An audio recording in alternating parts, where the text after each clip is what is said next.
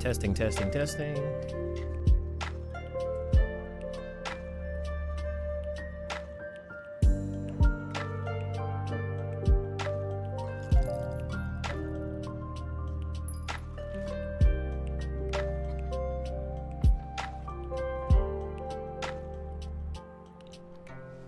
Hello, princess.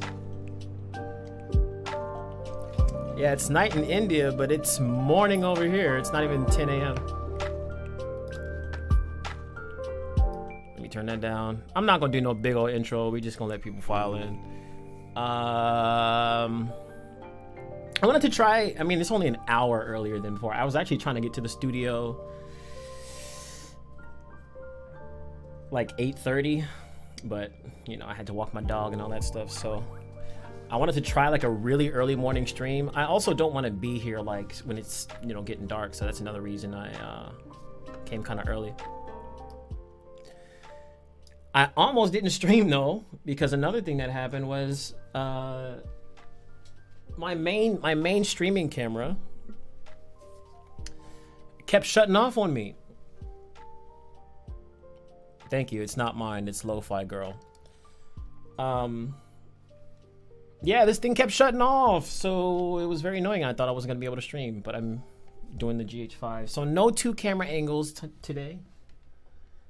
Not that it matters, because I don't even know what I'm gonna be doing today. I just didn't want to miss the stream because I said I was gonna stream today. I woke up with some feelings, and I didn't want to. I was kind of nervous. The past couple of days I've been feeling this gut stuff, and it's been wreaking havoc on me. So I almost did it, but opposite action, guys. You gotta push through sometimes, not all the time, but sometimes. Where is my chat window at? Let's just get this out the way. Chat box is, I should see your chats right there, but I don't see any of them. Unless it's on the stream. Nah, I don't see anybody's. So I'm gonna have to go here and pop out the chat. All right. Let's move that over yonder. So it'll look like I'm looking at you guys, but I'm just reading, reading the chat. So, loving the music. Love from India. Yeah, a lot of people from India right now. I like that. I shall be over there one day. What's up, Christian? What's up, Aubrey? It's all good. I'm rolling with the punches. That's something that I'm learning to do. It's not. I when the camera stopped working twice, I'm telling you, I almost went home. I almost went home, and I was. I found this on the web. What? I was mad, you know. But I'm working on myself. Bless up indeed. Maybe I should make this smaller so I can actually see what you guys are saying. I'm here now. That's true. And there's the chat box. Cool. How's everybody doing? How's everybody, everybody's week? Everybody's day so far? Are we working on music? How's your life? Genuine questions. I want to know. Is it your first time here? You know, I'm still trying to figure out like what I'm gonna do today. I hate that I stream on my iMac because my iMac has like none of my updated music stuff on it. It's like, it's basically just a streaming device now. So I would make music, but it's just like, well, it's all old stuff on here. Second time here. Nice. Lots of editing for my clients right now. Yo, I feel that. That's a stressful life. It's my life, and that's how I know it's stressful. Studying like a psychopath. I'm tired, man. Yo. While you're studying like a psychopath, I'm studying psychopaths. Not really psychopaths, but I've been studying a lot on mental health, like the past week, the past couple months really, but the past week I've been really diving in, just trying to learn more about everything, you know. Stuff is, it's like a big part of my life right now at this point in time. So if I talk about it a lot, I don't apologize. I'm not going to apologize for it. I almost did. But it's just because it's part of my life, you know, right now. I mean, all the time, but right now it's especially.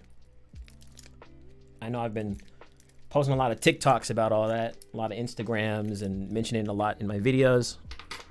But your boy, he's a human and he's working on himself, not on, well, I'm working on businesses too, but I'm working on myself because my business, not that it's going down, but you know, I have more off days than I do on, and I need to fix that.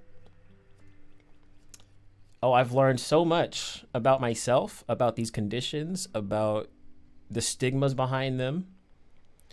Because there's a lot of stigmas, and I've, you know, perpetrated some of those in my lifetime. But it's funny because I might very well be the one to have the thing I was, not that I was like talking bad about it, but you know, when you don't understand something, you have this preconceived notion like, oh, they're, you know, but come to find out, there's a very high chance of your, I'm saying too much. I'm saying too much. It's not time yet.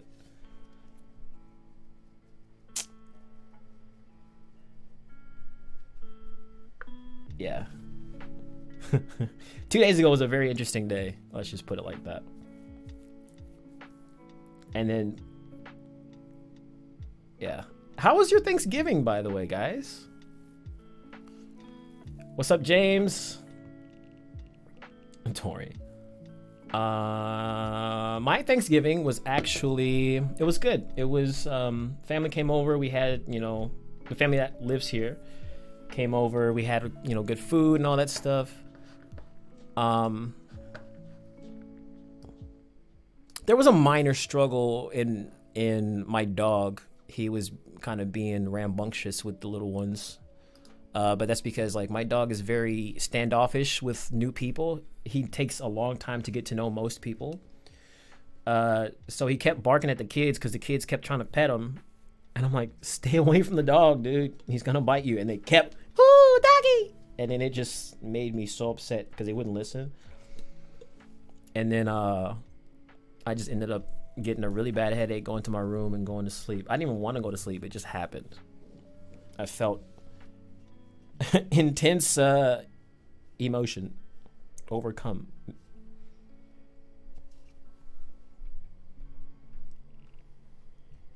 It was good though. Good food, good family. It was just that one thing where I was trying to protect the little ones and they weren't listening, and it just made me like, why don't you guys listen? The dog's gonna bite your face off, okay? Don't antagonize the little dog. He's little, but he's don't let that fool you. Any tips for new rappers? These questions I never like. It's very, very broad. My answer has to be broad because I don't really know what you know or what you're trying to go for. Tips for new rappers: keep rapping. That's my tip. I don't know like what stage you're, I mean, like you're new, but I don't know what gear you have, what you're trying to do or accomplish, or like tips. I need a specific thing to focus on. Because if you just say tips for new rappers, I'm just going to say keep rapping. That's the tip. Keep making music. If you need tips for like finding your voice, I can give something about that, or tips for finding beats or something. Like I need a specific question. But tips for new artists, make more music. Tips for new rappers, keep rapping. What else can I say?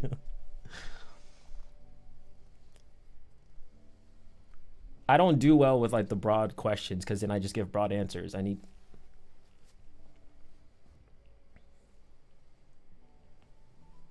that's just me being honest. Hopefully I'm not coming off negative. It's a genuine response.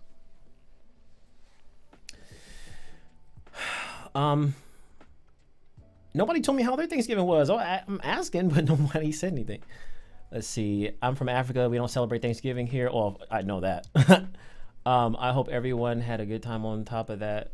We only have 31 days left until 2022. Yep. Only. Oh, no, we have less than 31 days. It's doggone December, what, 3rd? Yeah, so I'm trying to end the year strong, going to the next year, you know, strong as well. You are a really good dude. That is a really nice thing to hear. A really, really nice thing to hear, because I often hear the opposite. Often, or maybe it's just that I get hyper focused on those comments when I see them. But you know, there's some times where it just seems like everybody's coming down on me, like, oh, you're I don't want to say the S word because it's gonna send me into a frenzy. Or people just think I'm full of myself, or I'm trying to get one over on everybody, or like I talk about a plugin and just because I like it, and like, you know, like there's people out there that think I'm a some negative bad guy, like. So it's nice to see stuff like that. Very nice. Yamaha HS8 or KRK8? I have no idea, because I haven't used either of those. I have been using the KRK Rocket 5s. As you can see.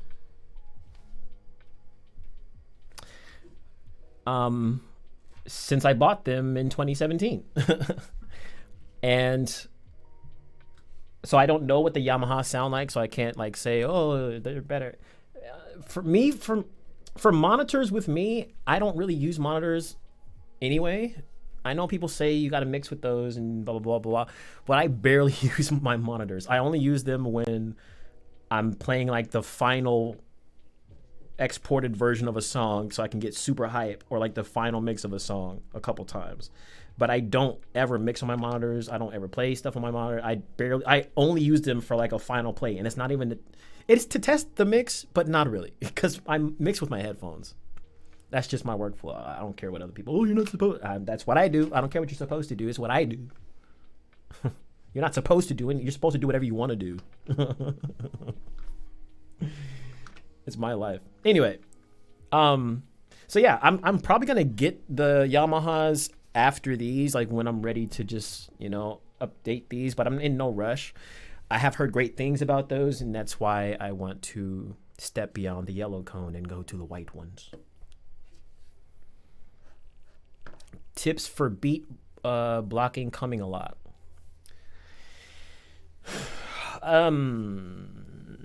If your beat blocking is coming a lot, that to me, for me personally, is a sign that you need to stop. Stop trying to make stuff. Stop trying to push something out. Because the more you try to push something out, the less it's going to come out, because you're just trying. It's like a toothpaste thing, you know, where, you know how, okay, like it's a full whatever, right? This is our creativity is full. But then when the toothpaste gets super low, you're going to have to keep rolling it like this for it to squeeze out. That's what one instance of like a beat block. You're going to a well that's already empty. It needs to be refilled, or you need to purchase some new toothpaste. You know, sometimes like, yeah, you kind of want to work through that if your emotions are like kind of boiling your creativity. But otherwise, if you have pervasive beat block, you have to step away and live or do something, like watch something, participate in another type of art or another type of activity that is not music or not making beats. And I guarantee you, when you come back, you'll have a fresh mind at the very least. And maybe it'll take time to like rev back up and get back into creativity, but that's totally okay. As long as you have that span of time where you just kind of like, hey, hold on a sec. I need, you know, it's almost like if you think about like an 8-hour shift, for instance, not saying you're working on this beat for 8 hours, but just think of the metaphor. People working for 8 hours, like, yeah, you can work through the whole shift, but it's going to be painful because you're going to be like, if you're working at like, you know, Target or something, you're going to be standing on your feet all day. You need a break. Everybody needs to take a break. Otherwise, they're not going to perform at the top. So think of your beat block as you're working an 8-hour shift, and this could be over the course of however long you're making these beats. It could be days or whatever. But think of it as that, where you're just constantly clocked in and always working. You're at some point your output is just going to go because you're emptying everything that you have in you, and at some point you hit the bottom and it's like, I can't perform, or AKA I have beat block. So then you take your 15, right? You take your lunch, quote unquote. And this is not just an hour, it could be days, you know what I mean? But take time away to recharge and even listen back to the stuff that you made, and maybe like in that break you can, you know. But I find that taking those breaks are very necessary. Don't overwork yourself or your creative brain. Is selling beats good or bad? Why would selling beats be bad? Is making money good or bad? Answer that question, and that's the answer to your question. Is making money good or bad?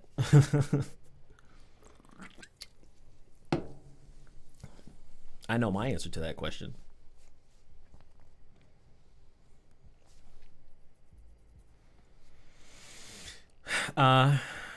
Your tutorial on GarageBand was impressive. Which one? I have like 50 tutorials on GarageBand.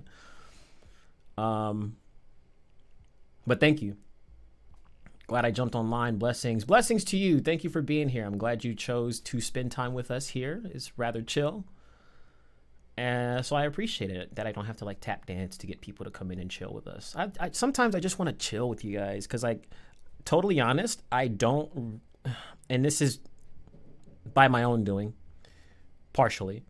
I'm not too social with people other than in my family. I mean, like, I'm social, I'll text and I'll do all that stuff, but like actually physically hanging out with people has been non-existent, literally. And that's mostly because a lot of my friends are not in San Diego and I need more friends, but I don't know how to make more friends because I work by myself and I have no friend group to hang out with that's in San Diego.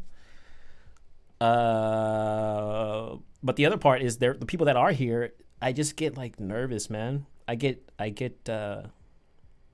these thoughts in my head, like, because I haven't reached back out in such a long time or responded to people, because like I'm so bad with responding to text messages and phone calls and stuff.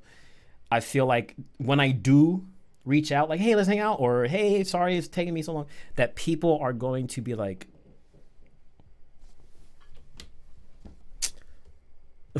you know, I gotta get the zoom in face. Who does he like? You know what I mean?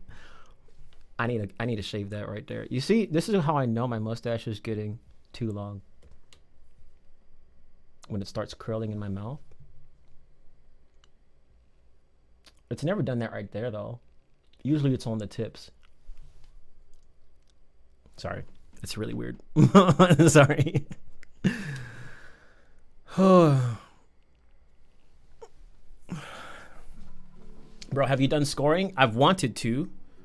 I've done it on my own time like once, but I've never professionally scored anything, no. Actually, well, yeah, not professionally. I've scored my own stuff before, like my own YouTube videos, where sometimes, like most of the time I go to Epidemic Sound and I find a song that just fits. But there have been some times where I had a specific idea for whatever's playing in the background, and then as I'm editing the video, literally, as I'm editing the video, the idea will come to my head, and I'll be like, pause, I need to produce this right now to fill in this spot. So I'll go and open up Machine, and I'll start scoring my video as I'm editing it. And yeah, but not professionally, no. Making friends as an adult is very hard. I agree. It's like, where do you find friends? Because I feel like if you go out to like bars and stuff, 9 times out of 10 people are going to think you're looking for like a person to like, ooh, I'm not trying to do all that, bro. I'm just I'm just trying to meet people. And like, there are artistic events and stuff. I don't know how to find them. I guess Google's my best friend, right? Bro, suggest best condenser microphone for small budget. This one.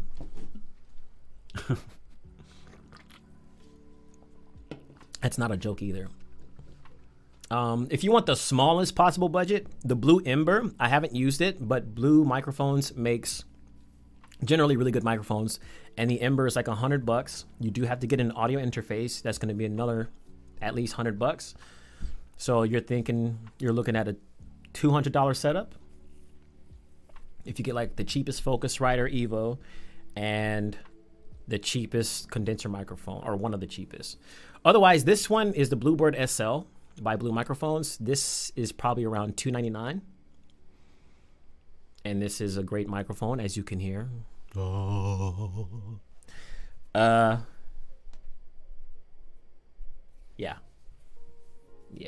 I mean, let me make sure I'm not missing everybody's stuff. Chill is very good. What's up, Miguel? I'm a big fan of you as well because you're here chilling with us. So thank you for that.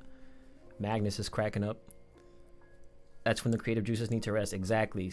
Creative juices, it's juice. If you're pouring it constantly, the jug is going to run out. And then you're just like, drops. It's drops. There's like glimpses, but there's not going to be any more until you go back to the water supply store and fill that jug back up. But that requires a break. Hello, I love your what?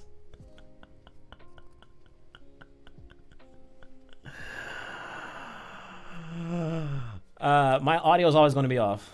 Always. That's always going to be off. So always. I can let's see. Watch. If I do this, then people are going to say, "Oh, now you made it worse." Let's see what this does. Test. Hello. What is that off now, or is it worse? Matter of fact, I could just listen to myself. Let's get off of there.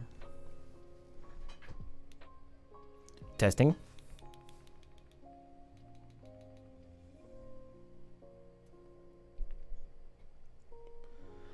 I'm like paused on my screen.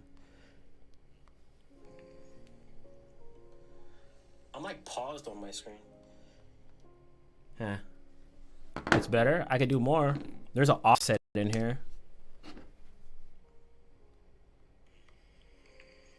See what that does. Testing. I'm like paused on my screen. Huh.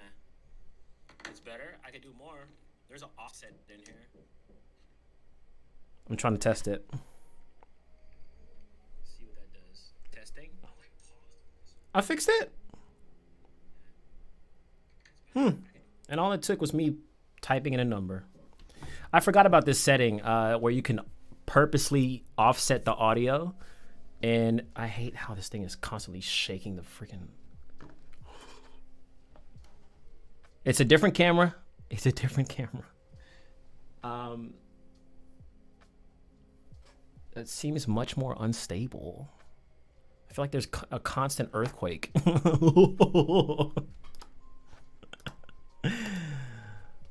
Oh, man. How's it going, Jeremiah? Just to let you know, I don't know if it's just me or... Yeah, I actually didn't set the offset. It was on 0. So I had to put the offset to get it back on set. Why do you love my teeth? That's the part that had me kind of like, huh? I never got that compliment before. In fact, I hate my... Well, I don't hate my teeth. I just hate... I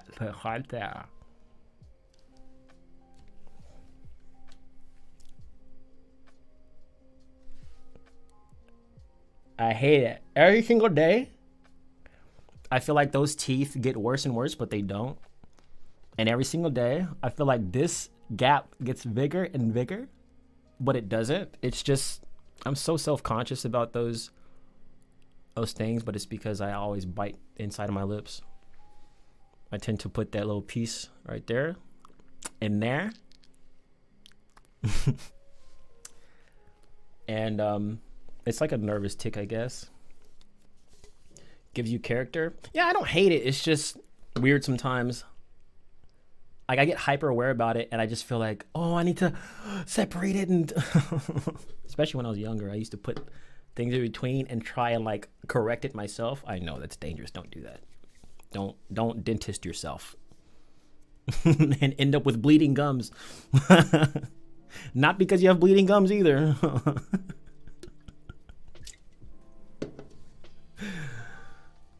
What's up, Real?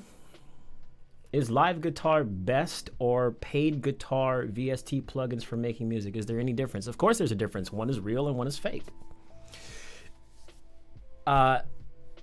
In terms of best, I don't really like answering these questions because it depends on you.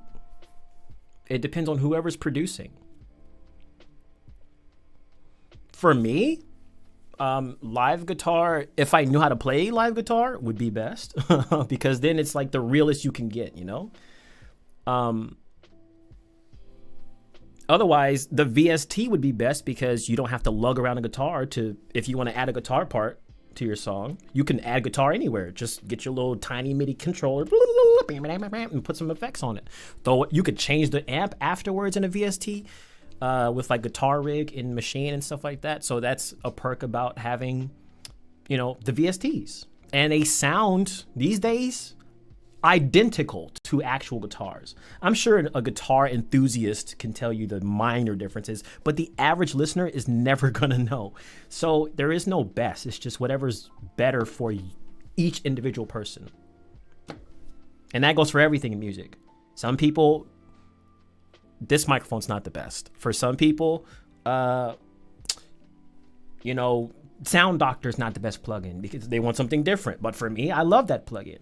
For some people, you know, it's just different tools for different people because different people have different needs. So for me to say this is the best, no, I don't know your workflow. I don't know what you know how to play. If you know how to play guitar, play a real guitar because it's real. But otherwise, a VST takes up so much less space. It's in your computer. Exactly.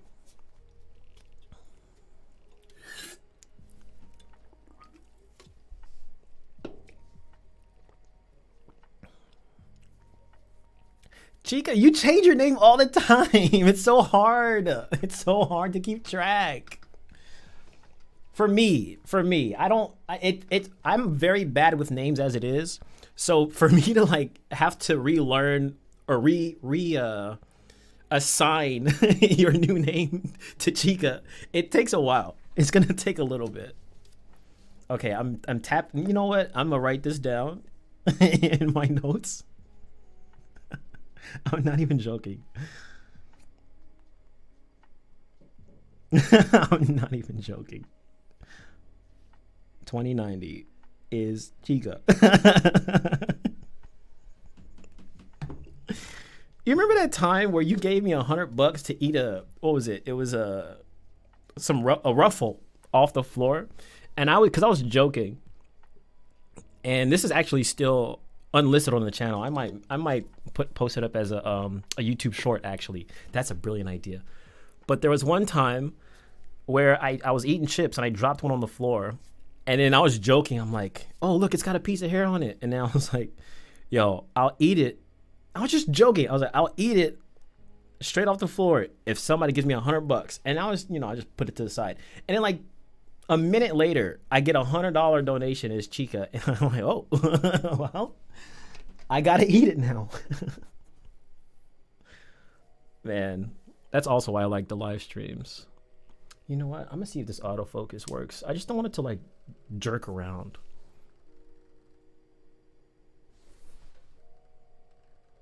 Ooh, autofocus.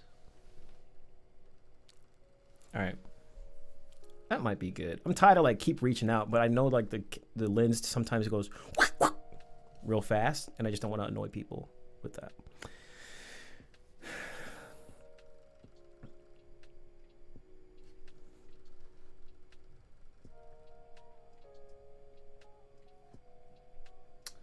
All right, let me scroll up, make sure I didn't miss anybody. So I did answer scoring, condenser microphone. Nick has a lot of questions today. What's up, Nacho? We greeted All these people. Josh, first time watching you, man. Just started with making my own beats and stuff. Your videos have helped so much. Thank you for saying that. Excuse me. I'm curious which videos have helped. Has it been like the more kind of sit down tutorials type stuff, or is it more like the just finding yourself as a musician and I don't know, because I've made all kinds of videos. Oh, there it goes. I made all kinds of videos that some are talking about production, some are talking about like the you side of things and your preferences, some are talking about plugins. I just get curious like what people follow me for. I'm falling into a trap. Go backwards. Go backwards. Because now I'm like, oh, I can tap into that and just make that content. No, make what you want to make, Lorenzo. Stop. Stop it. Stop it. Make what you want to make. Bro, is ear training? Yes, it is. I mean, it's not necessary, but of course, it's important. I literally... All right, I'm tired of that. That's how I learned how to do everything I do. I learned by ear. I taught myself how to play the keys by ear. I learned how to mix just by listening and, I can recognize... I can't tell you the names of the scales and keys and stuff that songs are in, but I can play them for you, and I can tell you if something's out of key or if, but yeah, so that in short, ear training is very, very, very incredibly helpful. It's not necessary, but it's incredibly helpful. And I would say everybody should have some level of theory or music training. It's not required, and I don't want people to think that I'm saying you need to have this, or that people with, theory and all that stuff are better than you. They're not. They're not. Because I know people that are super well with music theory and all this stuff, and they make trash music. No offense to those people. But the creativity is a major part of that. So you can know all the stuff in the world, but not know how to implement it, On the flip side, you can exactly know how to implement everything that you know about music, but not know the names of any of it or the terms of any of it. But yeah, music theory and ear training is very helpful. It's how I make music. I followed your artist philosophy. We need a community and solidarity more than anything. It's lonely work. It's very lonely work, and I agree. We do need community, and that's what I'm trying. Stop saying trying. That's what I'm building here. That's what I am building here. Slowly but surely. If you guys know anybody who would enjoy this type of atmosphere, feel free to share the stream. It doesn't have to be today, but I need to be better at announcing these, to be totally honest. But part of that comes with me being better with focusing, and that's been a struggle. It's been a zigzag struggle. Some days I'm hyper focused, and other days I'm not focused at all. There's no in between. I like all your content. Your more personal videos make me feel a lot less alone. Well, that makes me feel a lot less alone, so I appreciate that, really, really. I edited a video yesterday, 2 of them actually, and they're very personal. I think the most personal I've been since 2020. 2020, I probably posted one of my most personal 2 videos. One, actually both of them, I cried in them. One was when I was making, both I was making a song. But one was as a result of a breakup, and then one was an audio interface. I recorded this song, and I cried because I felt so alone, and the song was like an extension of that, like, yeah, basically like looking for love, Now the stuff that I'm editing is going back to being personal, which I really enjoy. I think from now on, that's just the move. I get so caught up in like, oh, but this is not searched, the search volume is low, or nobody's really, looking up this type of video. Like, you know, there's things that they tell us YouTubers to do. You have to search the trending topics, and you have to do things that are popular right now, or things that are being heavily searched, and you got to try and get viral every now and then. I'm tired of like trying to put these things together. It hinders all of my creativity. Trying to follow these little stupid trends and things that this robot's telling you to do, you know, it stifles all my creativity. Like, there's no flow in that. You're following trends. There's no flow in following something else. You're just along for the ride, and I hate that. So from now on, so long as I can manage my fears, I'm just gonna post whatever I'm feeling, you know? And this is a challenge for me for Vlogmas. I don't know if you guys know what Vlogmas is, but I am participating, where you upload or post or stream or whatever every single day, December 1st to December 25th. And this is a challenge for me to just do what I want to do, and not just because I want to do it. Like, obviously, yeah, I want to do it because I want to do it, but to show other people that you don't have to like bow down to all these existential or just outside forces. I don't know if I use the right word, but these outside forces that are dictating how you should express yourself or how you should upload. And I'm over it. I just want to be real. So these videos are very personal. They're going to be posted next week. Yeah. And I'm scared because I have these thoughts that people are, because they already do it, or they assume I'm doing something for views or something for attention or something for, and maybe sometimes the attention part might be true, but it's not for the sake of like, I want to be the center of attention. Oftentimes when I'm seeking attention, it's because I need help. And I don't know how to say that I need help. Or I'm embarrassed sometimes. But now more so I'm sharing these intimate parts of my life to express, but also to show people they're not alone, because there's things I'm dealing with right now that I know other people might be dealing with. And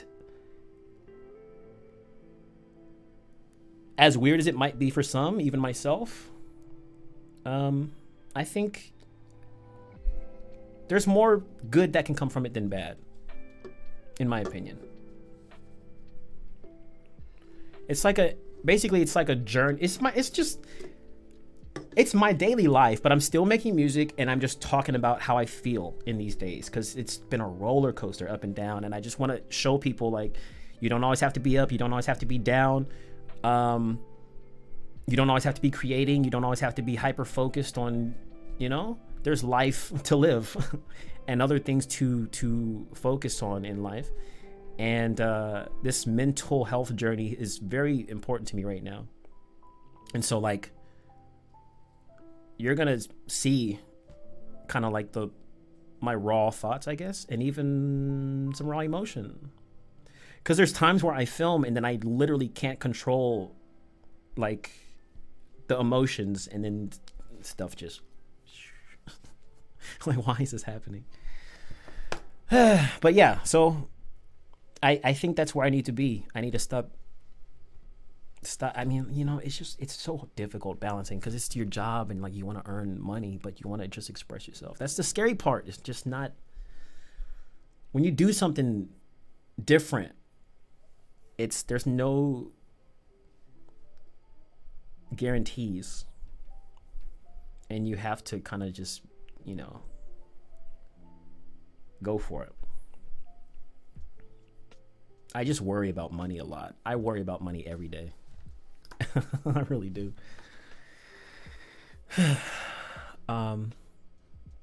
Sorry, let me I went off on a tangent. I always share on Twitter when you go, oh, thank you for that. I really appreciate that. I always catch you at the worst times. What? What are you saying? What does that mean? Like, when I'm feeling the worst, or what do you mean? Are you doing something right now? Is that what you mean? I love being able to interact with other artists. I love it too. Are we doing free submissions today? Yeah. I'm not gonna like say and all that stuff, because I mean, I just said it. but I'm not, I didn't want to post about it because like it's a lot of pressure when people start sitting in a lot of stuff, and I know I don't want to. I want to get submissions, and whenever people want to send things in. Sorry. I just want people to know that sometimes I have the energy to go through a bajillion songs, and other times I have the energy to do like a couple. So today's one of those a couple days. Which means I don't have a problem with getting submissions and stuff. It's just if you do submit, and this is for everybody, if you want to submit, go ahead. But I guarantee I might not get to everyone. There's some days like where I want to focus on that, and other days where it's like a background thing, like, even though I barely comment. Yeah, that's a thing. That's a common thing. I mean, like, there's a lot of people that say that they watch my stuff and they don't comment, which, it's fine. Biggest thing is all producers and songwriters need for each other because it takes all three to work and create music. What's up, the Noakes? Is that how you say that? I love when people can put their real heart into their music. That's how it should be. Loved your video yesterday. Thank you for that. Thank you. It feels nice to just be able to talk and not have the pressure of like being informative in a musical way, because I still believe that in me talking and expressing, I'm still informing in some sense. It's just about life. And it felt so good to get out that I'm just like, to be honest, I don't want to teach anymore. I gotta learn. I'm in learn mode. But it's cool because I did learn a few new plugins, and in my new video where I get super emotional, I did briefly talk about some of the new plugins I got. I did film another video though where I went through Waves and some other websites, and I was doing my Cyber Monday plugin haul.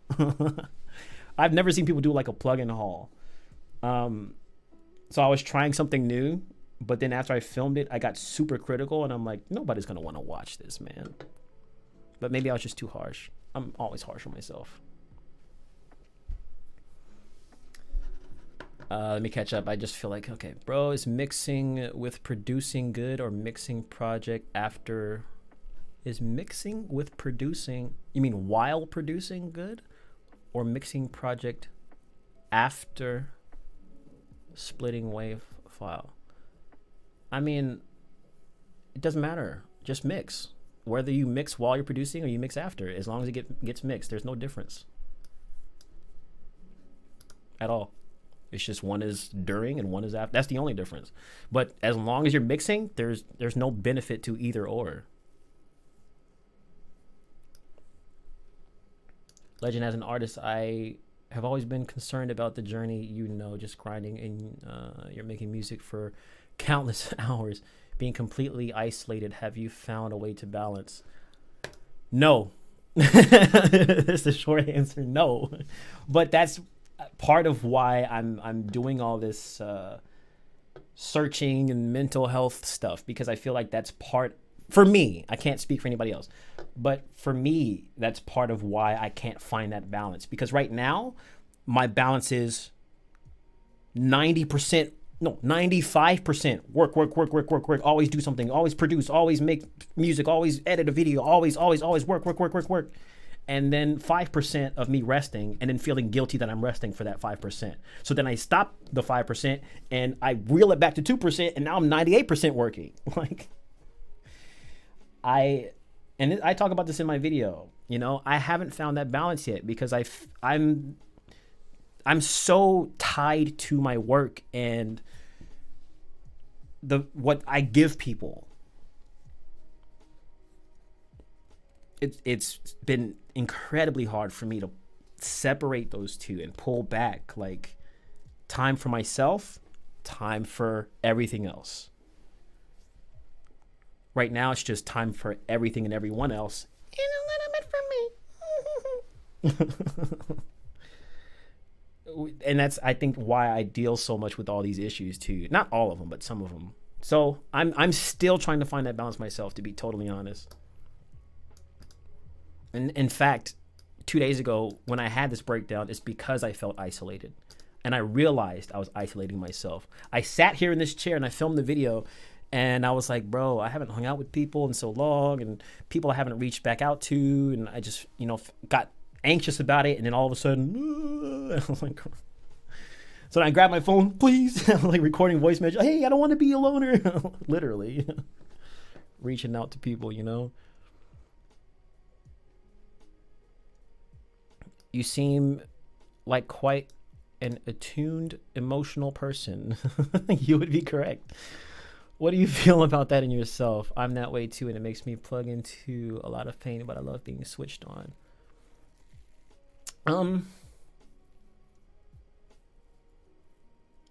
I love that I'm an emotional person.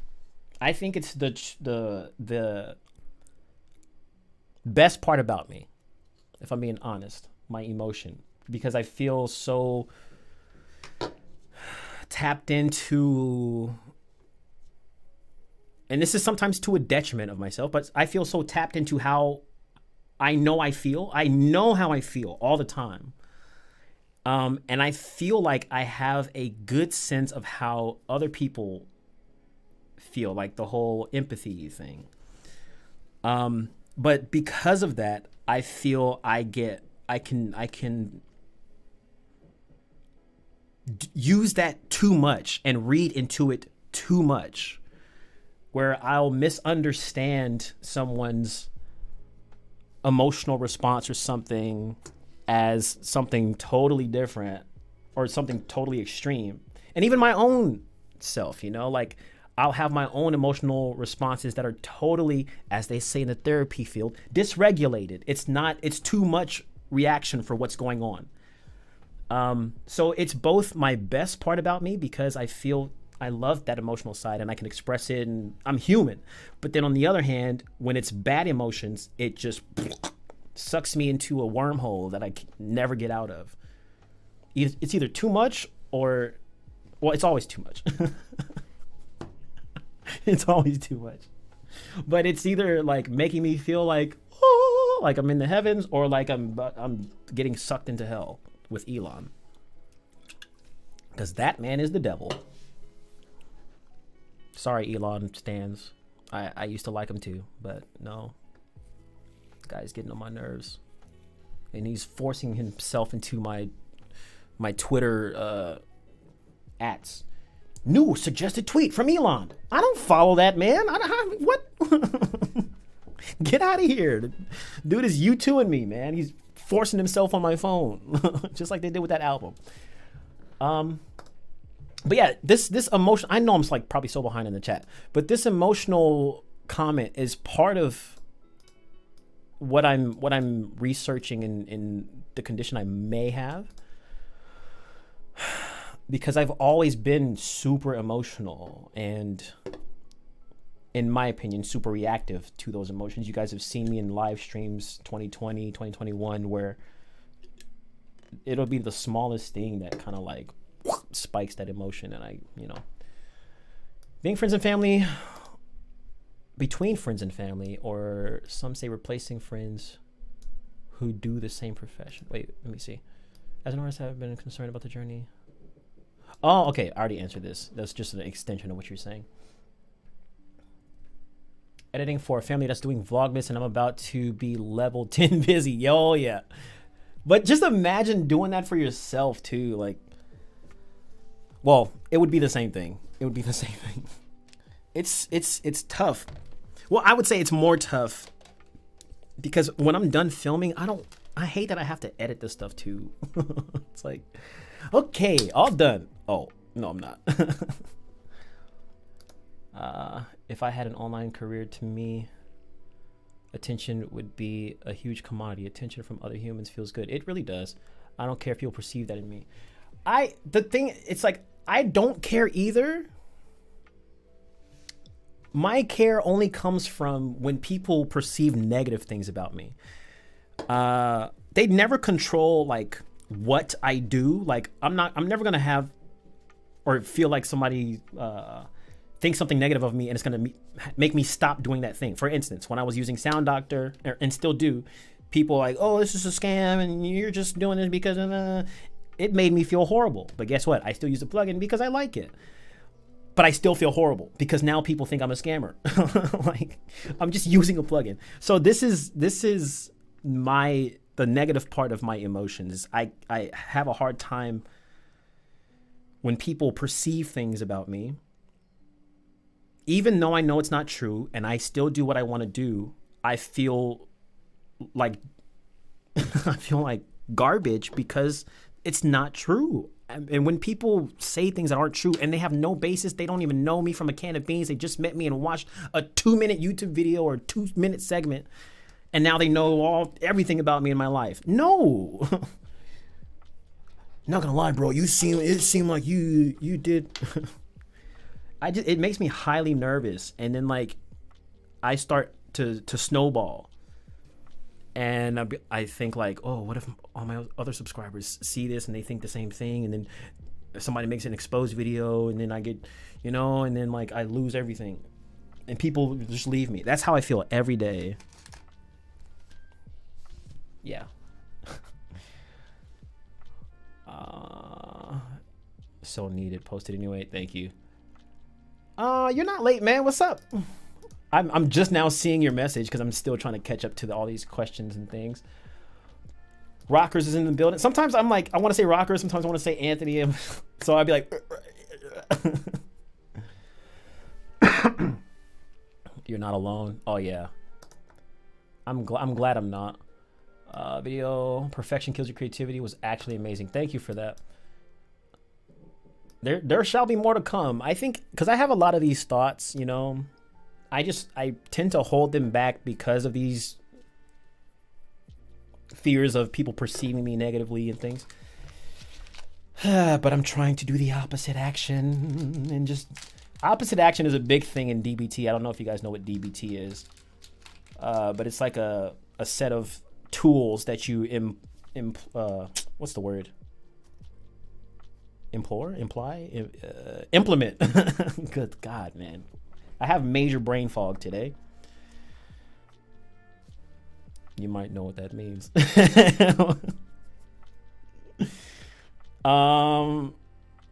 Good Lord. I'm just so hyper aware now of everything. So, what was I saying? I forgot that fast what I was saying. Let me reread. Perfection kills your creativity. Something about that video. Anyway, there's going to be, I think it's probably this. There's going to be a lot more of that because I just like talking about this stuff. And it's I want to upload more because I feel like I upload every 2 weeks and it annoys the crap out of me. It's not that I'm trying to like overwork myself, but I honestly miss uploading a lot. And making these kind of like simple but effective talking videos, it satisfies every part of me. I love to talk. I love to express. I love to, just relate to people. And yeah, it checks all the boxes.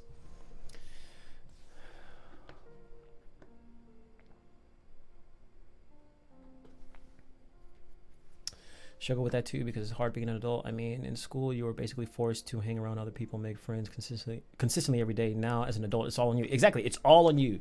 It's all on you. In school, you had the environment. It was a community in a sense, but it was in a school. It's just a bunch of people going to the same place, and then you every day for however many years. 12 years, 13 years if you count preschool. No, 14 if you count preschool because kindergarten is 1. And then it's just one day you're done. You don't, and because I didn't go to college. Yeah, and I've been self-employed since 2016, 2015 or 16. So I haven't had the opportunity. I mean, I have in like events that I could have gone to, but that's a whole nother story, because I don't like going to events where I don't know anybody. I'm not very good at networking. Like I feel like I can be the life of the party at times, and this has happened every time I've traveled. But networking is a whole different kind of pressure, and I just shut down, because then it feels like, oh, I have to like tell these people why I'm valuable to them and why I should connect with them, and it just feels so forced. I don't like that stuff. Going somewhere to make business relations, I just want stuff to happen. There's too much pressure. Like, I'm going to go to this event and network with people and build relationships. I'd rather just make friends who happen to be in these roles, and everything just happens natural. It's unrealistic, though. I know. Ugh. DBT, yeah. Not DBZ. Dragon Ball Z. Yeah, DBT is, maybe you know what it is, but it's dialectical behavioral training, I think.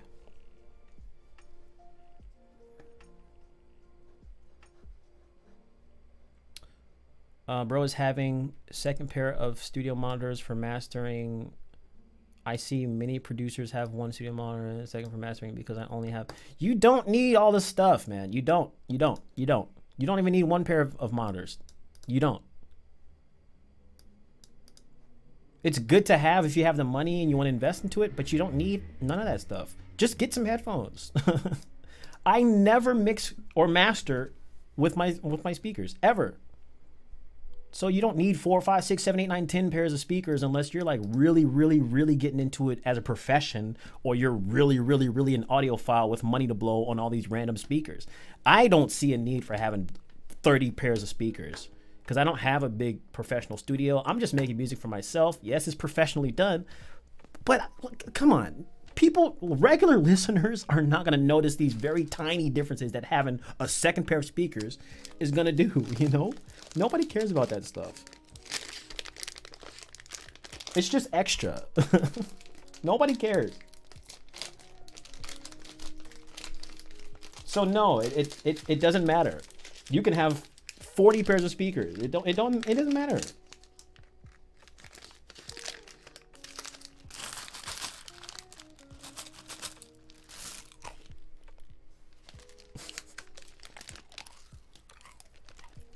Almost dropped that one on the floor, Chica. Almost. I agree. Video is something I need to hear. It's like when you said, done is better than perfect. Exactly. Somebody told me that about, somebody reminded me of those words. It was Kelly, actually. Because I was expressing how, like, yeah, it's just me talking again. You know, it's not what I wanted to do. But done is better than perfect, babe. Okay.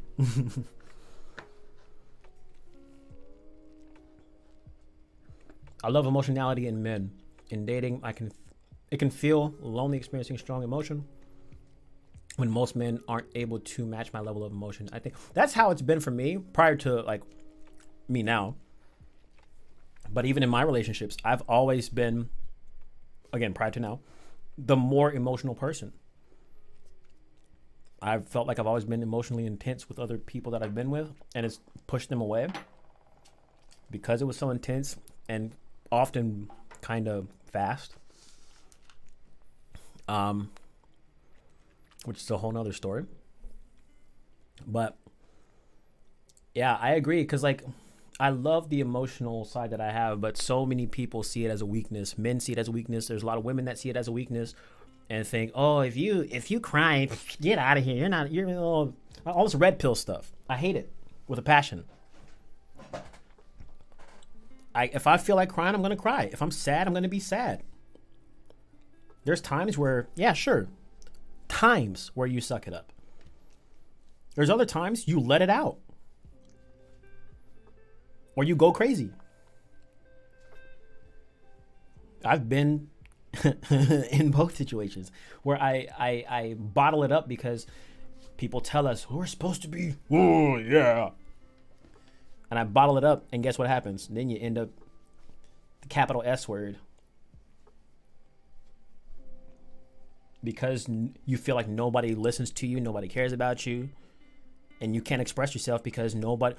There's so many TikToks I've seen this past week. People searching the word men on TikTok, and all of the suggestions are men are worthless, men aren't emotional, men like stupid stuff like men can't be victims of blank, and these are the suggestions. So that means in mass people are searching these things, which means they believe in these things.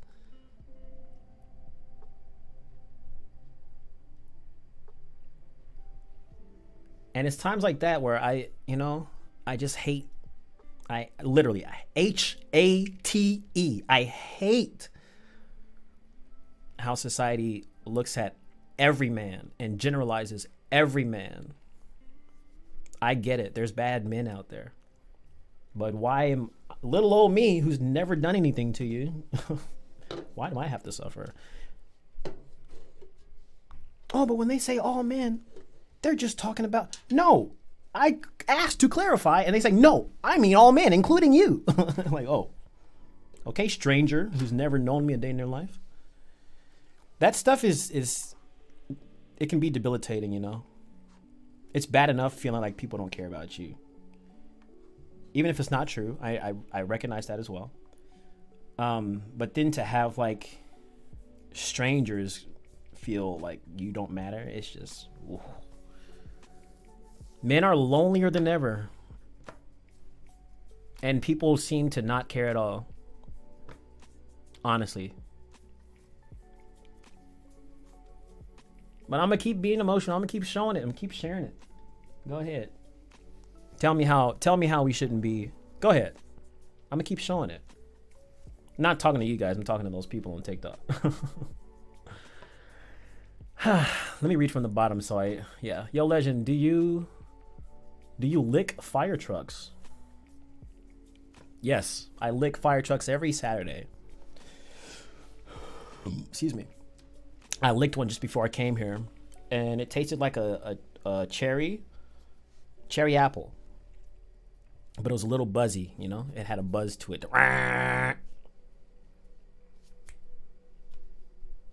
Don't eat the lights though; it tastes like batteries.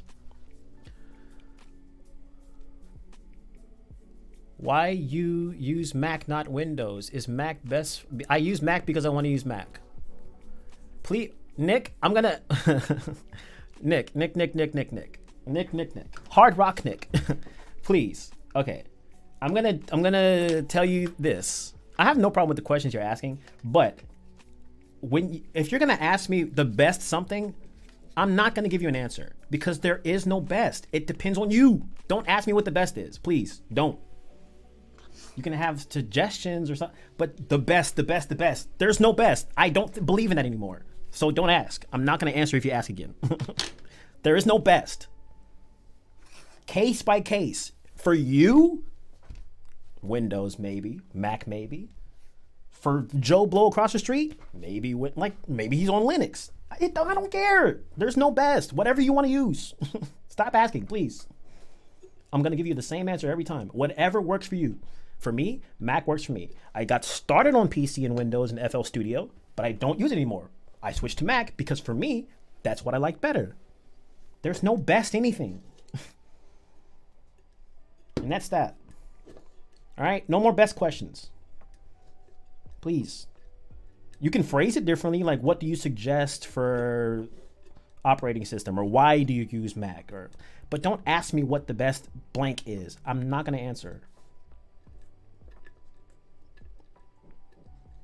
I don't like those questions. I really don't.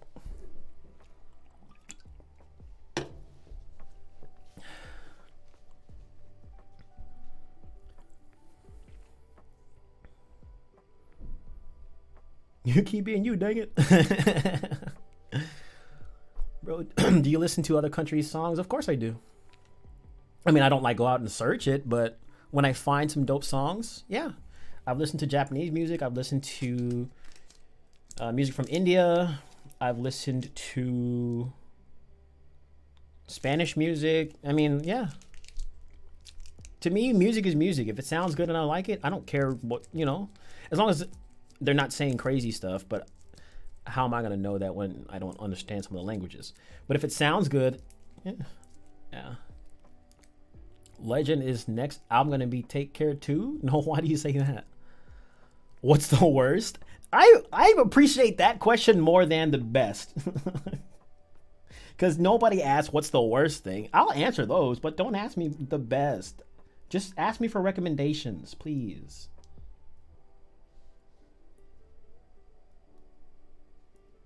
Because that's how people come at me. What are you talking about? He's being paid to say this is the best. No, I'm not.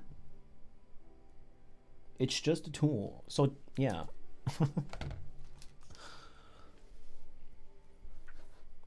My daw is a potato. Do you...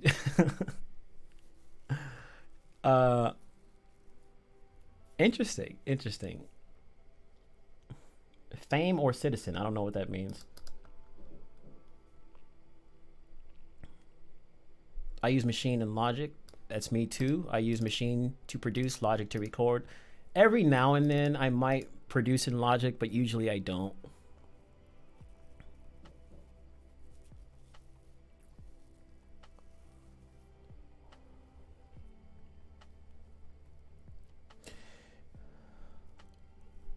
I like every genre except for super repetitive techno and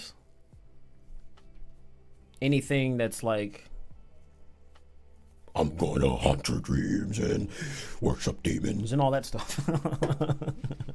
I can't listen to that kind of stuff. I can listen like Screamo and stuff all day, but if they're saying crazy stuff like kill you in your sleep and all that stuff, I can't do that. But I listen to any music. I don't discriminate. It's just whatever sounds good to me, whatever I feel. There's no, yeah, I like it all, almost. Not actively. I don't actively listen to funk, but I have heard funk, as per my girlfriend. She's shown me the light on that. I think I missed the JCPenney days. Oh, you used to work at JCPenney? Let me see. Seems to be a groundswell in red pilling where emotionality in men is more shamed. It upsets me to be told that I prefer men who don't cry. That's not true for me. Yeah.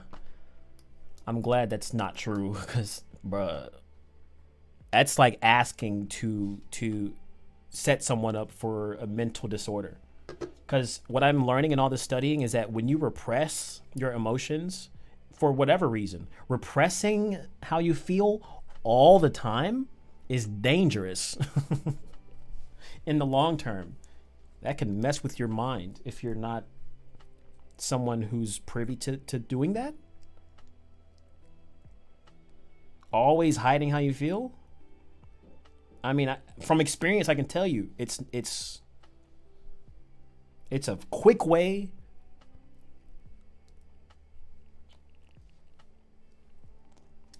I don't have to finish that sentence. It's a quick way to a road you don't want to go down. So, and they wonder why all these men are sad and stuff, and they ain't saying nothing because they feel like if they do say stuff, they're going to be labeled just like I am. I've always been called weak and all this stuff ever since high school and middle school because I was so emotional. Some people liked it. The guys, though, they thought I was like this little, you know, dude. I got picked on a lot for no reason, like clothes I would wear, stuff like that. Or that I was so like clingy with my girlfriends. Every girlfriend I've ever had, I've been clingy with. Clingy is what they call it. I call it just being a dude who's in love and wants to spend time.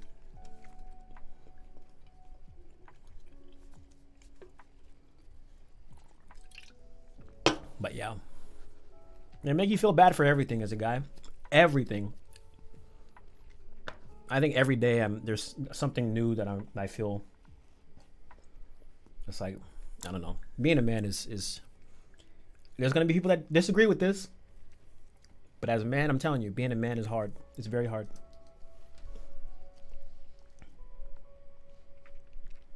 And that's not to say that other people don't have it worse and all that. That me saying that being a man is hard does not delegitimize anybody else's struggle. I just want that to be known. Everybody can have a hard time. Just admitting that is not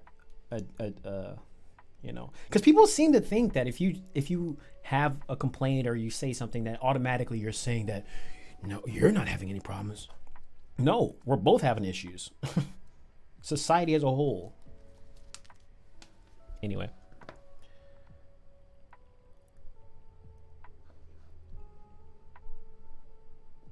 Hey, what's up? Synopsia. What do you think about Aborto, the song Ocean Drive? I have no idea what that is. Never heard of it, so I have no idea what to think about it.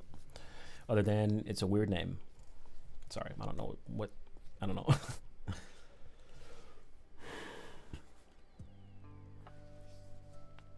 Bro, you're not weak. You're honestly a pretty strong man. Thank you for that. I agree. I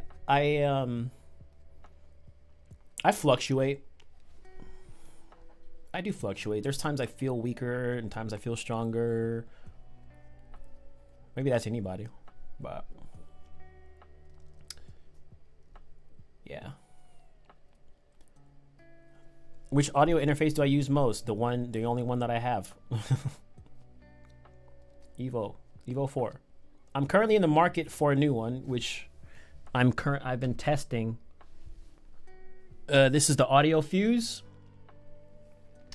I also have 2 other ones I'm testing, but I'm not going to say because I'm going to make a video about that. I'm testing new audio interfaces and new microphones to replace this and the Evo. I am really enjoying the quality from the Audio Fuse and also the functions of this thing, bro. Look at all these buttons. It's so nice. It makes me feel like such a professional. But yeah, Evo's nice. It's got built-in loop back features and auto gain and great preamp, but I'm ready to upgrade, you know. Good morning, Denver. And also, good morning, Denver, Colorado. I'm just kidding. You inspired. Thank you for saying that. You inspire me by saying that, and that's the honest truth. Anytime people say that, why am I looking here like this is the microphone? I'm like, anytime people.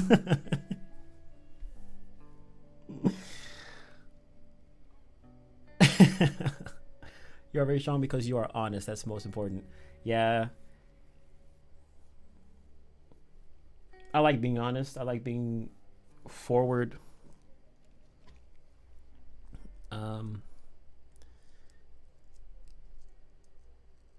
I have thoughts about it because I've seen how other people do when they're honest, and it scares me.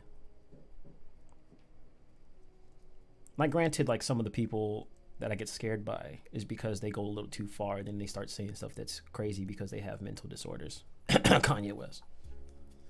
But that's also why I'm kind of doing a lot of this self-exploration and, you know, mental research, because I see all these people going through these things, people I have looked up to and who inspired me to start producing and all this crazy stuff.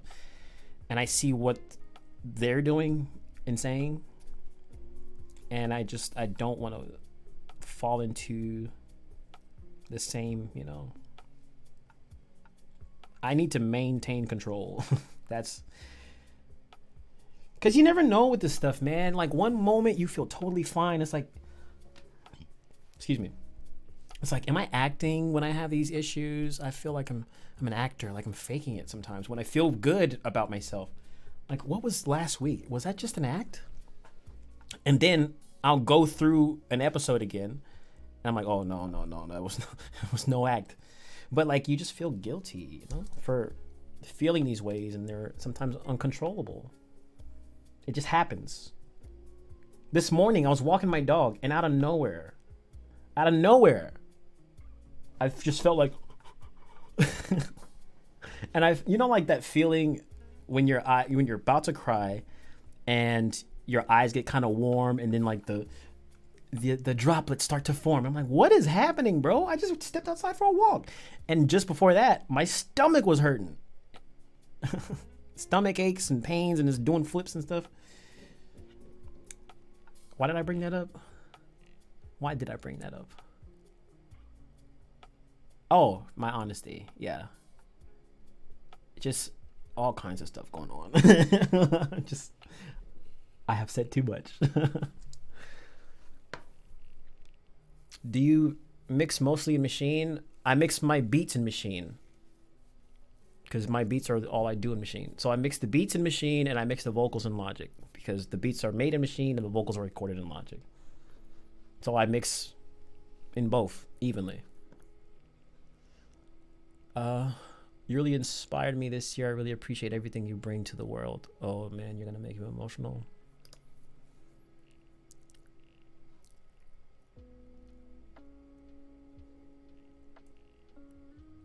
Everything you bring to the world. I appreciate that. I bring what I can, you know. Something different than all this super 11/11. Make a wish. In California, anyway. I notice sometimes how negative everything can be and how negative I can be, like, because I just, you know, I always express myself and a lot of the time I feel negative stuff. This is mostly on Twitter. But when I see that happening, I just want to be the change, you know? And that sounds so cheesy, but somebody has to do it, right? Everything can't be negative. Everything can't be bad.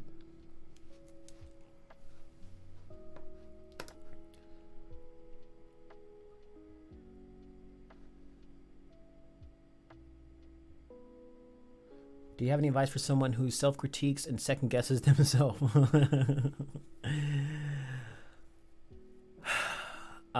This is a struggle of myself. Maybe not musically, but in life. And it depends where it's coming from. Like, why does that happen? Like, what are you critiquing? Like, just the things you create?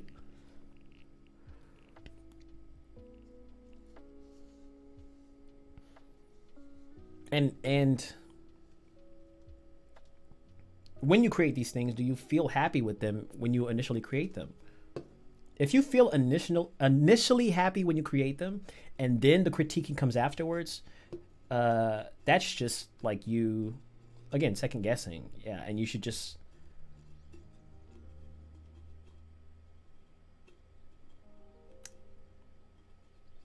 you know,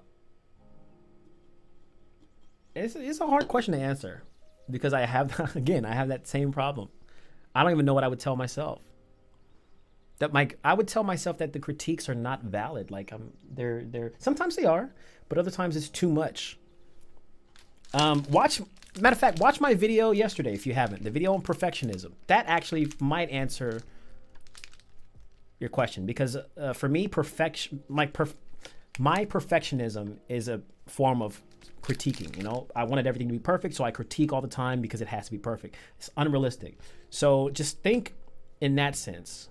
If you're critiquing yourself after you've made something you do like, chances are you're being a perfectionist, and you should not be, because nothing ever is perfect. Ever. Just remind yourself it's unrealistic to be perfect. So if there is like a tiny thing you don't like about the song, that's fine. It's just going to be that thing you don't like about the song. If it's an unbearable thing that you have to listen to, of course you want to fix that. But if it's like these tiny things you nitpick, it's just a tiny thing you're nitpicking. Which means forget about it. And I know that's hard to do. But with time. Your last video was something else. It's awesome to see you talk like you would on a stream in a video. That's going to happen a lot more. There's two more videos I already edited where I'm just flowing, you know. That's all I want to do now. I just want to flow. I want to flow. That's it. I want to flow. Natural. Everything. I want it to all be natural.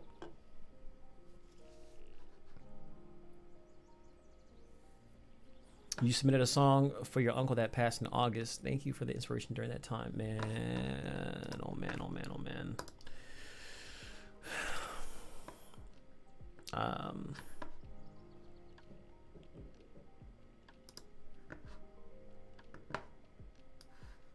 I am glad to have helped in whatever way.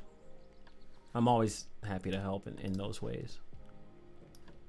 I often don't know how to respond, honestly, when I hear things like that, but it lets me know I'm doing something right.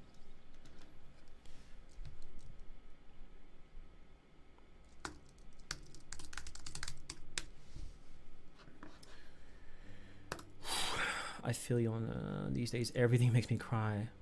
Just being, yeah, it's been a lot. It'll be like the slightest thing, you know?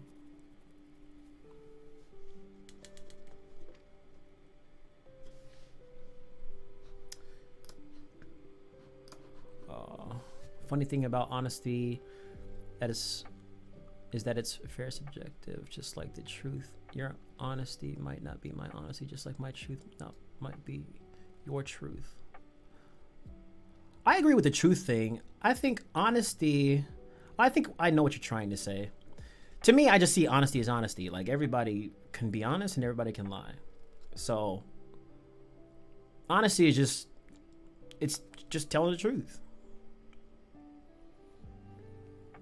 And every person's truth is different. There are like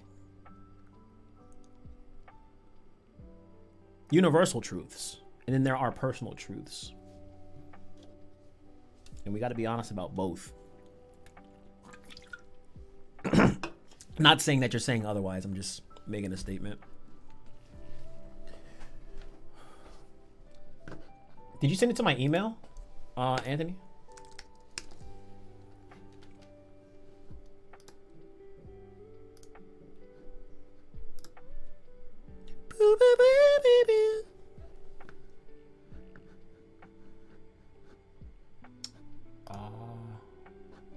And if you did, what's the email? Where did you submit it?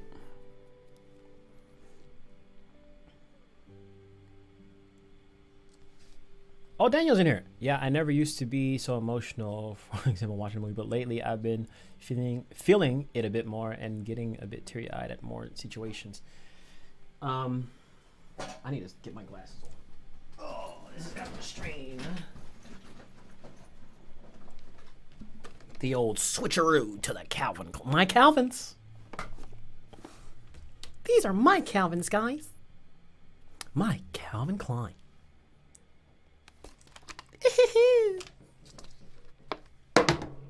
And my thrift store glasses from Austin, Texas.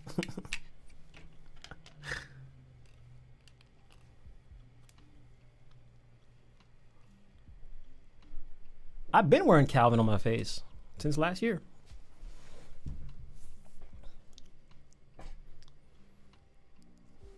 I almost didn't buy these glasses. I almost bought like a super cheap pair, but Kelly was like, bro, those are going to be on your face for eternity, so you might as well invest. And I'm so glad I did.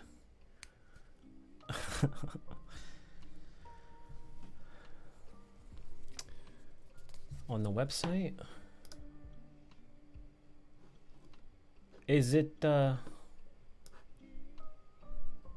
what's the order number?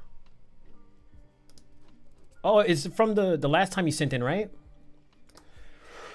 I found it. If that's the one you're talking about.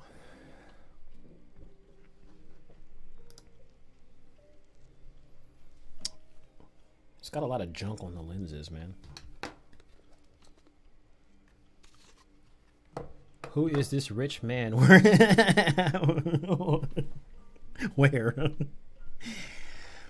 Bruh, if I was rich, when I get rich, I'm gonna be everywhere. I'm gonna be on a doggone plane, a train. Y'all gonna catch me all over the world. Pull over, all over.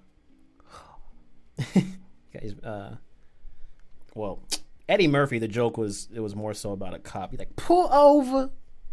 Pull over. But I'm just saying, all over.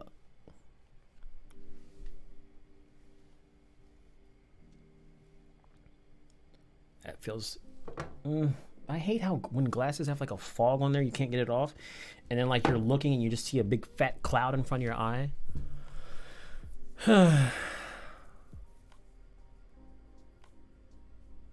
Thanks for taking care of this precious guy. Oh, she really, you guys, man, she takes care. And I, you know, even in all these switches I have, not that they're like crazy, but I have these really irritable moments and times. Well, I think you guys have seen on stream when it happens. Maybe not recently because I haven't streamed a lot, but when I was streaming every week, I think you guys, and especially for 8 hours, I had some stressful streams. But that's an example of the irritability. It could be like the smallest stuff that like I react to, you know? But Kelly's understanding, you know, that it's probably a chemical change. And sometimes I'm still trying to figure this stuff out. But sometimes it is like a social trigger that I get, or something will happen and it makes me think about something I've been through before, and then I ruminate and go down a hole, and I get upset and get delusional because you start thinking, you get paranoid, you start imagining stuff is happening that's not actually happening, and you don't want to tell people because then you like you come off as crazy. And yeah, it's just stuff that happens. Like, I'm not doing it on purpose. It just happens. It's up until this point, I thought that stuff was normal. Everything I felt in my 32 years of life on Earth, I thought was just the normal way everybody felt, and was their brains were doing this thing, like everybody, you know. But I think I'm seeing it's not been normal. Normal for me because I've been living this way all my life, but yeah. I agree that a fine line from improving something and overanalyzing something. Sometimes you just gotta let be and get another person's opinion and go off of that. Yeah.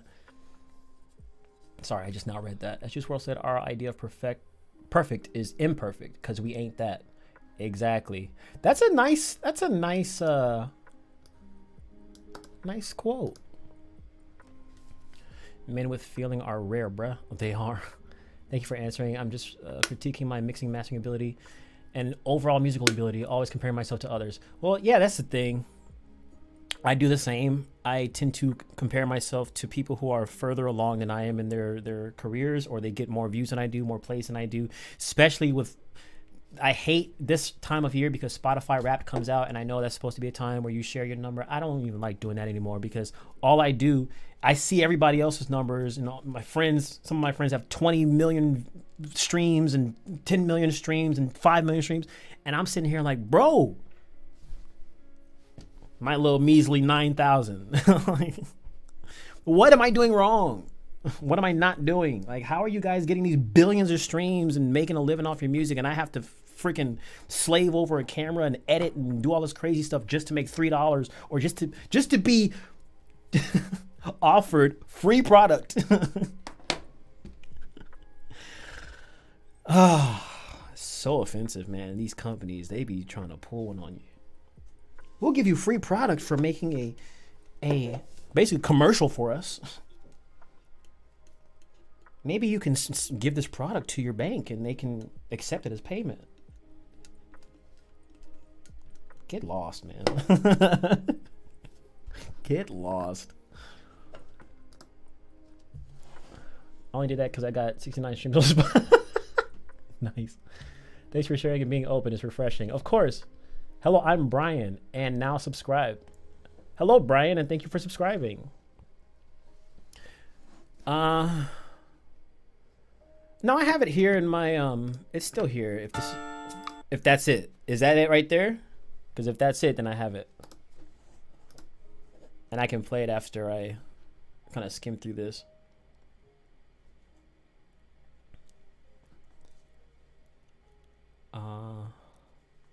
Oh, they love to pay an exposure.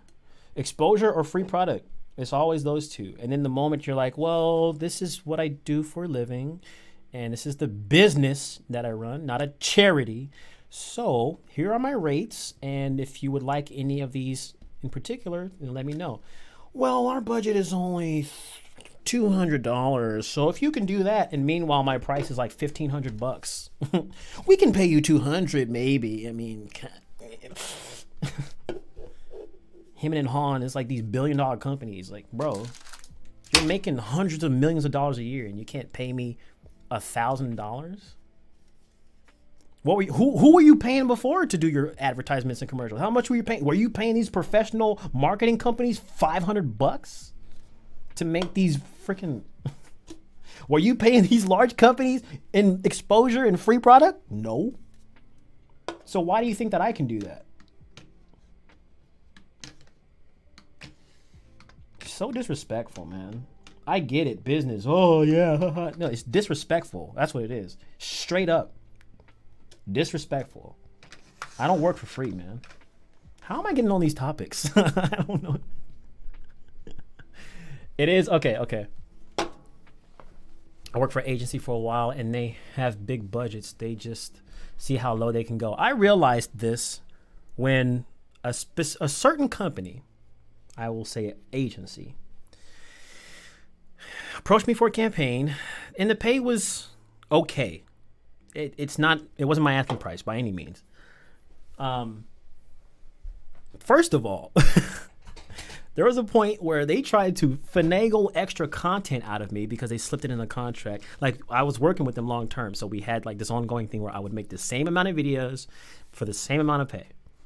But then one of the campaigns, I was reading the little deliverables, and they added in 2 extra pieces of content for the same price. I'm like, no. We're reverting back. Who do you think you are?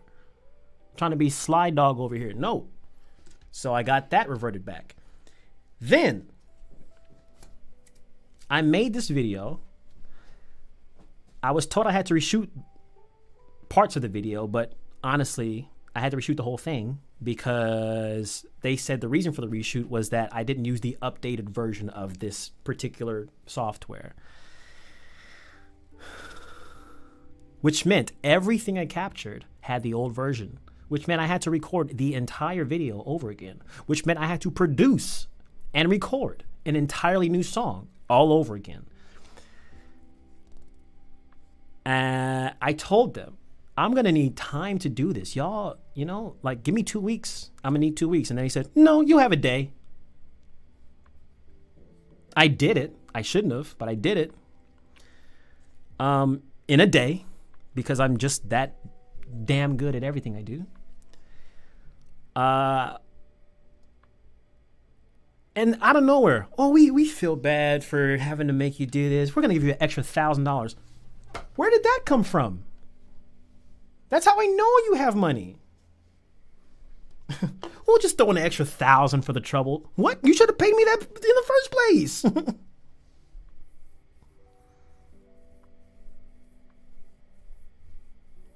I get it, man. They're just trying to, keep the costs low. I guess they work at Costco where they keep the costs low. But no, I don't care. It's still disrespectful. Still disrespectful.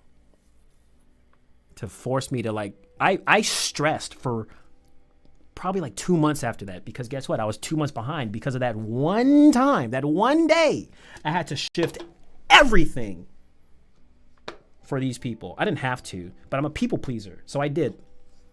I'm trying to work on that as well. And I do that stuff because I have this fear. I have a fear that people are going to not like me because I stand up for myself and stuff. They're going to think I'm too high on myself, and who does this guy think he is? And they're never going to work with me again. Like, I have fears of being abandoned by everybody every day of my life. So it makes me want to make everybody happy, which makes me not happy because now I'm just living by everybody else's standards, and that's just not the way to live. It was great to get an extra 1,000, but I felt like SHIT for weeks and weeks and weeks, and I couldn't focus on anything for weeks and weeks and weeks because I was tired, I was emotionally drained, I was creatively drained. I had to keep working because if I don't work, there's no money coming in. All because of this one. Man, I could tell you some stories about the companies I've made stuff for.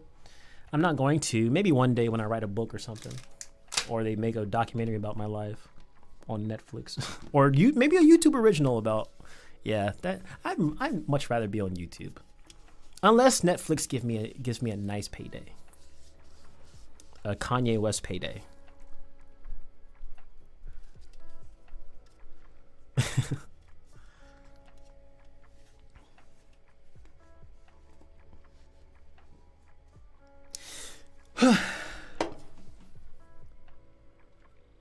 Sorry, that was just a big long. Like Beyonce said, I know the duck. Do you think I is? I know what you meant though. You ain't messing with no average ish company. Exactly. I'm starting to get there. It's still just a very scary thing because I feel like the moment I tell somebody like, no, I'm sorry, I can't accept this offer. I need to. We got to raise it up. I feel like the moment I do that, it's going to be like, well, we'll find somebody else. And then, where's my income? It's free. It's just uncertainties scare me so much, man. But I know nothing is certain in life. Let's stop this music. I'm going to go ahead and play this song that Anthony sent in, aka Rockers. And yeah, this is the song that he wrote or made. Sorry. Let me go back just so I get it right. He wrote for his uncle who passed in August. And this is that song.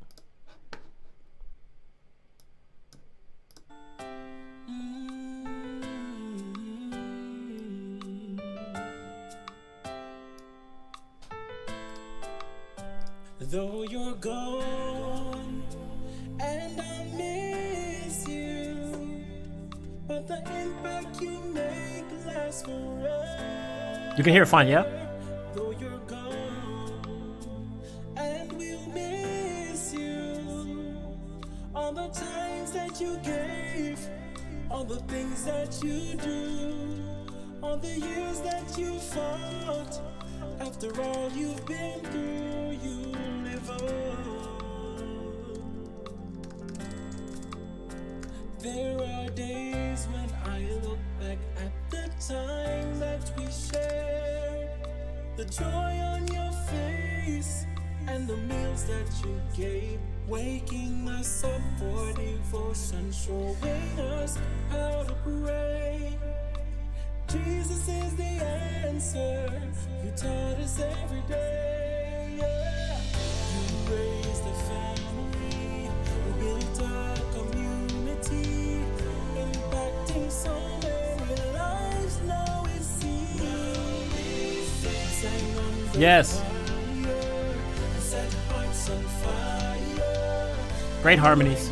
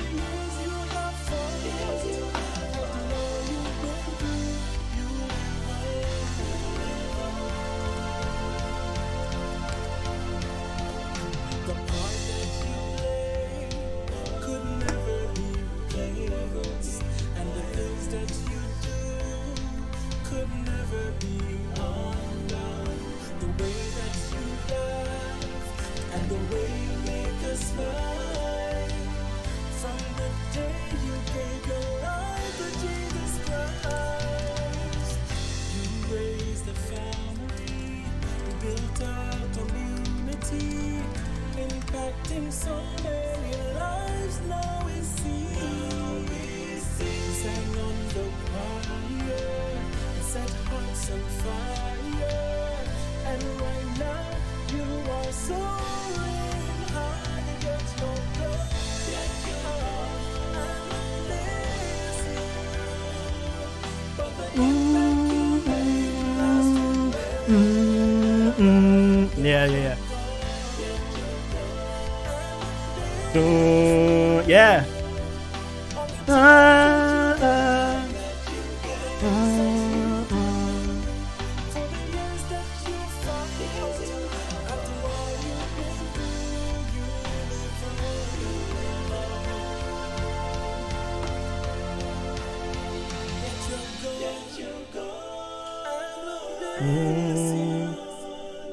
But the impact you make lasts forever.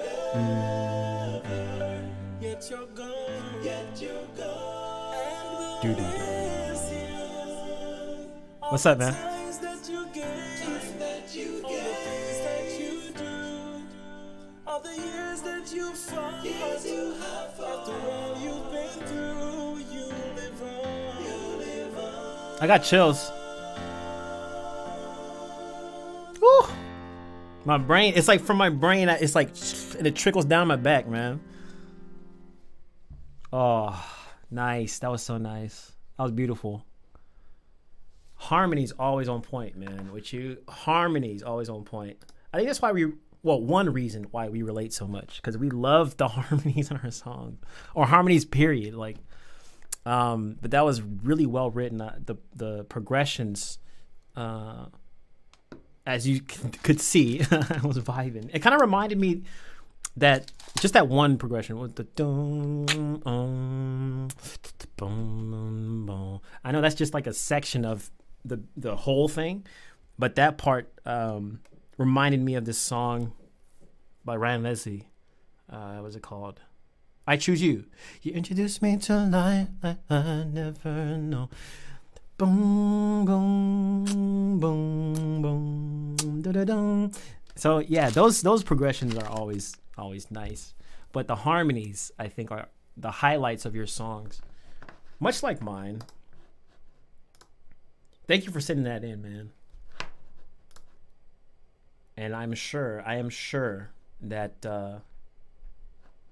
if and when your uncle hears that, he would be even more pleased, you know.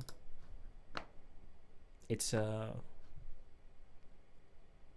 good ode to him.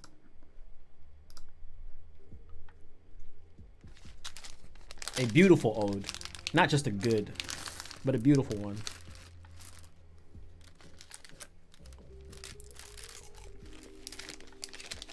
Classical music. Like, are you talking like symphony type stuff from India? Or are you talking about like classical, like traditional?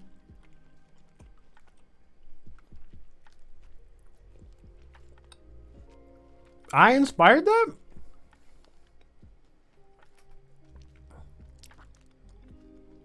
That's wild, man. I still, like, to this day, I never know how to respond to stuff like that. I know how I feel. That's my number one goal, is to inspire people. And I feel amazing when I hear that. But it's also like, when I hear it, it's so overwhelming. I don't know how to respond. But it feels good. Legend is a modern soul singer. Prove me wrong. I would agree. A Legend, I saw that video with the number thing. Does that still work? I'm not sure what you're talking about. I saw that video with the number thing. What is that? Traditional? In passing, I don't go out and search it. But in passing, I've heard traditional Indian music. I think I sampled it once in a video. but I don't know if you would consider that traditional. I just know it was from an Indian artist. You said to turn your pain and hurt into music. You told me, that time, yeah. Because I remember that stream. That's, yeah, wow.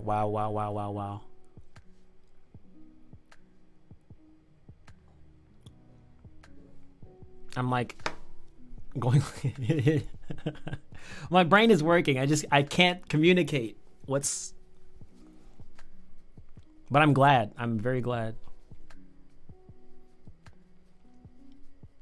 As long, I'm glad if it helped.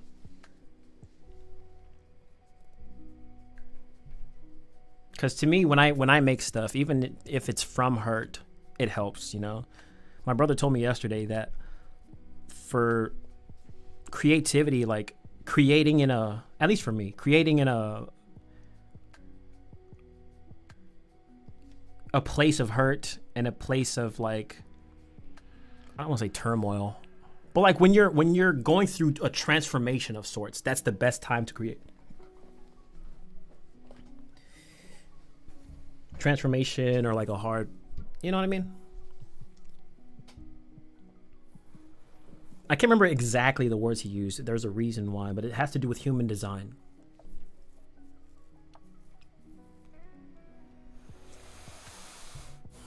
Oh, it's the video where you gave out your number, but I still have that number. Yes, it still works. I know exactly what you're talking about. It still works. I still get the text messages. The issue is my ability to respond to people has been severely impacted by my mental health journey. Because even outside of that number, in my actual phone number, I mean, that number goes to this phone, but it's just in a separate app. Any way to contact me, email, text, call, phone, I am horrible at responding. I've always been, but I'm even worse now because like there's a lot up here and it's hard for me to like focus on a conversation. And that's not an excuse. It's literally how it's literally hard for me. Sometimes I'll come into work and I'll be like, I'm going to respond to everybody. And then like I'll sit here and I'll be distracted by every single thing in my freaking studio. And that's how I know I have some kind of thing in here. It does still work though. I need to catch up. I'm paying every month on it. I currently have, well, I'm not going to check right now, but I have at least like 70 messages I need to respond to. I'm sorry. I'm so sorry, guys. I have at least 70 messages. I don't have a PC to play games, so no. But I do like playing Xbox and PS4.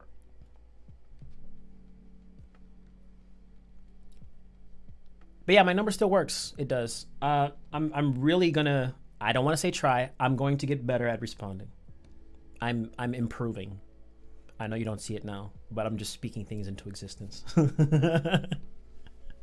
One of these days, I'm going to be able to just communicate effectively all the time. But for the time being, there's just something that blocks me sometimes. Sometimes it's a fear of getting bad news or getting bullied, or not bullied in the sense that like, but bullied in a sense like people be messaging me the craziest stuff, talking about they gonna find me and yeah, it's happened before. Other people tell me, I'm gonna sue you, bro. I'm gonna get my uncle Jimmy and sue you for everything you're worth. There's this part of me that fears bad news in every place I can be contacted. A phone call, I feel there's gonna be bad news, so I don't answer the phone. A text message, I feel like there's gonna be bad news, so I don't check my text messages. Emails and DMs, I don't check because I just feel like there's gonna be bad news. And it's because for a while, it felt like that was all I was getting.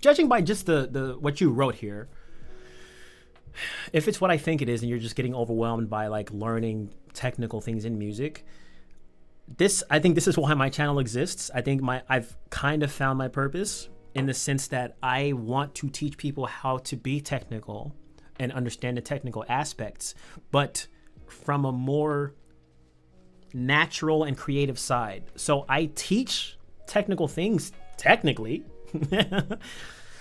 Technically, I teach technical things, but I teach them in a way that is intuitive. And the reason I do that is because I think that's how music should be made. So if you're getting overwhelmed, the best path for you would be kind of like what I'm doing now, because I'm in learning phase right now. I'm there's stuff that I want to learn, but I get overwhelmed by it, and it's because like I don't understand it in the moment. But some of the stuff is super simple. Well, it depends. Like if we're talking plugins, for instance, let's see, production, instrumentation, hardware. Hardware is not so hard to understand. Like especially if you're just doing the basics, hardware doesn't have to be that technical. Mic, interface, plug it to your computer, that's it. Or keyboard, plug it into your computer, that's it. The hardware part, unless you're getting into like preamps and all this other stuff that you probably don't need, if you don't even understand that stuff yet, you probably don't need it. So hardware, let's push that to the side. Instrumentation,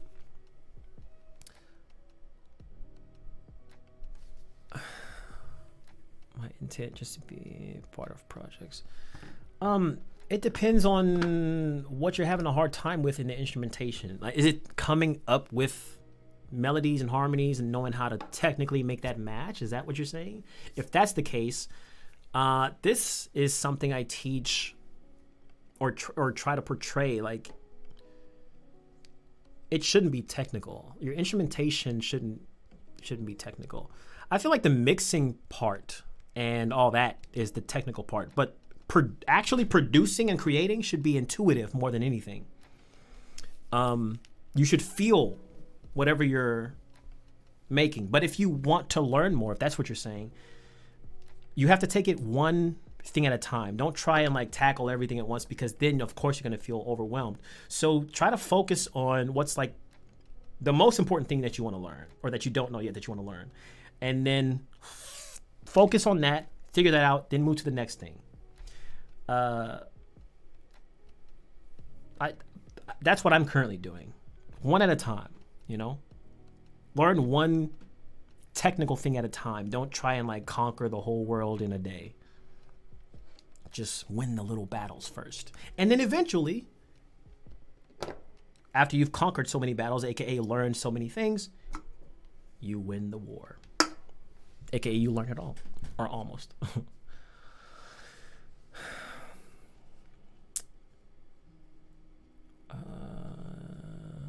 They say it's constructive criticism and tough love, but at some point, yeah. B. Slade actually said it best one time. The phrase constructive criticism makes no sense, because criticism is in essence a deconstruction of the thing. You're deconstructing what I did to tell me what's wrong about it. So it's not constructive at all. Criticism is always destructive, in a sense, but that doesn't mean it has to be bad. It's just, yeah. Just how you look at it. I work from 9 to 6 and can't get time for my guitar learning and learning DAW. What should I do? Okay, what time do you go to sleep? You work 9 to 6, I'm assuming 9 a.m. to 6 p.m. What are you doing after 6 p.m.? There's still 6 hours left in the day. What are you doing in that time? There's still 6 hours before it's the next day. Or what time do you go to sleep? If you go to sleep at like 9, then okay, like you got 3 hours to still do something after work. If you have the energy, you have to find time. That's the thing. If you say, oh, I don't have the time, what should I do?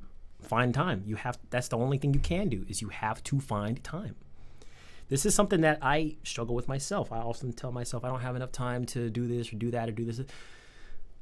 It's not that I don't have the time. It's that I'm not prioritizing the things that I want to do. I'm prioritizing other things or other people. And that's why I feel like I have no time to myself. Maybe that's what you're doing.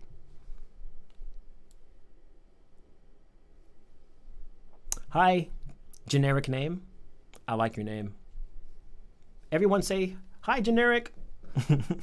Mr. Name, how are you? I know you have to sleep. I'm not saying stay up for 16 hours. I'm saying after 6 o'clock, are you going straight to sleep? If you're not going straight to sleep at 6 o'clock, you still have time to put something else in your schedule. I know you have to sleep. I'm not telling you to stay up all through the night. But what time do you sleep?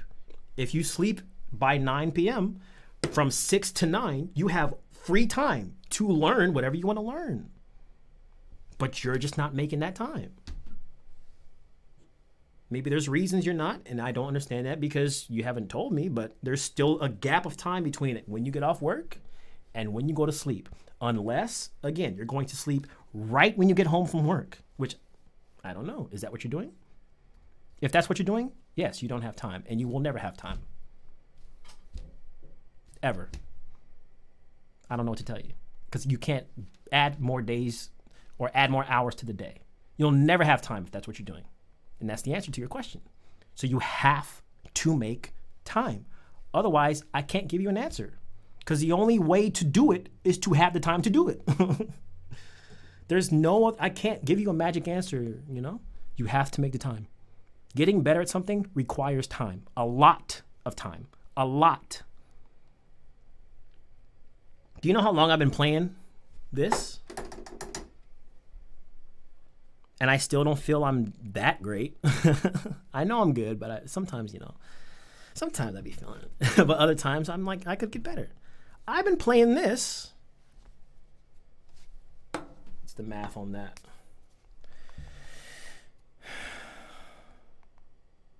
Next year I'll be 33. 26 years. 26 years. 26 years. I had to find time. Now, of course, part of that time was during church because I'm playing during church. But there was choir rehearsals that I had to go to. Now, of course, it's already carved out. But outside of that, my time is whenever I got off work and I had time. Sometimes I would play video games. Other times I would be like, no, let's work on some music today. You have to find the time. There's no other way.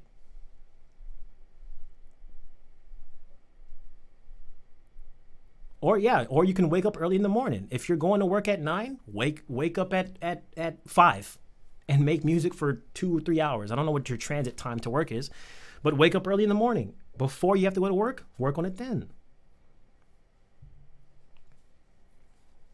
There's no other way.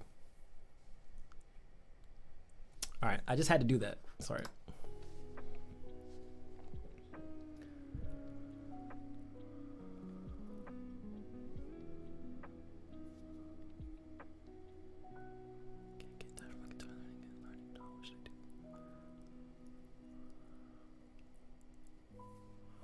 And like you're also asking like which you should do.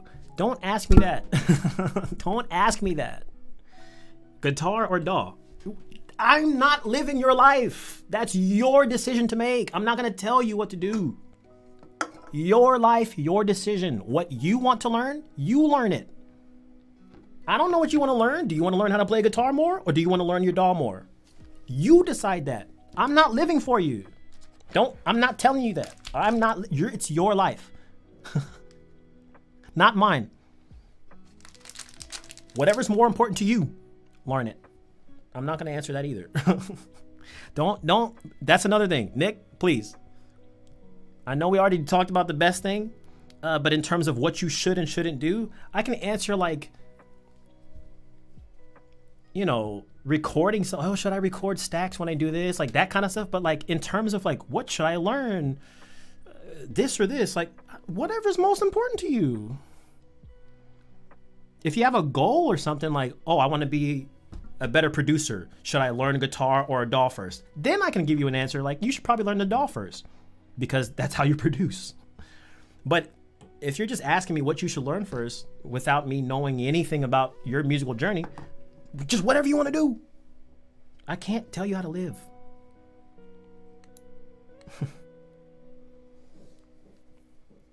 JR's here. What's up, man? Nice to see you, dude.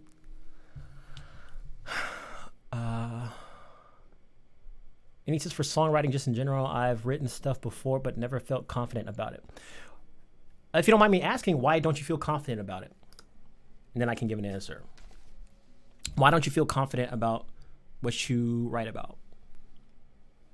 And is it that you don't feel confident about the lyrics, or do you not feel confident about the melodies, harmonies, or just all of it in general? You're welcome, Nick.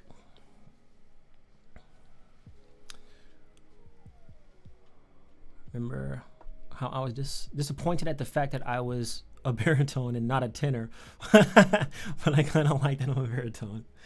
Yo, I felt this hard because I used, not kidding, when I was a kid, not a kid, but like a teen, I used to be able to sing first soprano, literally first soprano. I was singing with the ladies, man.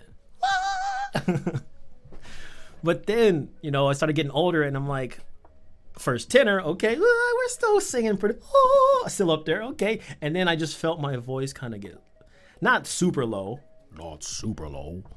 but I stopped being able to reach those notes. And somebody told me after so many, songs I was putting out as an adult, they're like, man, you're the mid-range king. And I was like, at first I was like, no, because I was like, I want to sing high notes and all that stuff. But I actually started to love that mid-range strength. You got to embrace your strengths. And I feel that all the way. I used to be in denial, but nah, I'm a mid-range king. I even feel the same way about my runs. My runs are not always crispy. Sometimes seldom times they're very crispy. But most of the time, I'm just singing straight, or letting auto-tune do the work if I want a specific run. But that's just my reality, My voice is changing, we change, people change, everything changes. Anything not changing is dead. So you gotta love and embrace change. Otherwise, if it's staying the same, it's dying.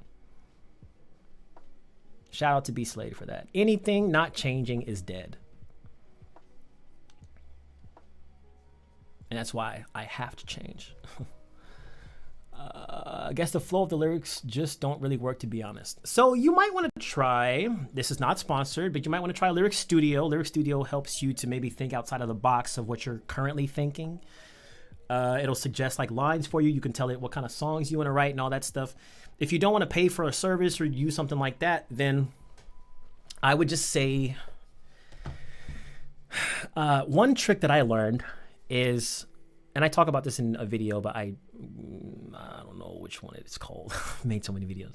But there's one where I talk about like using different phrases to explain the same type of thing you're trying to explain. Because there are instances where certain, like you say, the flow of the lyrics, the cadence or the amount of syllables in certain words just does not fit right with the rhythm of the song. Like it'll fit, but it just doesn't sound cool. Like it just sounds kind of cheesy and dorky. So if that's what's happening to you, then I can totally understand. And in those cases, you just want to think about, if you want to say these specific things you're still saying in the song, how can you say those things with a different set of words? Or maybe try implementing metaphors that explain what you're saying, but just it gives you a different set of words you can use because you're using a metaphor. So instead, like for instance, there's a song where I'm talking about, let's see, what song is it? Edge of the World. Standing at the edge of the world, edge of the world. The summer sky. No. Not that song. It was Gilona Gora. And there's a part in there where I say, it was a moment that I'll always remember. The summer sky burned orange. Our love was the ember.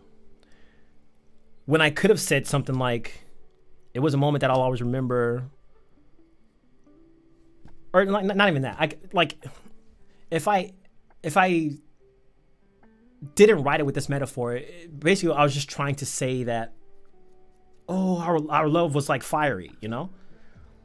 But instead of just saying, oh, our love was like fire, or our love was fiery, or it was flaming hot Cheetos, whatever you want to say, you use a different way to describe that, which gives you a totally different set of words and rhythms that you can play around with. Because instead of our love was a fire, you said the summer sky burned orange, because a fire burns orange, and our love was the ember. So I made this one little line into a big phrase. And you can also do this separate. Like, you could turn these big, huge lines that you come up with to like smaller, just simplify it, you know? But you have to think about, how can I describe this thing in a different way that still is catchy and relevant to the song? Maybe I'll like do another video to show like my process on doing this. That might be an idea. How to write a song when you run out of words to say. No, I don't know. You want to write a sexy song called Flamin' Hot Cheetos? Yes, I do. If you describe your love as Flamin' Hot Cheetos, it should be considered hyper pop by default. Yeah. Bro, do you believe removing guitar from mono clears space? I have no idea about none of that stuff. I don't know. I'm not the person to ask about mono mixing and all that. I don't know. I'm not into all that super technical stuff. I just make music and I mix stereo. I just started getting into like putting stuff in mono. Just started getting into it last year. And that was because I was working with a company that wanted me to show a mono feature. So I had to learn the plugin and then but I don't know about that stuff. No idea. And especially about guitar, because I'm not a guitarist, so I wouldn't know. I just click on a patch in Machine and here's my guitar. That's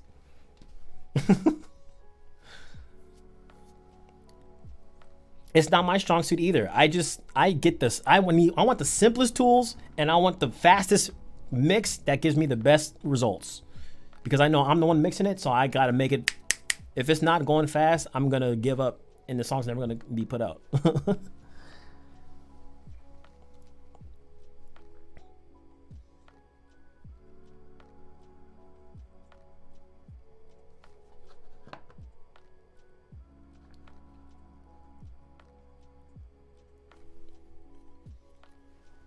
Don't worry about the mix until it's mixing time. Songwriting comes. Yeah, just like, don't get ahead of yourself. I'm the type of person that mixes a little bit as they're producing, as they're recording. Excuse me. Because then, like, in the end, well, because part of songwriting for me is getting the mix, because some lines I want to have like an echo and I want to put certain, I hear like the effects on the voice, and it makes writing the song a little easier because I know how it's gonna sound, you know? But don't get so caught up in trying to mix before the song's even done. The main thing you need to do starting out is the expression. Just dump out everything in your brain, get out all the ideas, no matter how dumb, how small, how big, because you can always undo, you can always delete, but you can never, or it's harder to take something out and to put something in. So just dump all your ideas. Then you weed through, okay, this was kind of whack. Let me delete that, get that out of here. Oh, that was in the song, sorry. And you can mix as you go, lightly or even heavily if you want to. I do a little bit of light mixing, but like, don't get so focused on the mix until you finish the song. And then you can, like, because everything's gonna be there for you to mix. And you hear the full picture. Okay, now that I know everything that's in the full picture, let me color in a little bit with these little knobs and blah, blah, blah, you know?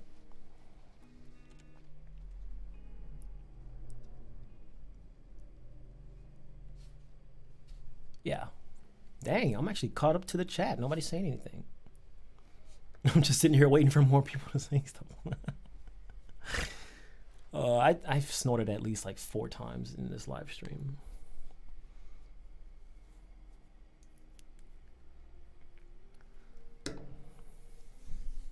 I feel so fidgety, man. I can't sit still. I can't. Wait, just wait.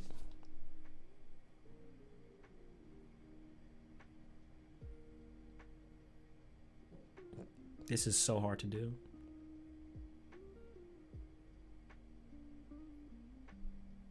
Oh, this is incredibly hard to do. I just want to, I have to move. This morning, I realized that I have a hard time sitting still all the time. And this is why, partially why I hate walking my dog, because he's so slow.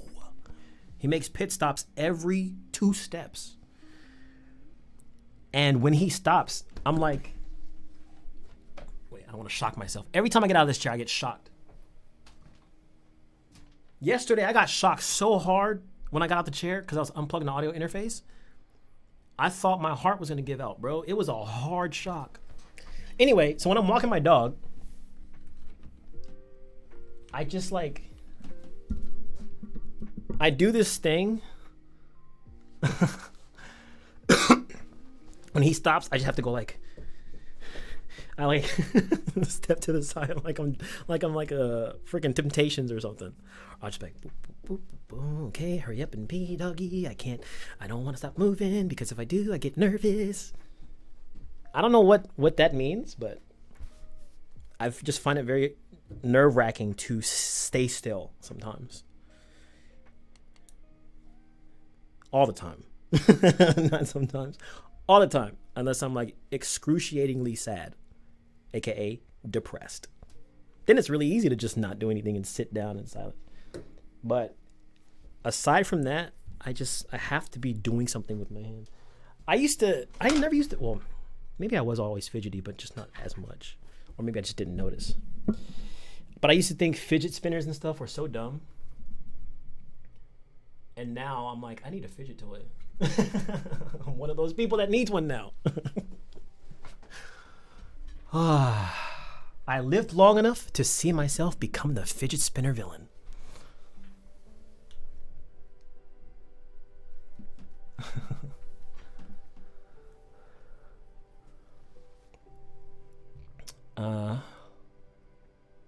The Beatles peaked their audio for fun. Exact. That's what I'm saying. Like, you can do anything you want to do in music, you know? That's why I appreciated this one video that Waves put out on their Instagram, where they said, in this video, we're going to use every plugin the wrong way. And I was like, yes, yes. Stop telling people like, you have to do it like this or else you're the worst musician on earth. Do whatever I want to do. I paid for it. But they purposely like put like plugins on the wrong instruments and wrong vocals that were meant for other things. Stuff meant for guitars they put on drums, and I like that stuff. Experiment. That's what everybody's experimenting. Phineas said it best. He's like, you know, when I got into the music industry, I used to think everybody was professional and all this stuff, and I had this idea that, you know, everybody knows what they're doing. And he's like, but when I got in it, I realized nobody knows what they're doing. We're all just experimenting and figuring out what we like most. That's why, like, I love mixing tutorials because it shows somebody else's process, what they think is good for mixing and stuff, and even my own videos. However, I would even tell people, you don't have to follow my mix advice. You can do whatever you want to do. You can try your own little thing and see how it works, because maybe you'll find something that works better for you. Yeah, just try stuff, man. Just experiment.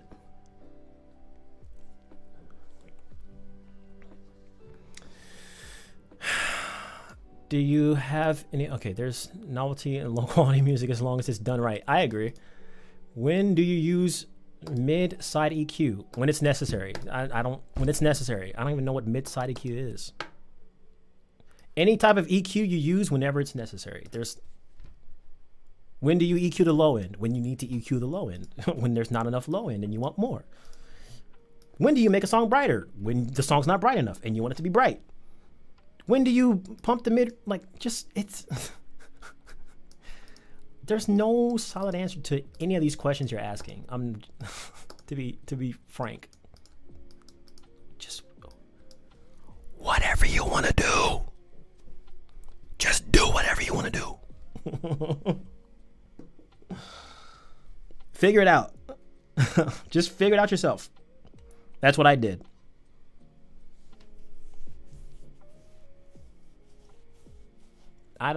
What is mid-side EQ? What is that? I don't even know what that is. You're asking the wrong person the wrong questions. Bruh. Ask me creative stuff. Don't ask me all these technical questions. Half the time, I don't know what you're talking about. I know some of the terms and some of the stuff, but I don't know everything, man. All these random... I'm gonna keep giving the same answer. Whatever you. Yeah. The Beatles always made their engineers cry. Yeah, just create. Stop worrying about when's the best time to do this and the best thing to do this and this and that and what should I get and blah blah blah blah blah blah blah blah. Just create. Figure it out. That's part of the fun. That's part of the journey, is you figuring out yourself what you like, what sounds you like, what tools you like. It's okay to ask for opinions and suggestions, but I can give you these answers, but the other half of this equation is you yourself figuring these things out yourself. I can't give you every answer to every question. Some stuff you have to listen to you. What do you like? What do you want to do? How do you want it to sound? I don't know how you want that stuff to sound, so I can't tell you when the best time to use a mid-side EQ is. I don't even know.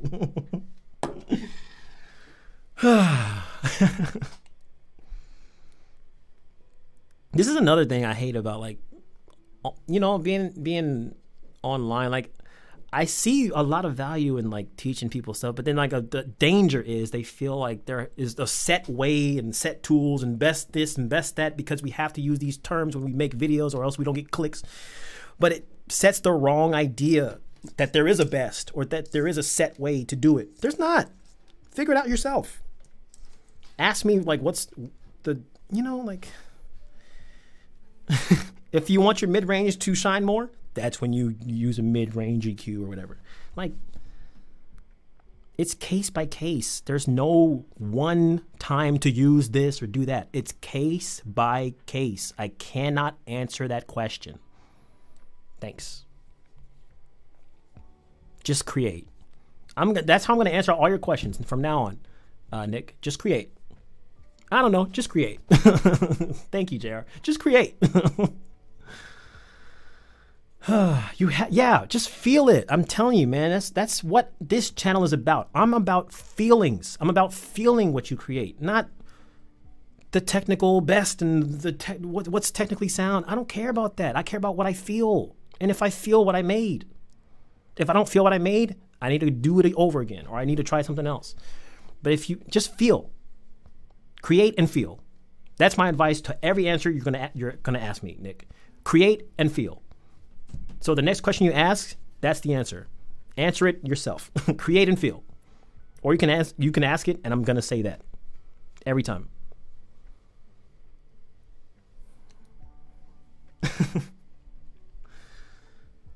None of this, like, it's all subjective, you know? I'm self-taught. I didn't go to school for this stuff. I didn't, you know? There's stuff that professionals tell me I'm doing wrong. So I'm not the best person to ask about all this stuff. I'm going to tell you what I feel. And what I feel is I just recommend people make what they feel. Don't follow the rules at all. Not even the ones I tell you. Make what you want to make. Make what you feel. Listen to what I say and other people say for advice or suggestions or another potential option. But at the end of the day, what I'm saying, what every other person on YouTube is saying, that saying, oh, you have to, no. It's your art. My friend. With my crusty mustache.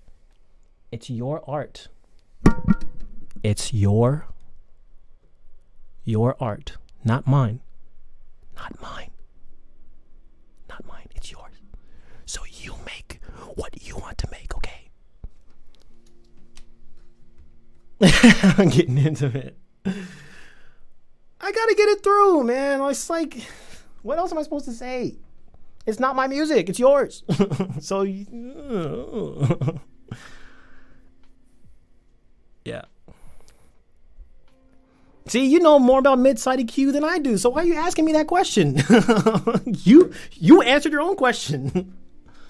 Clean up your mix a lot. Okay, that's great. Well, then you use it to clean up your mix. So you answered your own question. Why are you asking me? I just make what I feel. Ask me about feelings or creative stuff. Don't ask me about these.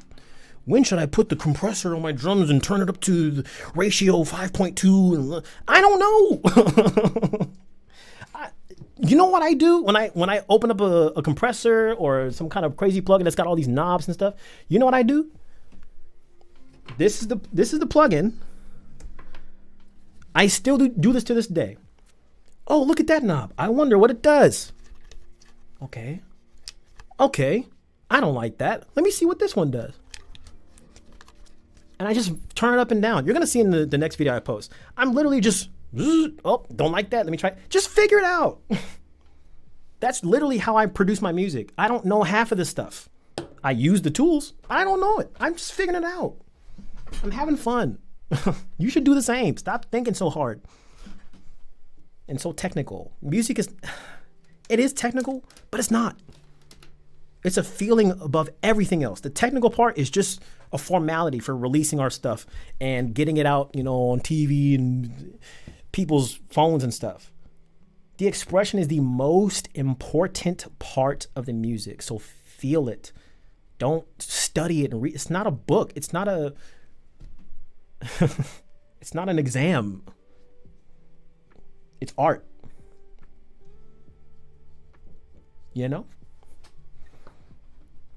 Yeah. We're taking it too serious. I was taking it too serious. I mean, I had to. I had some tough times in my life. I had to write some serious stuff. But now it's like, I mean, there's still tough times going on. But I'm having more fun making music because I'm just like writing whatever I want to write. Even the lyrics that I write don't make sense all the time. But it's okay. It doesn't have to. Just, do you like what you made or not?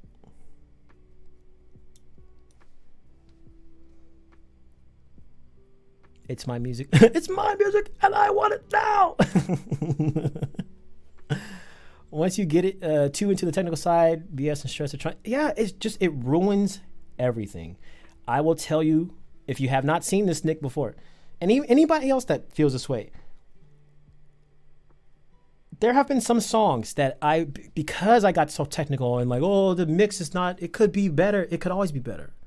You know what happened with this song I was supposed to put out? Lonely Summer. It's out now. But I was working on that song for a good 2011. I first made that beat, and I just put the song out in 2020. Almost a decade.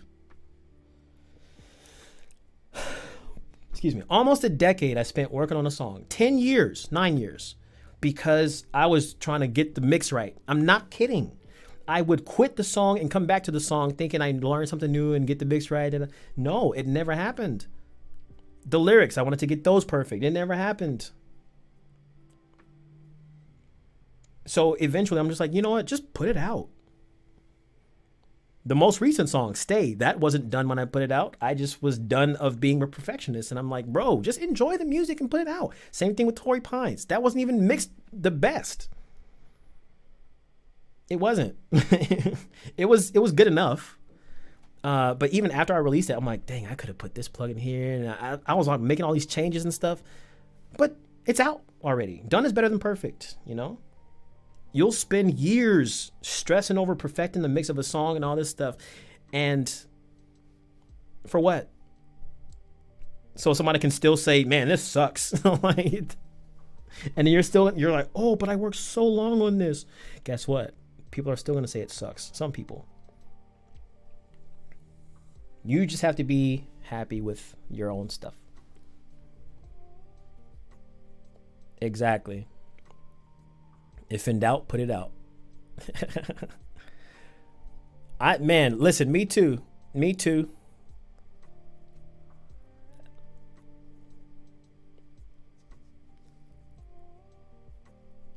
I got stuck in that too, man. And I have missed this as well. It feels good to just talk about this stuff. I fell for that trap. It's like it's important, but not to the extent that people, you know, not unless you're like really trying to pitch this stuff to like artists, labels, or sync companies. Like then you wanted to, you know, kind of want to be more, because you know there's a standard that they have. But if you're releasing your own stuff and that's all you want to do and put out your own music on your own terms, mixing and mastering and having it perfected is like,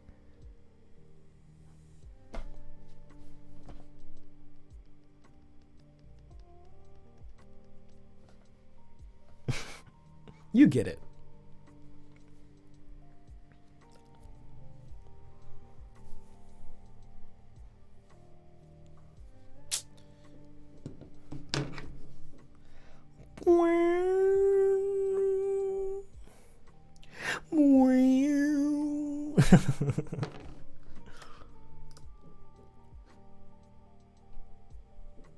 All right, but yeah, so I love to sing up about the moon and the June and the spring up. I love to sing up. I love the sky all blue, anything or two, anything or do is swing or to it. I love you and oh, I love it all. I love to sing, boom, boom. I think that's Cap Calloway. I think. Maybe. I be trying. I be doing. I be doing. Or just create and pay a pro. Yeah. You can easily just pay somebody else to mix your stuff. You can pay me to mix your stuff.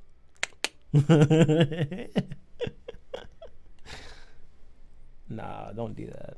Well, I don't want to, like, you know. Now is probably not the best time to get me to do it. Actually, no. I wouldn't say that. I wouldn't say that.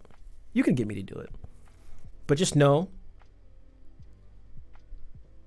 at this current time in my life, I may take some time. I'm not, well, I was going to say I'm not my usual self, but I am my usual self. This is just myself I did not realize I was. I'm trying to be more observant of my changes in my body. Or I should say my brain.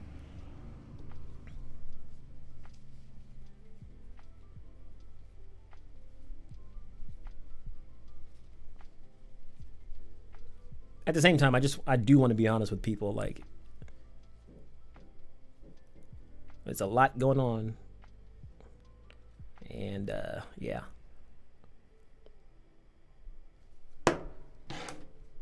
Oh, man, I'm so nervous. See, now I'm just, like, thinking about this music video I have to edit. You see? Now I'm getting into that mind frame, like, what am I doing sitting here? I should be doing something productive. It's a trap. It's a trap. It's a trap. It's a trap. It's a trap.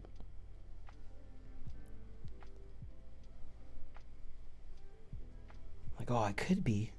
Bro, stop. Stop working. Stop. I am. It's just the brain. I'm not my work. I am not my work. You are not your work. Okay, I'm not my, yeah. Bruh, in the video I'm gonna post next week, at the end I'm like talking to myself. And then I realized live on camera I'm talking to myself, and I'm like, now I'm talking to myself. And answering myself. Oh, it's very productive.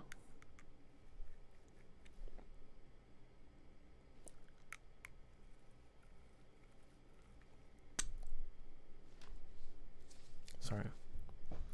I'm listening while I'm editing photos. That's nice.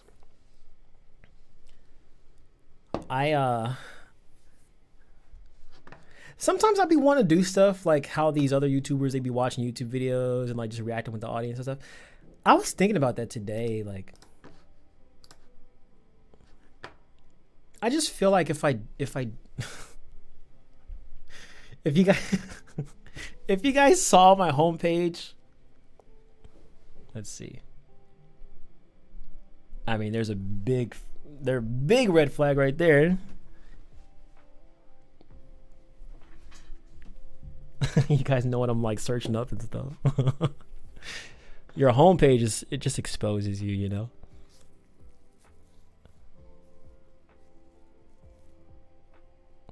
I'm trying to see what is here. Kanye West is lost and it hurts. Yeah, it does. It really does. You are mocking you?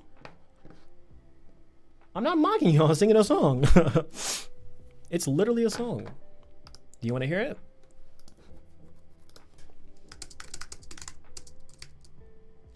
I think it's Cab. I love to sing. Check this out. I'm not mocking anybody. I'm appreciating music, if anything. I mean, let me make sure I'm not okay. Is my camera gonna show? Oh yeah, it is. Check it out.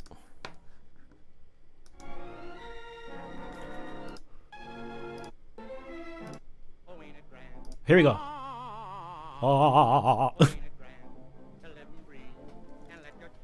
Band. Good morning, Al.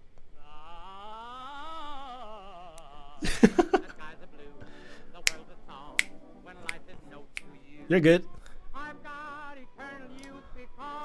Back home. Why did they sing like that back then? Back home. Was that like considered good singing? Why is it so flat and I feel like anybody back in the 50s, they just got any, like, there's not even like, it's disrespectful. I'm not going to say that. I'm not going to say it because I love this song.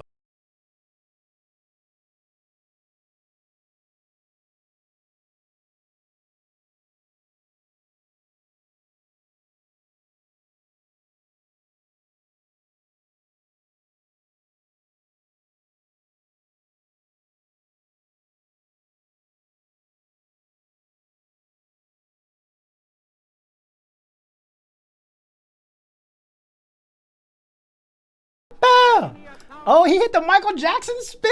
What'd you say? Look at this, look at this. Woo!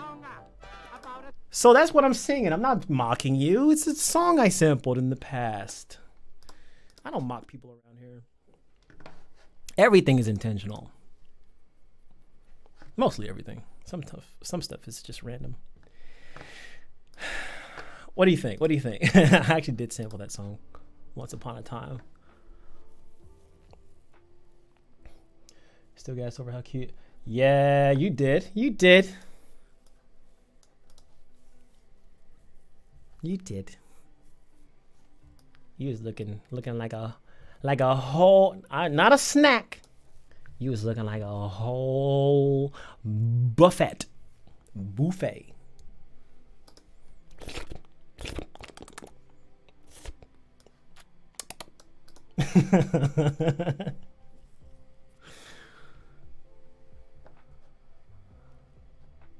I'm gonna go make something. Have a great day. Have a great day. Kanye West is not lost. He's just showing us exactly who he always was. I refuse to allow him to keep playing these mind games. No. He. You guys gotta understand. You guys understand. And I'm probably gonna get a lot of hate for this. I'm not supporting anything that man says. Let me preface this with I don't support anything that comes out of his mouth right now. However, the dude is lost. And like, and at the same time, yes, he is showing us who he is, but I don't think he's a person that honestly is like in love with freaking, you know what I mean? He's saying really wild stuff, but take into account, into consideration, this is a mentally ill person. Mentally ill. He's been diagnosed with being bipolar. What is that? It's a thing you can't control unless you take medication. Is he taking medication? Clearly not. So he's lost. When people, and I'm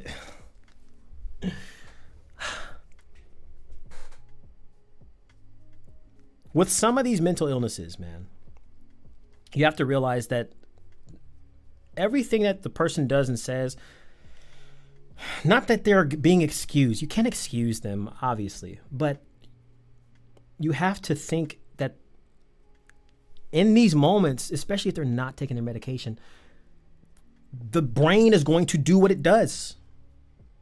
It's going to flip. And somebody with as serious of a disorder as he has is going to say some pretty wild stuff. I am a god. That's like super freaking grandiose, you know? Walt Disney, Google. Grandiose. I feel like he's going through a manic episode right now. And he's just saying a lot of nonsense because he's off his meds. He's out of control. It's sad. I love Kanye, but it's very sad to see. But I don't subscribe to this idea that he's just this anti-Semitic person. He's off his meds. He's off the meds. So he's saying off the wall stuff. He's not thinking about what he's saying. His brain he's on autopilot. Yeah. That's my opinion. I'm not excusing anything he's saying. I'm not agreeing with anything he's saying. I just think he's a mentally ill man who's going through an episode, and instead of being constantly like drugged down, somebody just needs to as much as they can be there for him, you know? You can't, if you're not taking your meds, you can't fight against that stuff. It's going to happen. That stuff influences how you think, how you see the world and all that stuff. And it's not triggered by that person. It literally is a brain, as far as I know, and as far as like all the studies show, it's literally a chemical change in the brain. What is he supposed to do that other than take his meds? He's being irresponsible by not taking his meds, but you know, it's sad. It's sad to see. But you got to offer up like a little more understanding with the mental, that deep of a mental issue. Again, he's not beyond reproach, or however that saying goes. He's yeah. It's not cool. But also, understand the mental aspect, you know. That's what makes it so hard for me, because it's like, bro, I can't support you right now. I can't listen to you. I feel, you know, and then the other half of me is like, man, this guy needs help.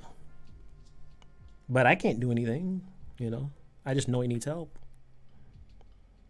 But instead of getting help, you know, everybody's just talking bad about him. Maybe people close to him, you know, are trying.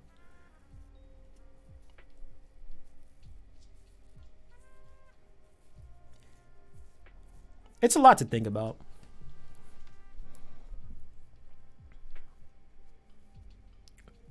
What's true?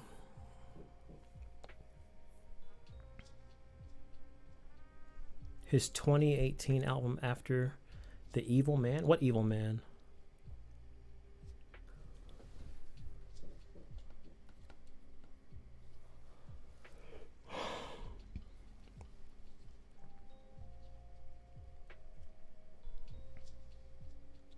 I definitely don't think people should like excuse him, but I also don't think people should totally write him off as like, oh, he's just always been like this. Like, no, he's just troubled. He's not medicated. He's unbalanced, imbalanced. And those extremes, boy, I'll tell you one thing. They're extreme.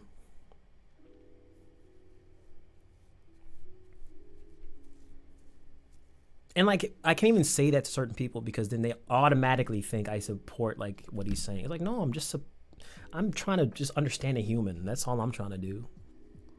Too many people are quick to jump on that, you know, the hate train and all that. I want to see and understand why first, and then if, you know, everything now is just weird. I feel like everything and everybody. The world we live in is a strange place. It's a very strange place. A far cry from my childhood. At least America. You know, I'm watching Ozark, right? On Netflix. And this dude, the drug lord, he was like, America is just one big LLC. I mean, everything's just a business move here. Like, it's so... Ugh. It's a great show, by the way. I'm getting to the point where I feel Ozark is...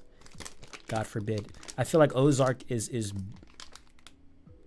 for me, just this much more exciting than Breaking Bad. And Breaking Bad was one of my favorites when I finished it.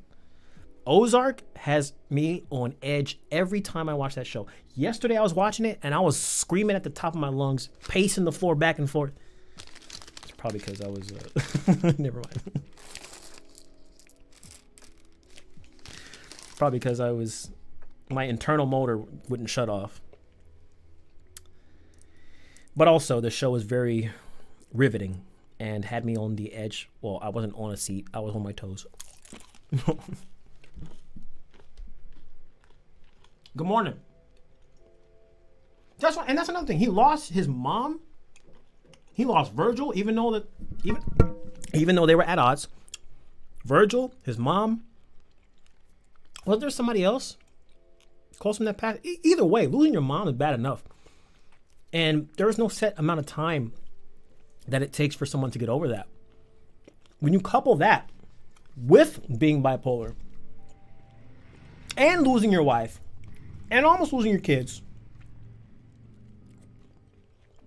if I'm being honest, I have no idea how I would react in that situation. All that stuff happening to me in a short period of time, I probably wouldn't be alive anymore.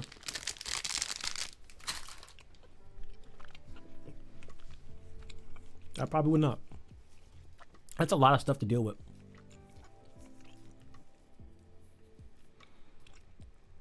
I always try to be like, when people deserve it, in my opinion, I always try to be compassionate about what's happened to them and how maybe they're not their normal self. They're doing all this crazy stuff. Yeah, it's bad. But, and I don't say but to excuse. I say but to understand. But all these things, man, it's hard for people sometimes to sit there and like tolerate all this and still come out okay. I speak from experience.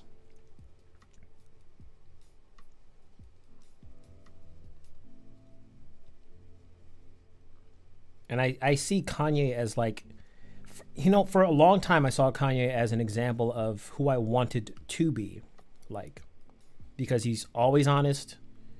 He was always creative and always like, you could tell he loves art and creating and music and visuals and stuff. I love that about him. And that's what kind of helped me to embrace that as well. I love that stuff.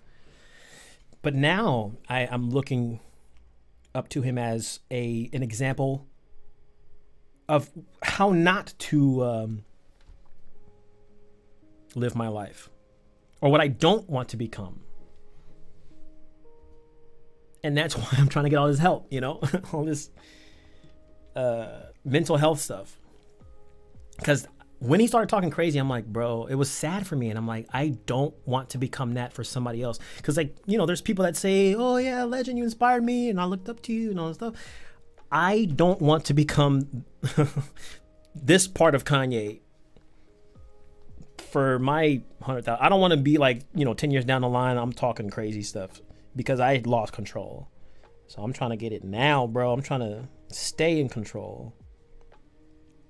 But you have to stay in control. That's the thing. You got to like be on it.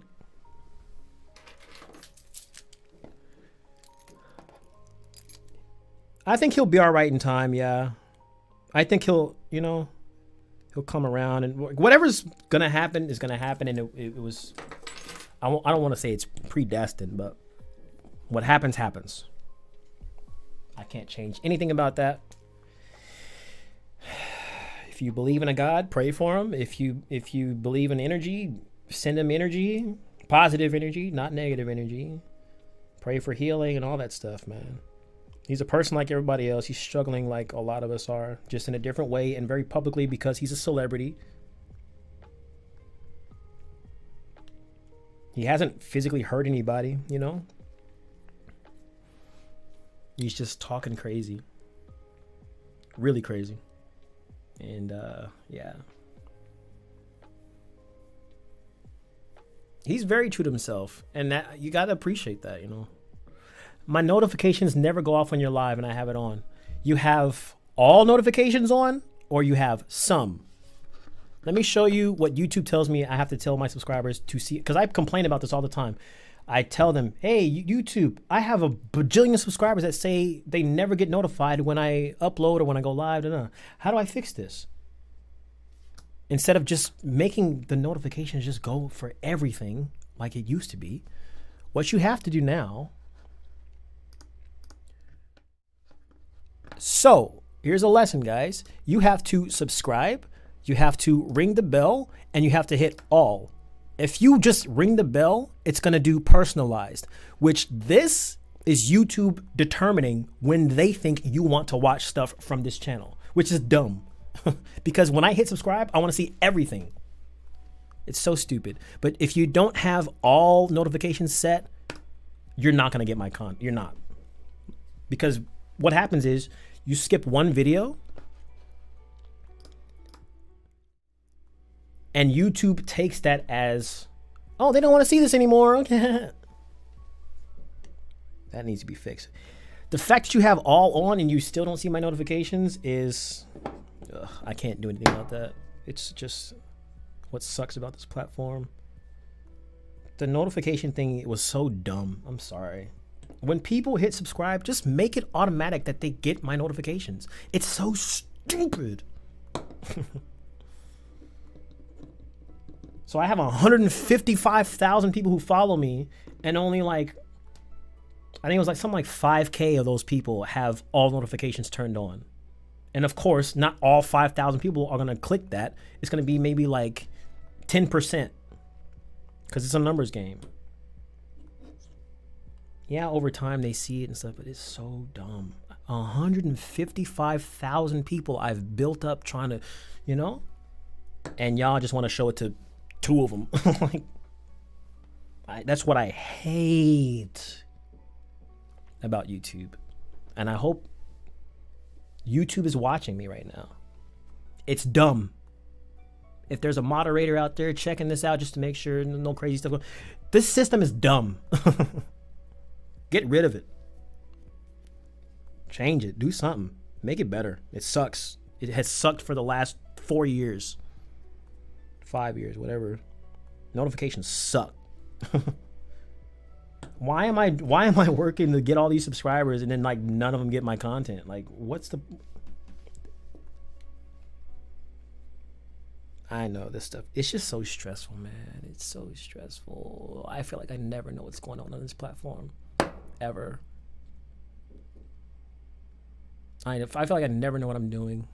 I feel like I'm always doing stuff wrong because stuff is always changing and I always feel behind and I can't pay attention to all these changes and new things I need to do.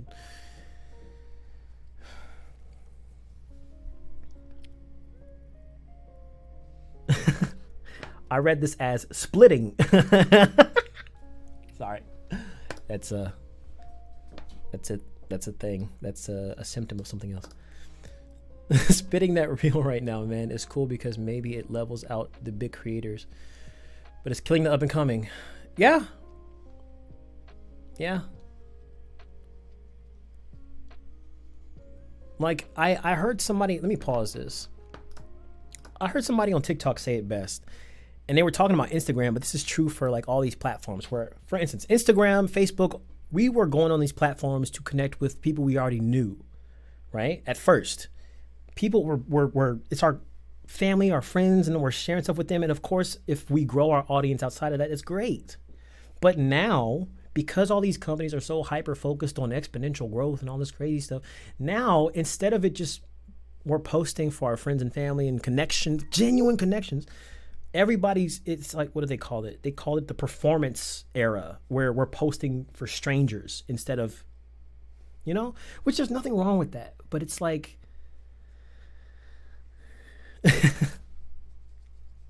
it's dumb.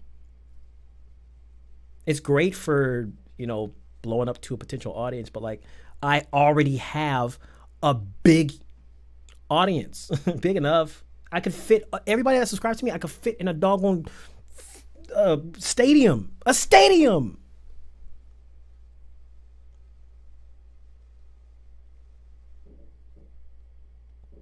But I can't fit those people in the stadium when they don't get notified there's an event happening in the first place. AKA, that's like somebody buying a ticket to a show and let's say like you're in the waiting room, like waiting, not a waiting room, but like you're in a line to get into this show that you bought a ticket for, aka you subscribe to me and you're waiting for me to upload content, but you never get notified of this content that I just uploaded.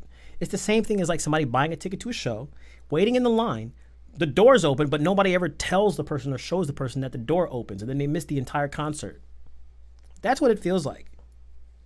I have 100,000 fans who want to walk into the stadium and watch me perform, aka watch my videos, but nobody told them that it was open to go in because they didn't have their pagers set to all notifications. Like, so stupid, man. It's the dumbest thing ever. I don't care what anybody says. It's the dumbest thing ever. I feel so worthless when I have this thing that I built and like 500 people see my video. I feel so dumb and worthless. I'm not kidding. I literally feel worthless because what did I do all this work for? To build this audience. If you're only going to show it to, it makes you feel worthless. Because then it's like, oh, I got to keep working and keep doing more. And then that's when you just make this connection that I am only my work. And that's where you have burnout and all these creators talking about creator burnout, because it's a real thing, because we're just freaking trying to please a doggone robot that has no idea how bad I feel posting videos every single day that doesn't get shown to my... Sorry.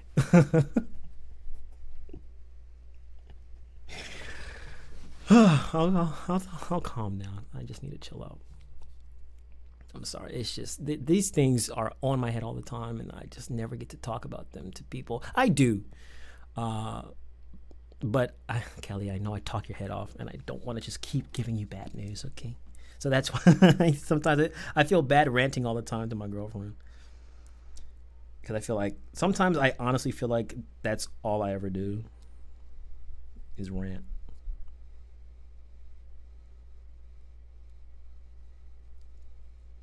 And then I apologize all the time.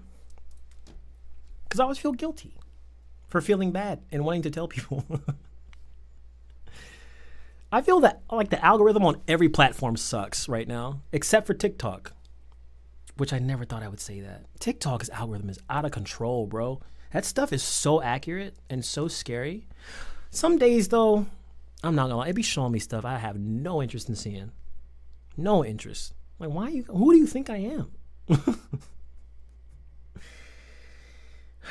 But other than those little times, TikTok is insane with the algorithm. Instagram is the worst right now because they just show anything. Yesterday, I was scrolling IG, and it was at the beginning of the day, so I was expecting to see my actual who I was following, right? Their content. Instead, it was just posts you might like. An endless scroll of posts I might like. Like, where's my actual... why am I following people if you're not going to show me the stuff I want to see? They're all doing it. They're all doing it. Can you tell I'm a little stressed? I'm all getting all sweaty now. Oh, that's a sign, bro. That's a sign. It'd be so scary. It'd be so scary. No more saying sorry. You know what I should do? I should have like a little jar. Every time I say sorry, I got to put $1 in the jar. How about that? And then by the time the stream is over, I'll have enough to buy a new camera.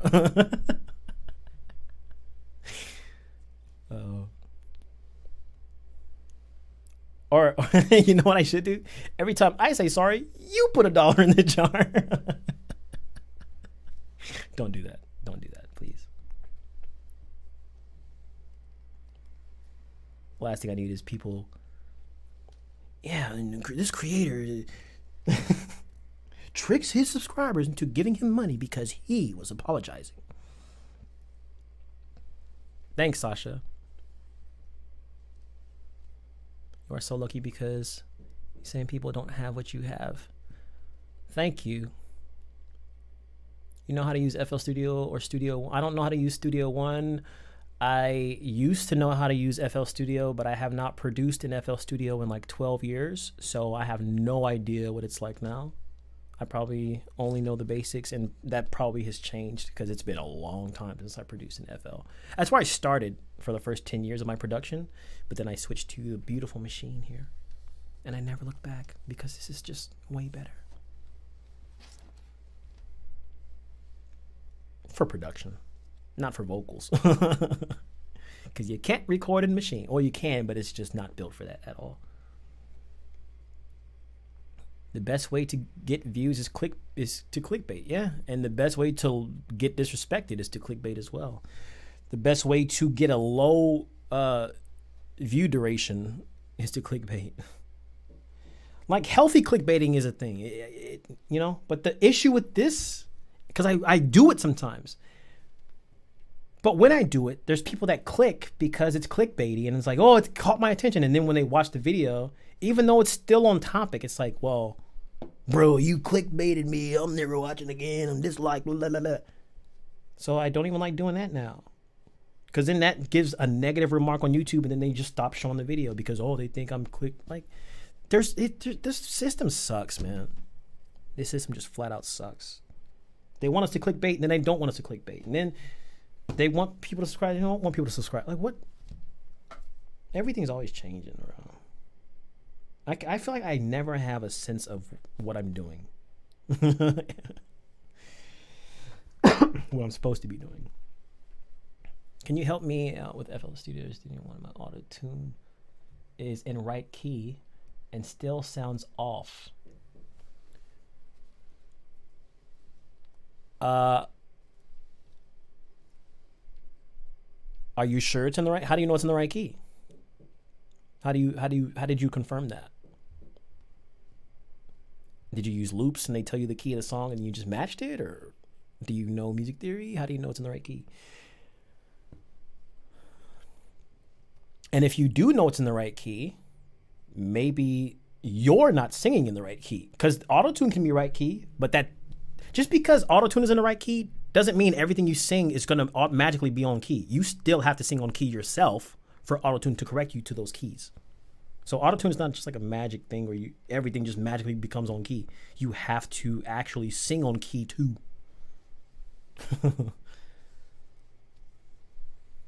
Besides all this and all that, you are a very good singer and songwriter. Keep the good work I'm learning from you.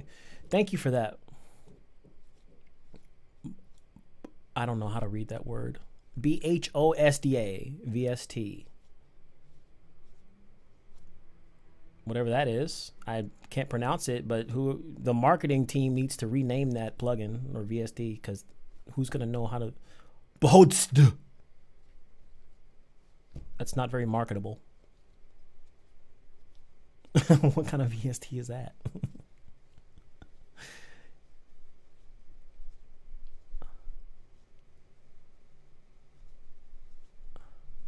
Well, you have to tell me, how do you know it's in key? You didn't answer that question yet. I can't really give you help until you tell me that. How do you know? What told you that it's in key? Your brain? The plugin? What told you? Or did you match it, like, again, with a loop that's told you the key and then you put auto-tune in the same key? How did you know it's in key? I have to know this information to help you out.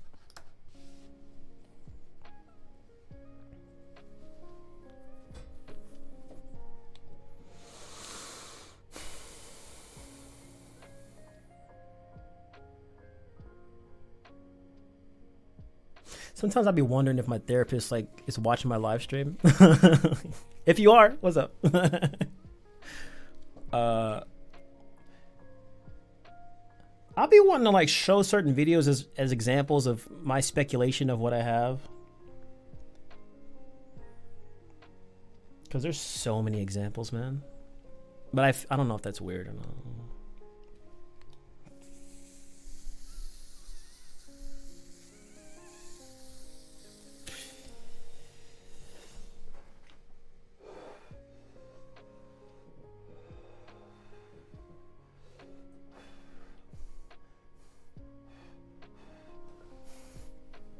It would freak you out?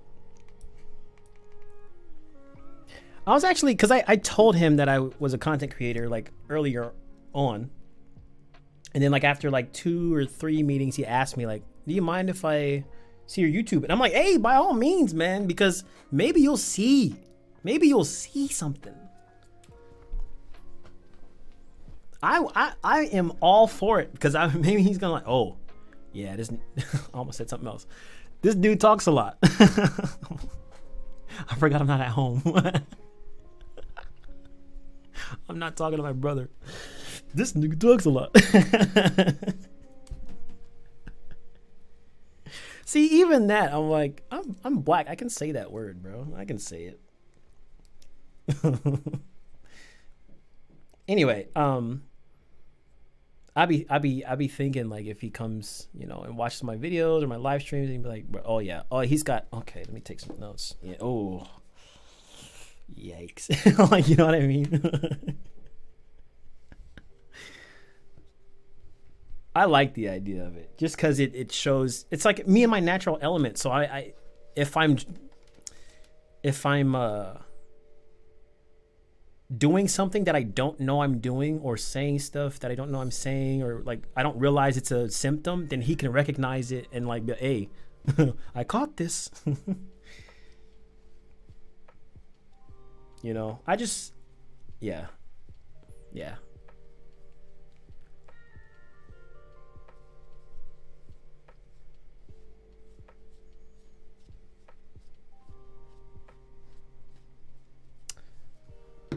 I was going through my Snapchat yesterday or 2 days ago, and because you know how it does, they like pull you in with these 6 years ago, this was you when you were depressed, basically.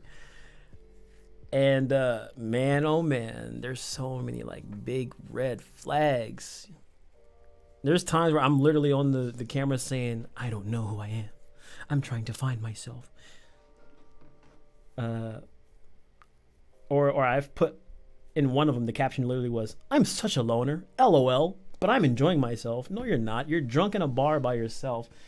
It's like, and I just at the very moment I posted that Snapchat, I remember this day.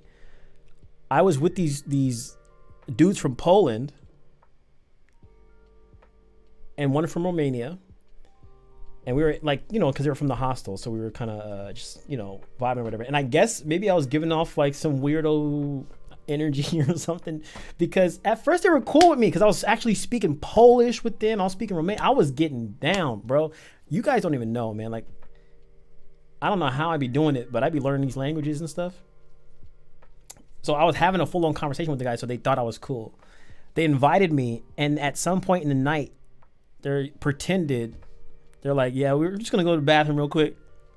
And they never came back. I don't know what maybe I was just like kind of annoying. I don't know. But just stuff like that, you know. You're 11. Well, welcome. I'm not 11, but I once was.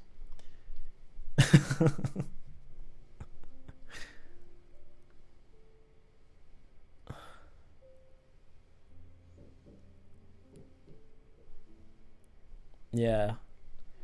But I remember that night I posted that like, oh, I'm such a loner, because I remember like the dudes just disappearing and leaving me. And then the very next snap is because this place was like a performance type of bar. They had a performer and then you can go get drinks and all that stuff. But it was like very close. It wasn't like a venue. It was, you know.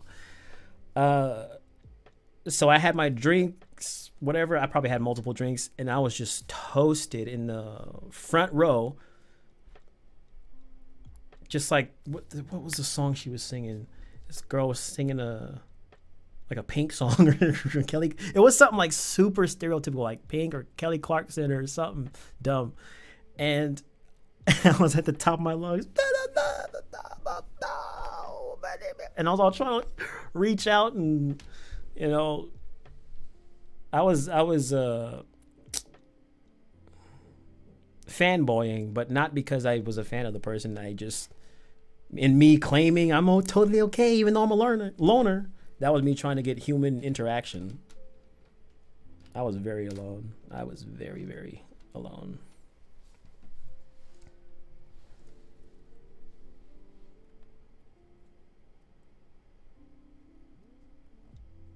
That was a nice little reverse there.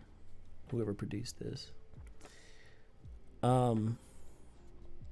Yeah, it's crazy like how each time I've traveled, it was always under this like notion or this feeling of I was alone, or it was either I felt lonely or I felt like I needed to find a part of myself every time I traveled.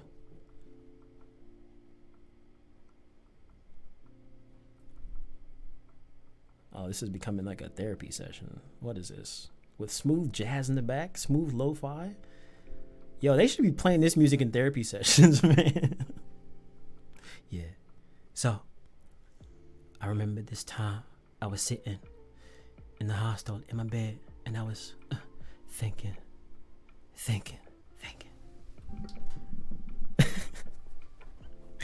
Wait, I need to turn the lights up. Yeah. Okay. Listen. Yeah. In this time in Romania, I was on the dirty floor in the bathroom. I can't even rap. I'm trying to make it rhyme, but I can't do it. But there was, I think it was this same night. Was it that night? I think it was that night. I was so toasted. The people left me, and I'm like, I'm a loner. So I'm like, let me just go back to the hostel, because now I just feel like an idiot, you know? Because I'm like reaching out, performer, please. And she just like totally ignored me. Rightfully so. Like, what are you doing? I was desperate back then, man, for just any kind of connection. I called myself like trying to get in my F-boy phase. I was trying. I never did. I couldn't do it. I was like, yeah, I'm just going to go out and just talk to a bunch of girls because nobody wants to be with me. I'm just going to start breaking hearts. Yeah. I'm going to start breaking. Like, bro, you broke your own heart, you moron. Because that same night, yeah, I was going back to the hostel, and then like these dudes saw how toasted I was, and like Romania it's a beautiful place, but it's also a wild place because, right behind our hostel was like this, like a gentleman's club. I'm like, why would they put that right? I know why they would do that, because they know. But this guy, he wasn't a bouncer. He was just like a dude that worked there, and he sees me stumbling to get to the hostel. And I kid you not, this is like the hostel door right here, where this microphone is. All I had, like, how close the other place was literally just, you take 2 more steps, you could accidentally walk there, basically, if you didn't pay attention. So he comes over to me as I'm trying to get to the hospital. He's like, "Oh, my friend, come over here. We'll get you some drinks." And I'm like, "No, bro, I'm trying to go to sleep, man." And then he just one more time, like, "Oh, my brother," like when they, I'm like, connection, brother, yes, in my head. And I'm like, you know what? Let's go. I go in this place, and it's like very smoky because everybody's smoking in there. Me, my asthmatic self, like what was I doing in there? I honestly wasn't aware of what was happening until they sat me down. But yeah, he just sat me down, and then like they went to the little bar area. They reached behind the bar, and at this point, me thinking the story back, I should have. It was so obvious, but at the time, I thought they were just being really friendly, and they just poured me a drink. I drank it, and not long after, I felt not the alcohol. It was something else. I don't know what it was, but I was just kind of more accepting of the randomness of this situation. I was kind of like, "Oh, that's fine." It was weird, and it wasn't alcohol. So they come over, and they're like, they took my jacket off, which had my passport in it, put it behind the bar, and tell me in my ear, they're like trying to be all seductive because I was single at the time, and I was getting over some nonsense that I went through that was very hard for me. So I was vulnerable, and they're like, "Oh yeah, I'll be your love," and like all this stuff, in there. "Just go back to the hostel and get $600 for me." I'm like, it's such a bad situation, man. But at the time, I just wasn't thinking because I was under something. So, and then also I knew that they had my passport, and I was low-key panicking even in this kind of state. So I'm like, bruh, okay. I went back. I didn't know what else to do because I was there by myself, traveling alone for 2 months and depressed. So all I could do was I was lucky enough to be very, very, I had a business. I was thriving at the time. It had nothing to do with YouTube. It was, I was drop shipping phone cases. I've been through some crazy times. Just before that, I was a truck driver for a year. Anyway, I was making a lot of good money, and my products were good because I checked them every time. My suppliers. I wasn't just like these kids nowadays. They just ship stuff they haven't even. Anyway, that's beside the point. I actually had the money to get. It wasn't a struggle. So I went to I shouldn't have done it though. I went to my room, stumbled up the stairs. The hostel person was like, "Oh, because they like knew me. I was there for a while, and they, we were friendly with each other. They're like, "Bro, what's happening?" And I'm like, "Oh, they have my passport, and they just told me I need to give them $600, or else they're not going to give it back. And also, I don't know what to do. They started like being friendly, and I just started breaking down in front of the guy, and he's just like rolling his eyes because he's from there. He's like, "Oh, here we go, another one." He fell for it. But also, you saw I was like vulnerable, so that's why I fell for it. Anyway, I'm like confessing my heart to this stranger who's like working at the hostel, and he's like, "Bro, good and well, like you put yourself in this situation by whatever." And I just like, "Yeah." So then I just went to my room and got the 600. Stumbled down the stairs, got back in, gave him the money. Then the bouncer kicks me out of the place, and my passport's still inside. And man, oh man, I beat on that door like, "You guys have my passport. I'm gonna call the police." Like, Then they finally just threw it out. And I'm like, thank God. I learned my lesson though. But I'm saying this to say, I guess I needed to reflect, you know. This is just like the stuff I've been through. And that wasn't the first time I was drugged while traveling. It also happened in 2019 in Poland. This morning, though, why am I saying all this? This morning, I was also considerate of the fact that maybe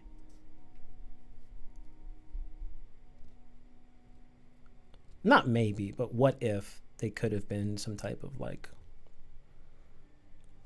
mental episode, or maybe at least one triggered by whatever drugs or slipped in my drinks. Because the other time in Poland, I totally blacked out. I was just drinking. We were at a karaoke place, and these my hostel mates, they were women, were offered a drink by these other guys. And then one of the girls was like, "Oh, I don't feel like drinking this anymore. Do you want it, Lorenzo?" And I was like, "Yeah, sure, you know." And I drank it, and again, not too long after, I was apparently so out of it. I don't remember anything from that night. I woke up, I remember drinking a drink, and then I remember waking up the next morning like, wow, what a night. Like, it was like, whatever. As I am leaving the room, I'm like, why does my clothes feel all damp and my hat's gone, and the sheets were removed. Like they put new sheets there, and there was a trash can next to the bed. Apparently I projectile vomited like all over the hostel room. And even at the place, where I got the drink, what's going on? They said they had to call an ambulance because I was unresponsive. I was like, I passed out, and I was just like, they were slapping me and all this crazy stuff. The Polish ambulance came, and they splashed water in my face like in cartoons and stuff. And I just, yeah, I don't know.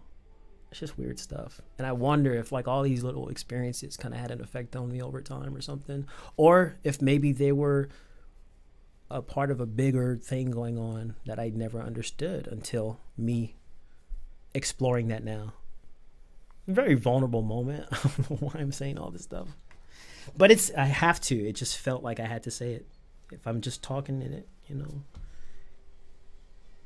You know what's funny is one of the symptoms of the things I'm studying is oversharing.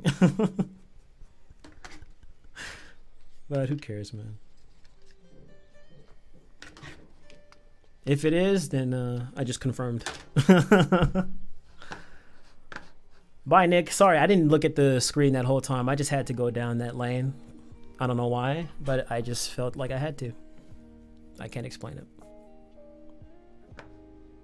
Hey, what's up, Pete? Oversharing gang unite. All right, let me catch up. I guess that was story time with Legend. This year I have not made a Christmas theme song. Average Drake fan. They drugged me. You still drop ship? What do you drop? I mean, well, no, don't do that because I don't want people to steal you. That's what happened with my drop shipping store. I made these ads, and I had these products that nobody else had, and I custom shot the ads and everything, or custom edited. And what happened was the reason my business went down is because people were stealing the ads that I made and then finding the products that I was sourcing and sourced it themselves, were selling it cheaper. So then my ad cost went up, and I went through my entire savings trying to keep my business afloat, and I just gave up. And that's why I don't have a Shopify store anymore. Well, I do, but it's my music one now. That was a separate one. That was, man, what a time to be alive.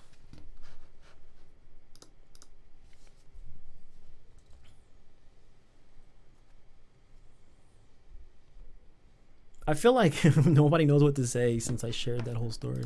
Or maybe there's nobody in here. Who knows? I'm not going to check.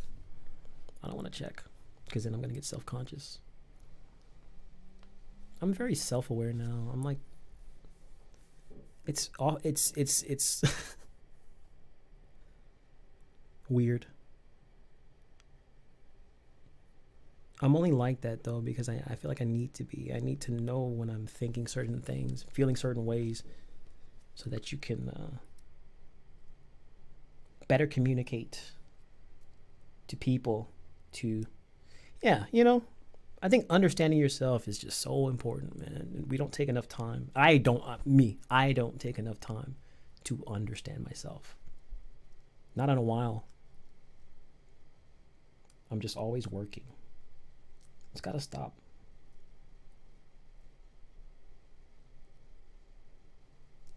Life's about more than work, you know?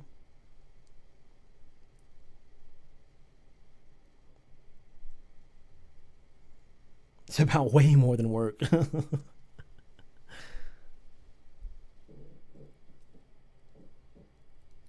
I drove a Freightliner. It was I can't remember what year it was. I think it was actually relatively new. It was like a 2015 Freightliner with the big old missile in the back.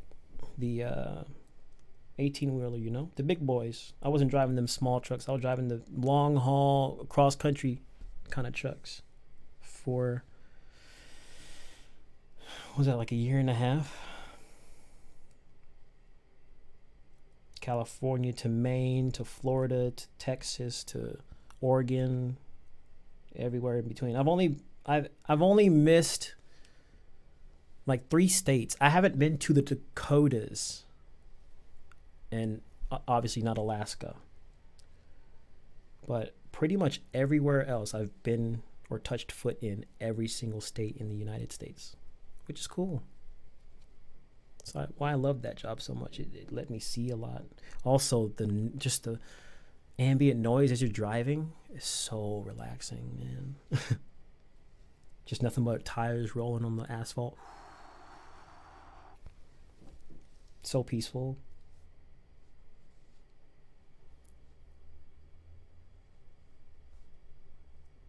Yeah, it took a while to become self-aware, and it's still not easy because, you know, you have to accept truths about yourself. Uncomfortable truths are not easy, you know? But you have to accept them because they are true to you. They are you. So yeah. I'm learning not to deny certain parts of me, and also not to deny how I feel about those parts, or how I feel about anything, you know? Don't deny your emotions, but also don't let them control you.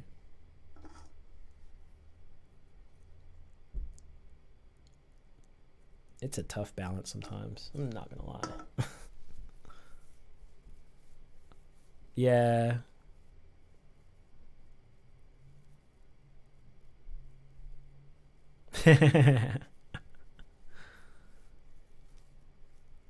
You know, a new round. Why do you guys keep saying that? You're the second person who's talking about this plugin I can't pronounce. Is this a marketing push? Like, are you guys marketing in my live stream right now when I'm having a serious conversation about life? That's very great for your company. Very great marketing tactic. Market when I'm market your plugin on a musician's mental breakdown. Not really a breakdown, more like a mental enlightenment session. By the way, there's a like what? Read the room, please. Read the room. I would greatly appreciate that. The awareness. I would greatly appreciate it. And I always tell people the same thing. When that stuff happens, to me it's very, very dismissive. And oh man, when I feel like I'm dismissed, it just makes me feel horrendous. I don't want to hear anything you have to say. To, you know, the person who dismisses.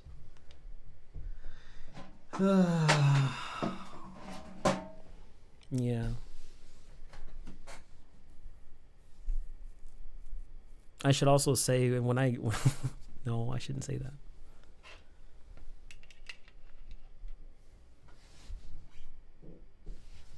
It's a little tense in here.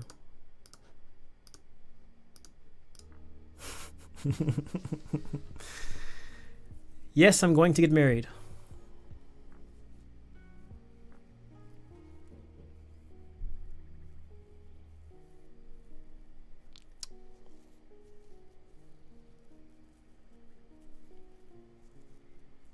You know this is a nervous tick, right? I can't stop it though. Not right now. Sorry if you hear that.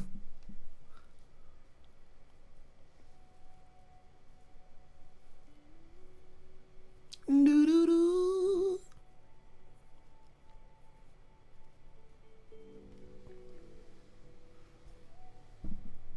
I kind of want some more red in the background.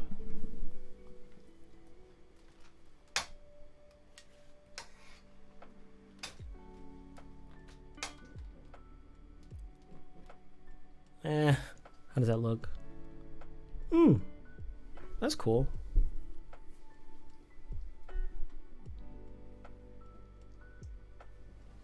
Please. I don't want to drop my lights. Never mind.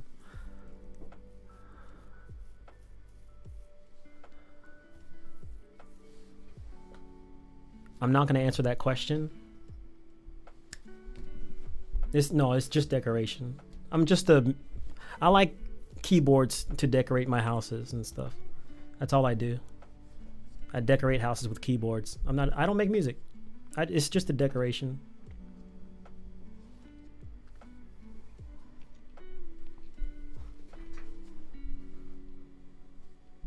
So this channel is not a music channel. It's one where basically I show people how to decorate their apartments and stuff with just random music equipment. And it's something different. I don't really think enough people talk about keyboard decorations, or microphone decorations, professional condenser microphone decorations, or audio interfaces. There's great lighting, Like it's got this really cool light function where whenever somebody talks, it lights up, so it makes the room really vibrant and stuff. It's a great decorative tool. Same thing with the, yeah, you get it.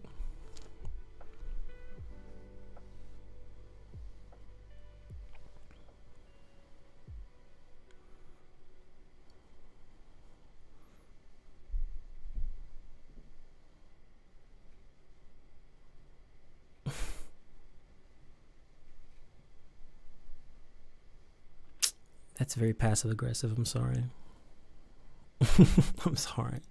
But it's just, yeah, of course I make music. What is all this? I didn't just, I don't like answering obvious questions. It really bugs me.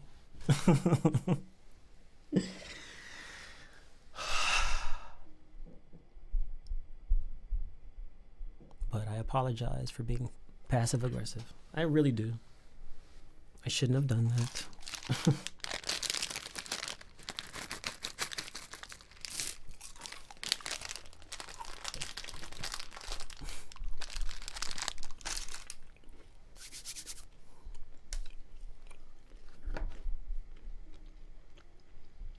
I don't have my my hard drive for my sounds, so I can't play it right now. It's on my computer, my other computer.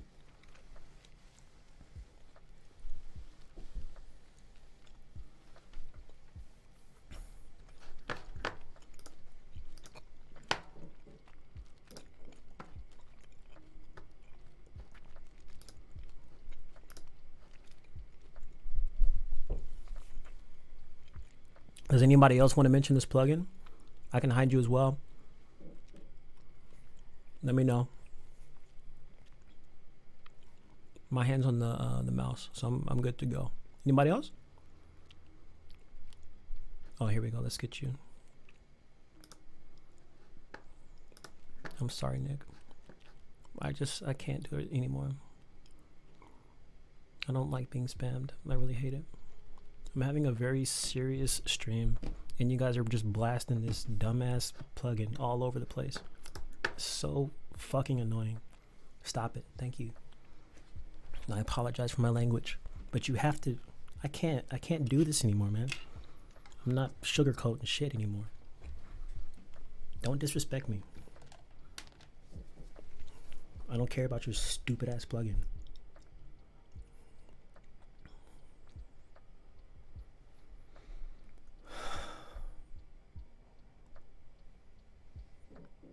That felt good.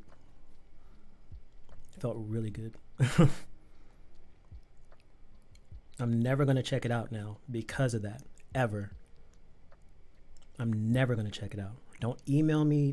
No, never. Thank you.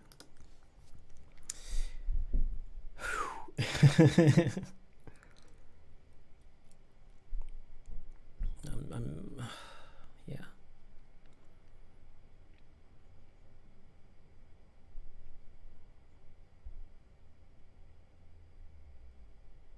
Yeah. I'm not the one anymore, man. I'm not the one. I refuse to be that one.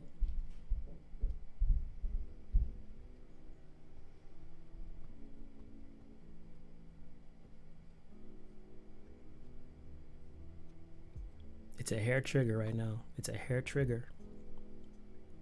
When my voice gets this calm,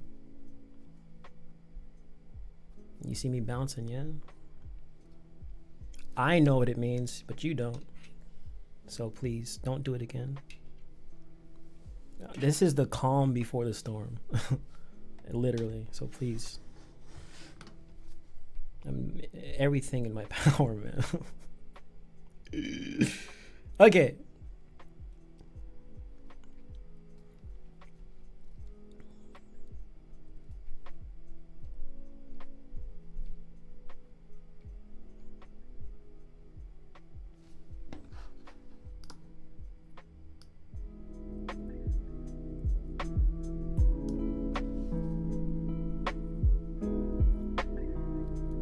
I'm just gonna go to sleep.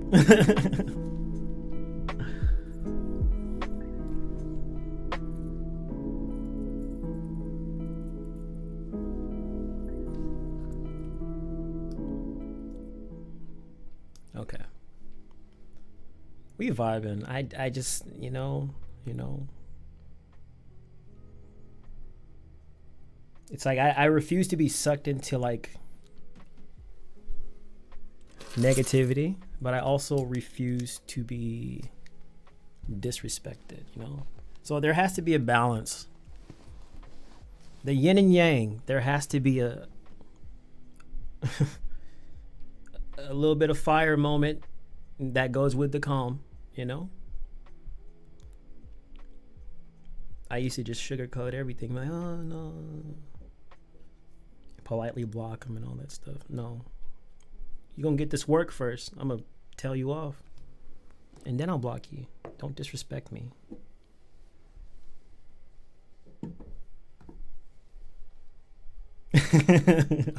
I am that N-word.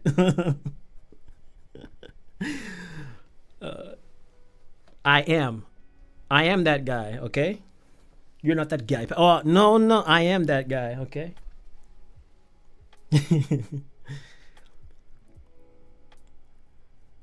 Have you collaborated with someone on stream? My girlfriend, but we could never figure out the audio for that.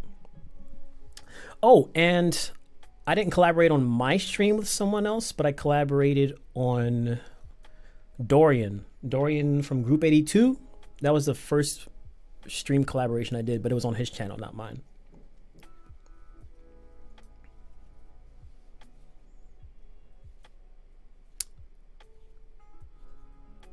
Yeah, I think those were the only times.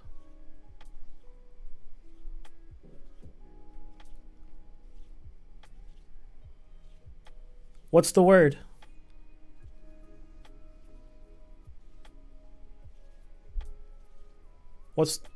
Tell me what the word is.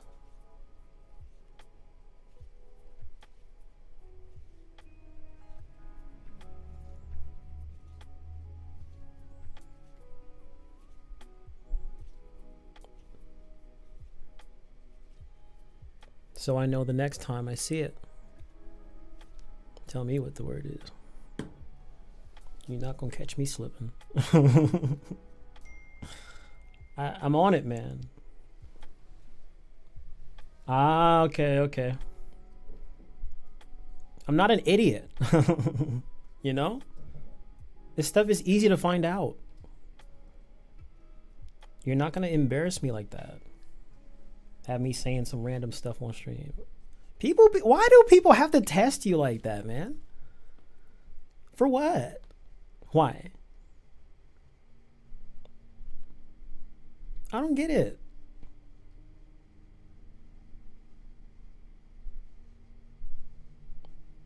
Like, is it fulfilling? I honestly want to know. I honestly want to know. Why do people do that stuff? Does it genuinely, I really want to know, does it genuinely make people happy to like try and make someone else feel like garbage? How do people feel good like that? I never understood.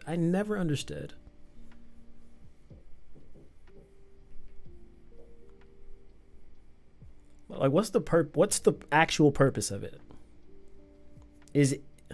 And this is a genuine question. Is it like I just never understood. I would like to understand. What's the purpose? What's the reason?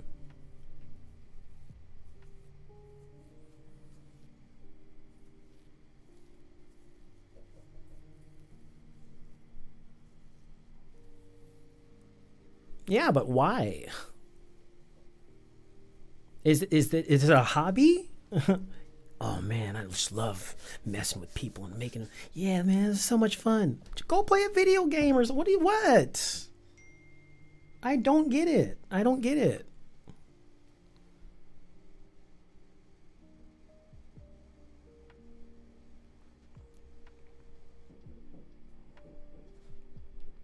Mm-hmm.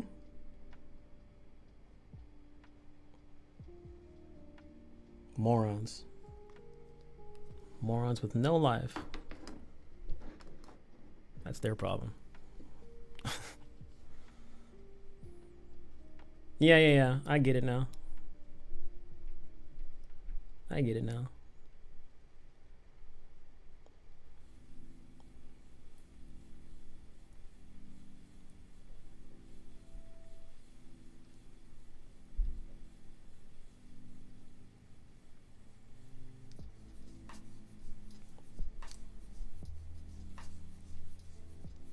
Yep.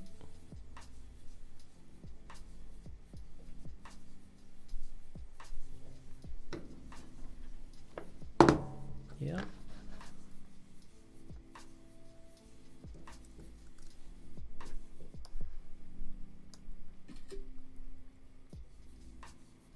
Let's take some screenshots.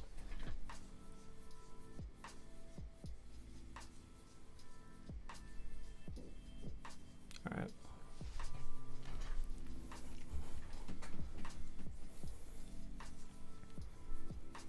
No, it's not, it's fine.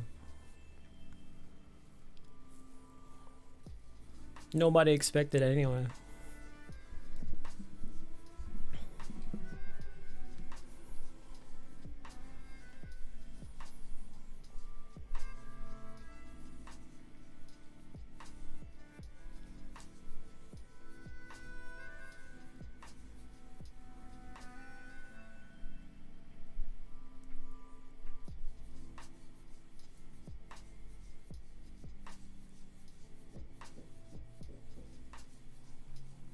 She lives in another country.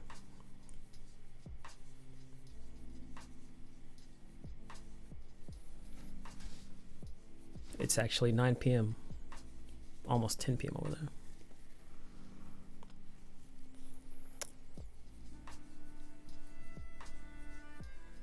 You know what's funny?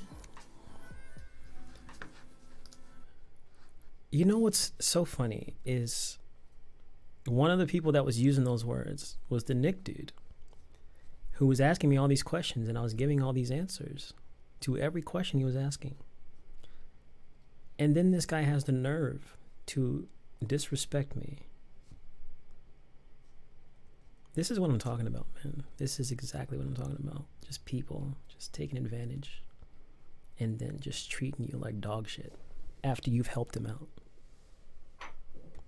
I've done nothing to you. I was very friendly. I was giving you honest answers. And then you embarrass me. Why? What is the reason? I was nothing but nice, bro. Nice and honest. What is the reason? But I'll make sure your channel gets banned. Every last one. I screenshotted you guys, okay? So I'm gonna work hard at getting you guys wiped off the face of the earth from YouTube.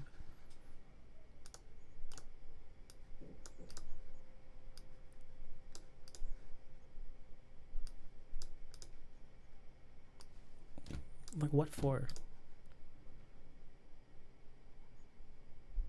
What for?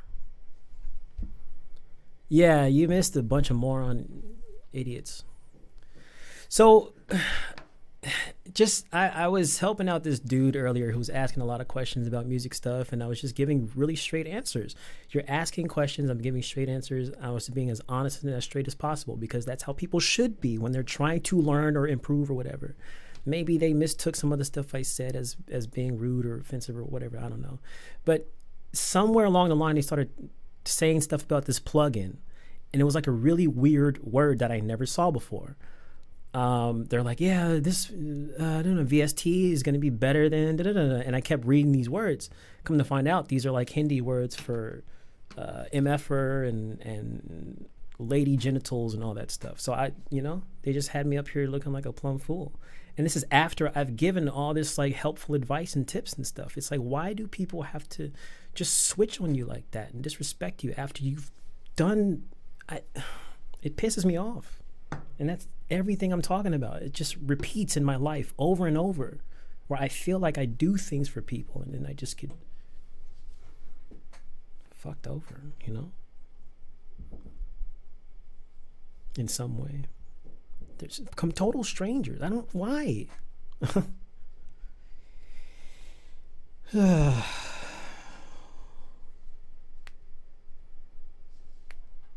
And I just don't get like how it's enjoyable or what's the reason for it. And they're probably over there giggling and laughing and wearing diapers. They sure don't act like adults. They don't act like teenagers.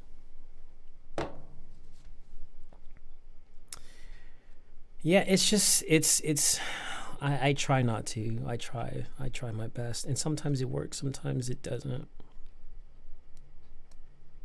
Sometimes it's easier to not let it affect me, and other times it's like it does nothing but affect me. It's hard, And yeah, it's like I know, I get it. It's just trolls. And it's not so much what they say. It's just the fact that people do that infuriates the flying F word out of me. So manipulative, so like dismissive. And they did these things. This is the worst part about it. They did these things in the midst of me talking about like me being drugged and like mental breakdowns I've had over my life and all this other stuff that I've gone through. And here they are having me saying this stupid stuff when I'm giving serious conversation. That was the most disrespectful part about it. That's what makes my blood boil.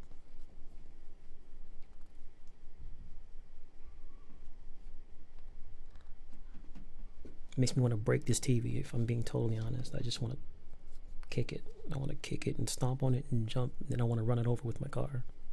But I can't do that. I can't. Let's be realistic here. I can't.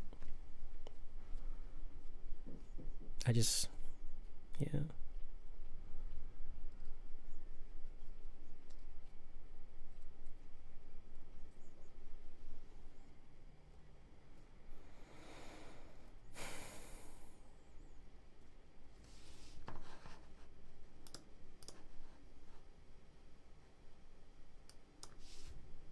Wow, that's relaxing.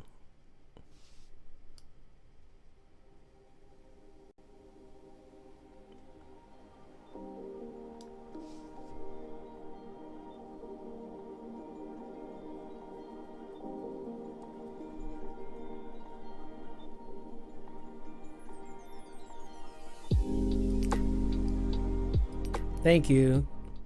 I really like, and I really mean this when I say it, but I really appreciate you guys kind of like understanding my frustrations. I know there's times I feel like I have to put on this, everything's fine, I'm good now, guys, we're okay, let's go, like the typical I'm just over being fake, man. I'm over it. If I'm pissed off, I want to be pissed off. I've suppressed so much for so long, I can't do it anymore, man.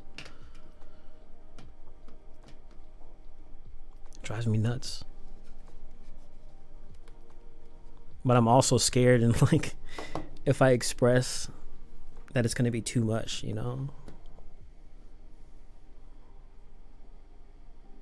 for people to like understand.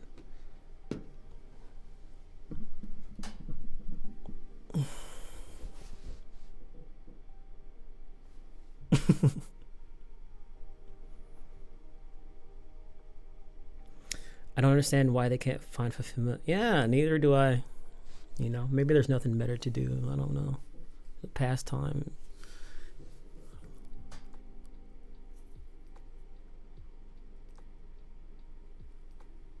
Maybe, probably. It's still stupid.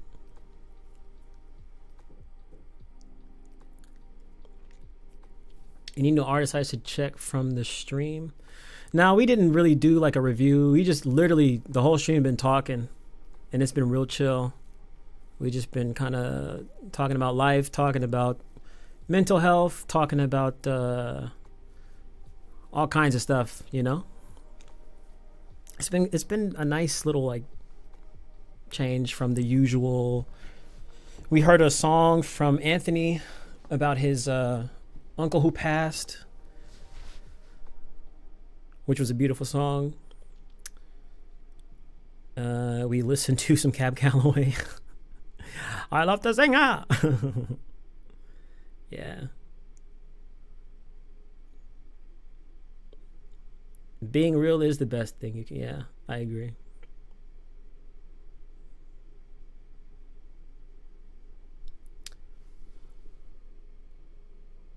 OG Crown, cleaning out the studio, getting rid of old gear. I turn my closet back into a booth. Going full on me. That's what's up. I'm getting closer to my studio upgrades. I think by the new year I'll have like my official new gear, and I can do my like once a year studio whatever. I didn't do one this year because it's just the same stuff. But I got a few toys I've been testing. I gotta send them back, but I'm just trying to see what I want to go with. But it's exciting. I have a lot of stuff I've been recording, but man, I need to sit down and figure it all out. But this thing, it's beautiful. It's so beautiful. It's so functional. I don't even need to use the majority of these things, but it just looks very nice. The USB hub and everything. And then like, I just need something I can grow with, and I feel like I can grow with this. I don't want to give out all my stuff because I gotta save it for the video. Yeah.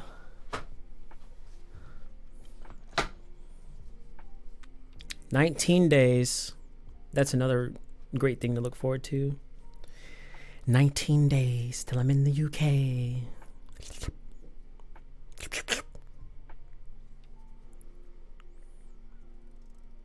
That's going to be a great Christmas and New Year's. I was just telling Kelly a couple days ago how I don't, as an adult, and even like a kid, I never spent any Christmas or New Year's with a romantic interest. This will be the first time. So it's like, I think only maybe like since COVID was my first time I spent New Year's outside of a church. And I mean, even then it was kind of like, oh, this is dumb because we're just sitting at home, like locked up, couldn't do anything. But so I barely have experiencing. That was so stupid. I barely have experiencing New Year's. What a way to say it. I barely have any. I've only spent that, or these last 2 years like doing. But even last year, I think I was in church. So I haven't had a proper time with people in the regular sense. So this is gonna be fun and new for me. I get to do the Happy New Year for once in my life. Once. That's crazy, man. I'm 32 and I've never had that experience. That's what happens when you're a church boy. You gotta play the organ every New Year's Eve.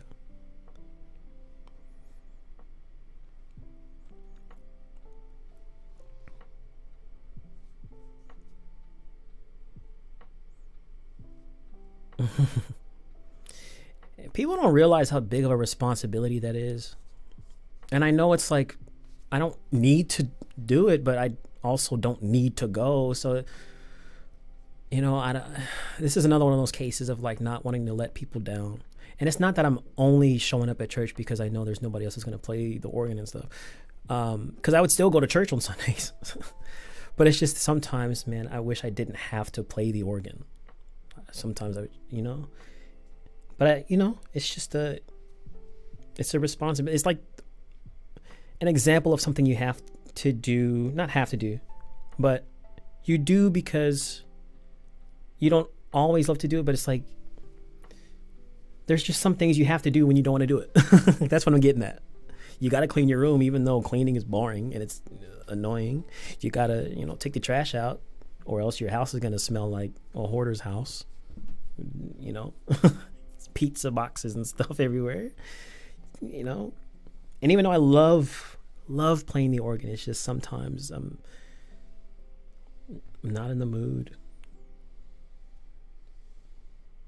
Or I have like a very like short a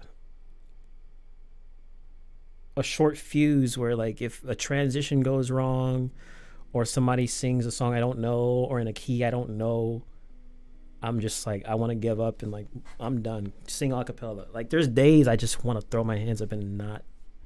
And then there's other days it's like, I'm just. I always play on key and all that stuff, but sometimes that the musician brain is running slow. So it's like, bro, can you just give me some time to find the key, something. Maybe, that's another sign. Why don't you just don't do it? Well, I just told you why. Because I don't have a reason to not do it other than like wanting to take a break, and I can do that.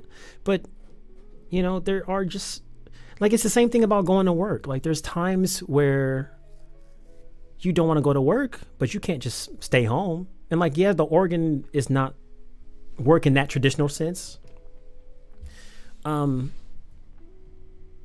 I'd get a stipend, It's not like I'm getting paid like $1 bajillion. It's like, what does it work out to?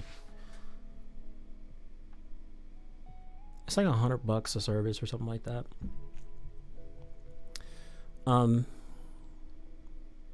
I don't just do it for getting paid, because I was playing the organ long before I ever got paid for it. Long before. I was 7 years old, and I was a church organist, 7 to now. And so I just see it as one of those things. It's a responsibility, and responsibilities are things that you have to do even though you don't want to do it sometimes. Same thing, I don't always want to pay my bills or budget, but I know I have to do it, Again, it's not a thing that I have to do in that same sense. I could easily tell the pastor or something like, I don't want to, can I take a break this time? But I just feel like for me, unless I'm not supposed to feel this way, I feel like for me, there has to be at least like a couple things you do that you just stay committed to, because, and being an organist, until I move or like there's a reason why I can't be there, I feel like being an organist is a responsibility that I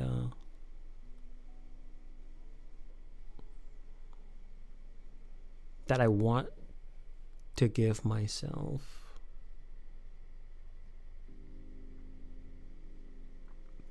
So I can stay on top of it, stay on top of my skills, stay on top of my awareness, my musical awareness, my spiritual awareness, because there's a lot of that when you're playing as well. You have to be really aware and in tune when you're following a flow of a service. And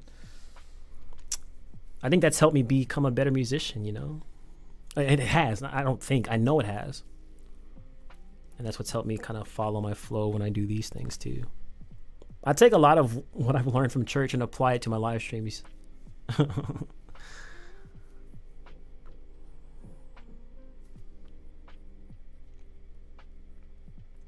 And I'm not afraid to tell them no. It's usually when I tell them, like, I'm going on a trip or something where I won't be here, it's like I have no problem saying, oh, I won't be here for these Sundays and I'm doing something else. Like last Sunday, for instance, I didn't show up, and I told them I'm not going to be able to make it this Sunday because I have a gig where I'm shooting a music video,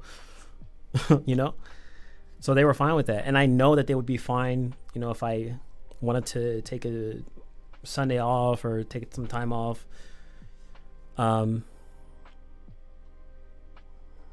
it still, I don't know why. I just feel like this is one of those things I don't want to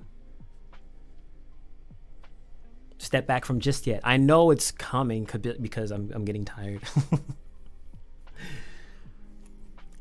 Yeah.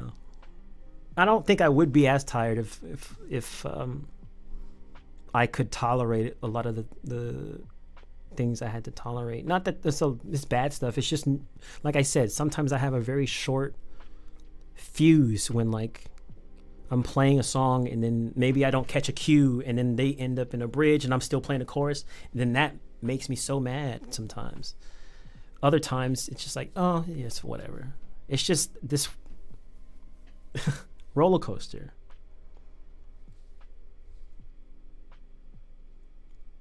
If I didn't feel like that, I probably would love to play the organ every single Sunday.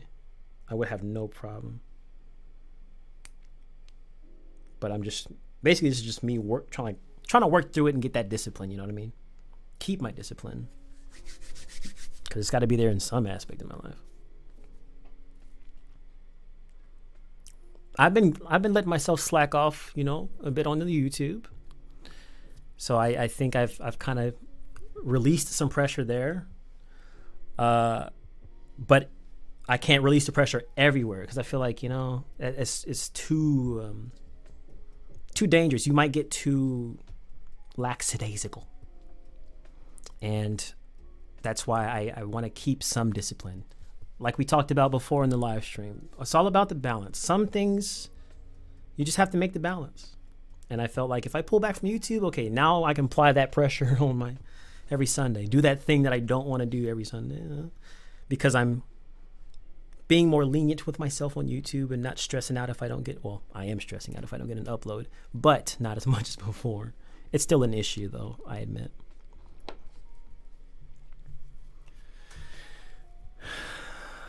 You could say you need a mental health day off, but then I'd fear them being like, all the more reason to attend. My church, there are churches here that would say that. They'd be like, oh, let's just pray for you. Make it go away. Like, there's some church, but I think our church is more understanding. Even our pastor has a degree or a license or something where she counsels in like ADHD. She has a specialty for that. So even she knows that there's disorders and things out there that affect someone's performance. I think because her I don't want to tell our business. That's not for me to tell. I mean, it's out there, but I still don't want to tell. But she has experience in dealing with these people. So I think if I told them like I was having kind of like a mental whatever, they would understand and be like, oh, okay, they'd probably still pray for me, but they would understand like we can also, give you a day off. It's the same thing with like COVID. I appreciate how our church wasn't like, we'll just pray and you don't need to wear a mask. No. As soon as COVID happened, like everybody was like, no, 6 feet apart, you wear a mask, you don't even show up. Like, if you feeling the cough, don't even come. And then when the vaccines came out, you better get vaccinated, because we have a lot of older people at our church. And it just, so our church is very, or we've become, with the times, and we get it. Yeah. So if I ever felt like super, super down and wanted to take the mental day off, I'll do it. But I don't think it's gotten to that point. It's just I've been very, very irritable. It's just very irritable for me.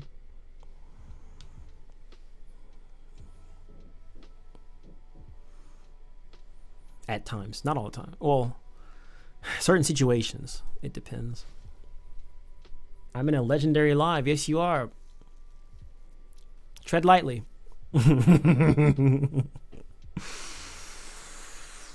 Gotta let them know right off the top. Tread lightly.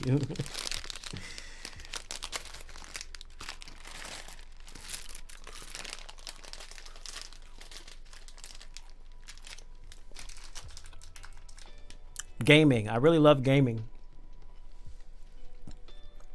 Especially a lot of Apex Legends. That's my favorite game right now. However, I recently got into Fortnite, and I recently got back into Warzone, which I deleted Warzone because I'm like, man, this game sucks. I couldn't get any kills. But now I'm really good at gaming because of Apex. Then I downloaded Fortnite because I saw somebody playing with Vegeta, and the graphics look really good finally. And they don't have this they have no build mode, which that's the whole reason I hated the game. I don't feel like building architecture while I'm trying to shoot people. I just want to shoot people. So I started playing Fortnite. Now they have no build. So now I'm like switching between 3 games instead of just playing 1. So gaming is a big hobby. Video, even though it's my job, it's also a hobby of mine.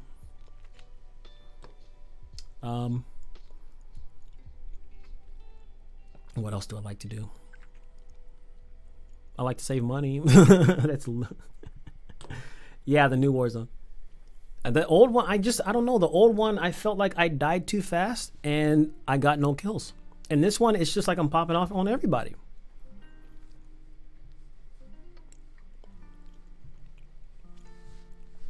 Yeah, that's all I care about is vibing, having a good time. Like, people be taking these games way too seriously. Like, they be getting mad like they got $3 million on the line. Like, bro, you're playing this for fun, dude, in your basement. Chill. But I'm down. I'm definitely down. I need to bring my Xbox home because I don't play it enough at the studio at the time. Or maybe that's the reason why I should leave it here. Or, no, I should take it home so I can play that more at home. Bring my Switch to the studio because it's mobile. So if I want a game, I just... That's what I bought it for anyway. Mobility, yeah. I think I should do that.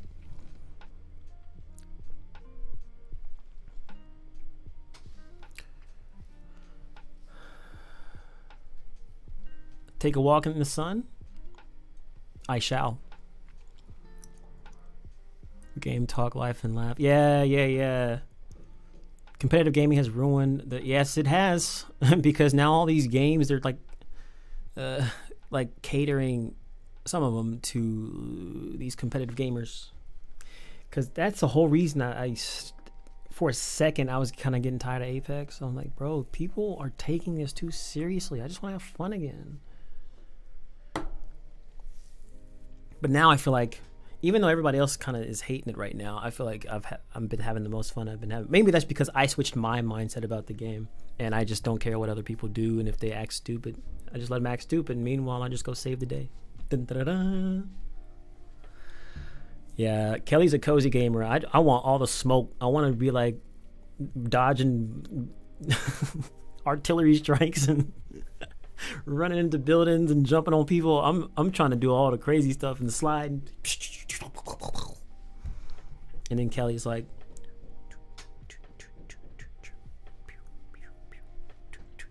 Meanwhile,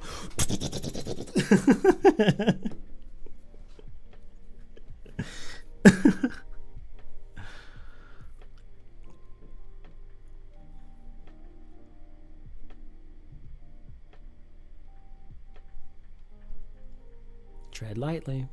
I'm suspicious. I'm very suspicious. Tread lightly.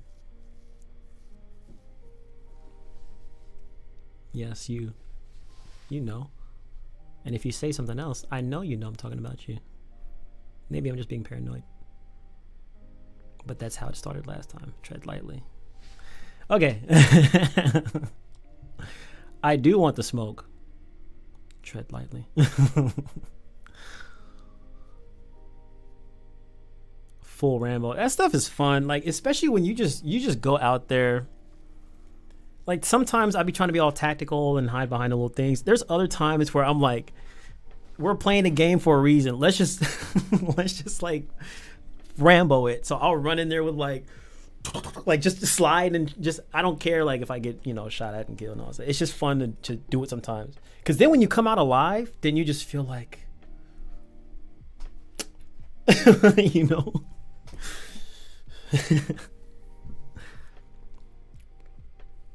Exactly. Oh, that's you. Okay, well, there's another name change I need to write down. Oh, that is another hobby I love to do. I love doing that hobby very much. It's my favorite pastime. I forgot what I was going to do now. What did I get my phone for? Oh, I was going to write down your name change. Because I'll be forgetting. Is Maine. I'm so bad with names. Yeah, Maine is actually Fast Charm. I remember the name Fast Charm. But I thought Maine was a new person. And then Chica changed her name twice, I think. So now I had to write down her name, her YouTube name change. You know what I mean? The YouTube name change, not like an actual name change.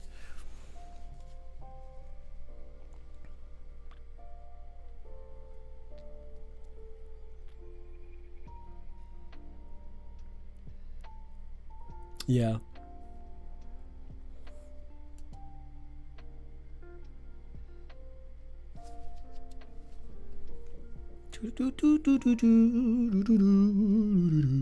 So what do you guys think? Do you guys think I can survive Vlogmas? I'm going to use some cheat codes, or I already have.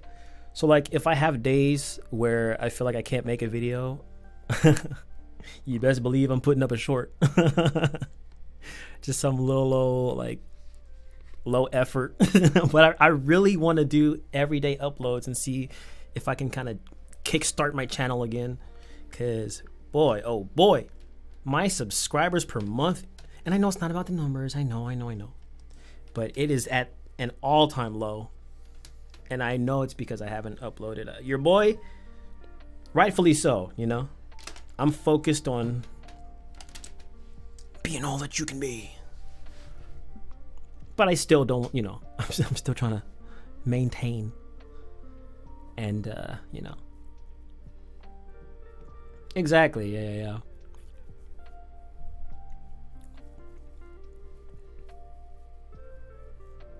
I'm not making music today, Bryce. I'm just talking.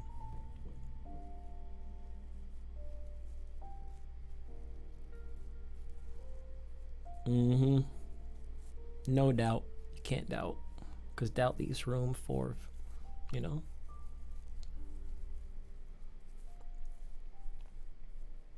Any new tunes? No. I feel like I haven't even actively listened to music.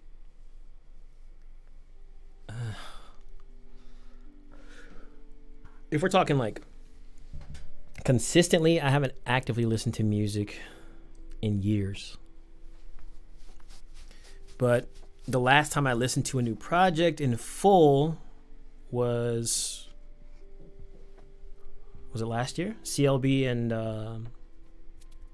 Donda. I listened to both of those. I still have not listened to Kendrick's full thing, Drake's full thing, either of them, because I know he's done Honestly Nevermind and the what's the other one? Her Loss. You know, that's a trilogy with CLB. Apparently, he said it.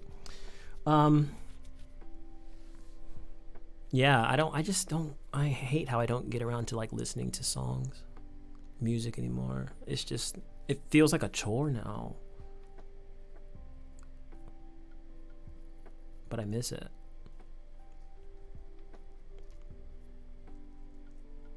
Oh, yeah. Andre never, he never disappoints.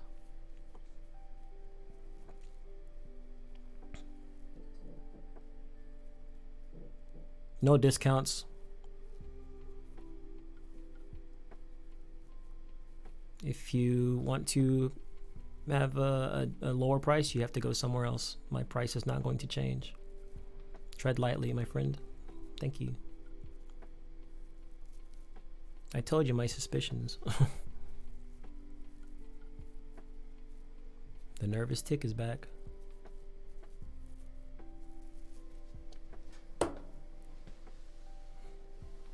This is how it starts all the time. Some random... Okay. Stop.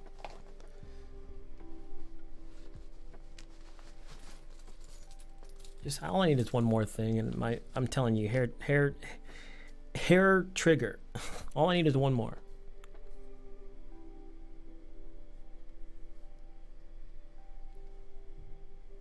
Exactly. I would love to like walk into an Apple store and be like, hey, give me a discount on this computer, please. Sure, we'll give you half off. That'd be great, man. I would love that, but unfortunately, it doesn't work that way.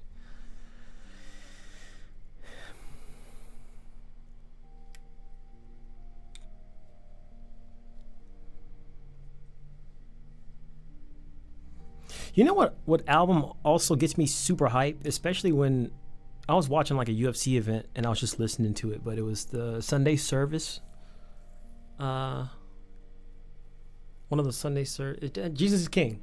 And I was playing that album while Rose Namajunas, who was she fighting?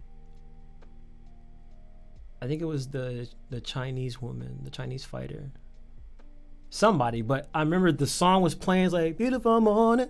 And then right when she like knocked her out, it was like right on beat. It was like, I was like, oh. I was sending her positive vibes, I swear.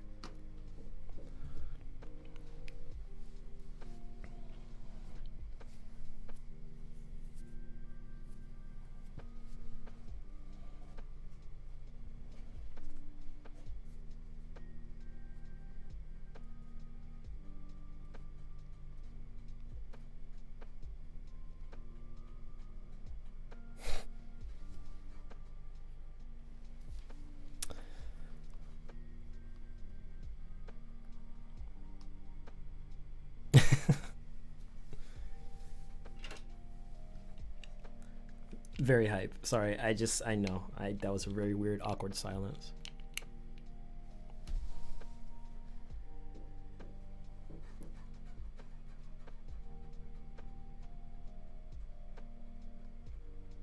Are you talking about Metro Boomin, by the way? Maine? Fast?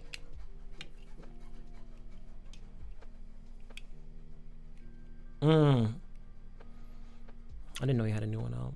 I don't think I've ever like actually listened to his stuff either.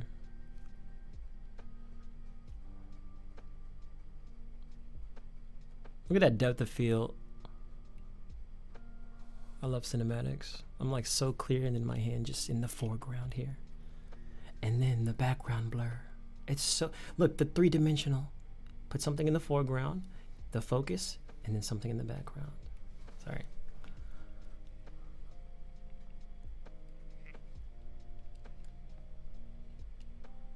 It's been going way better with my music since the last time you gave me advice on a live. That's what's up.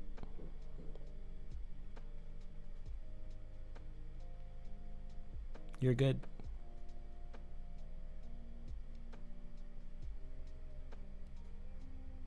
What was the advice I gave you? Do you remember?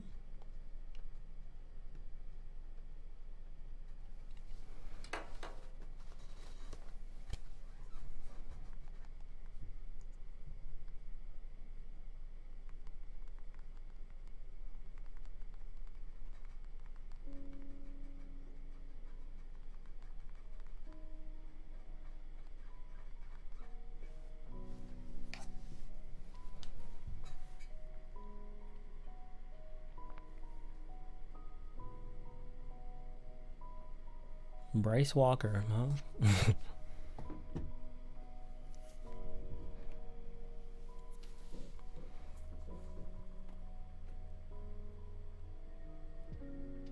We'll feel it out. We'll see.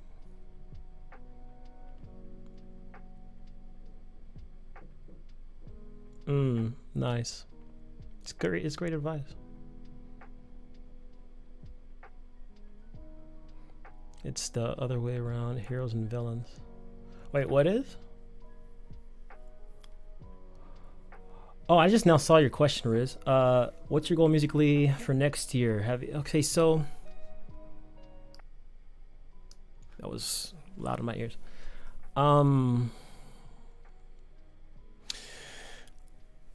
Next year, my goal, I think, is kind of focused on just what it is now, is like learning more. There's like no focus on what I want to learn. It's just I want to learn additional things because I haven't learned in a long time. At least not like sat down and studied something, and it's usually just come like, oh, I have to learn this thing in order to post this video. I want to actually sit down and put time in to learn new stuff with music, new hardware, new plugins, new mixing techniques.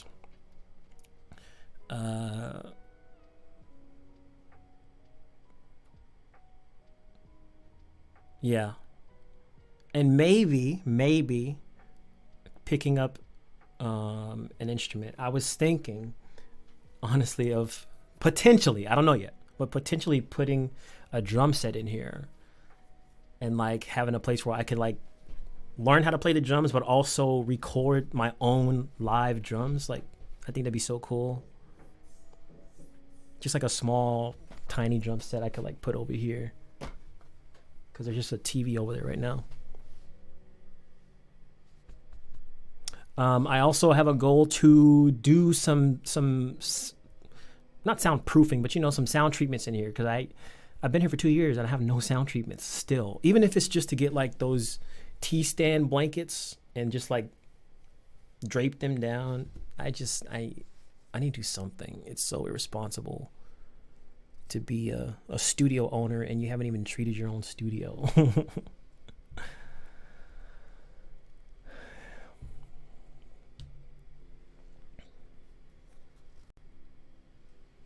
Yeah, it's time to upgrade what I know and time to upgrade what I have. And as somebody who I don't think people should have like the best, all the time and all that stuff to make the best music. However, I've mastered my tools and I need to take that next step. Otherwise, I'm just swimming in that little tiny pond and I can't grow. I have to challenge myself. So that means new interface. That means new microphone. That means I want to get actual like a physical compressor to rack in here. A preamp. Well, actually, I have a preamp, but I kind of want a different one. Some other kind of hardware like EQ or something. Like, I still need to see how much this stuff costs. I know there's like cheap versions of certain things, but I want to just expand my knowledge. And yeah, that's my goal, is just expand my knowledge to grow and learn more.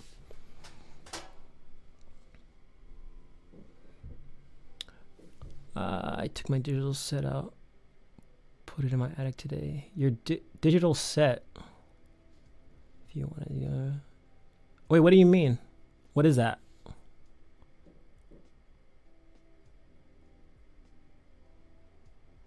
Oh, drum set. Oh, okay. I was like still thinking in the headspace of like rack stuff. I'm like, what's that? A digital set? But I know what you mean. So like one of those digital drum sets. Yo, that would be kind of fire. Send me a message on Instagram, and or we can like chop it up there.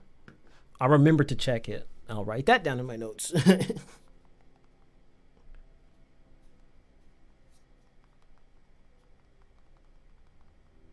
I'll actually put this stuff in motion.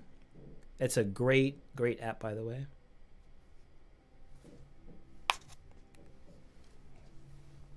Not Notion, but Motion with an M. Yeah, a drum kit, like one of those ones with the old plastic, you know?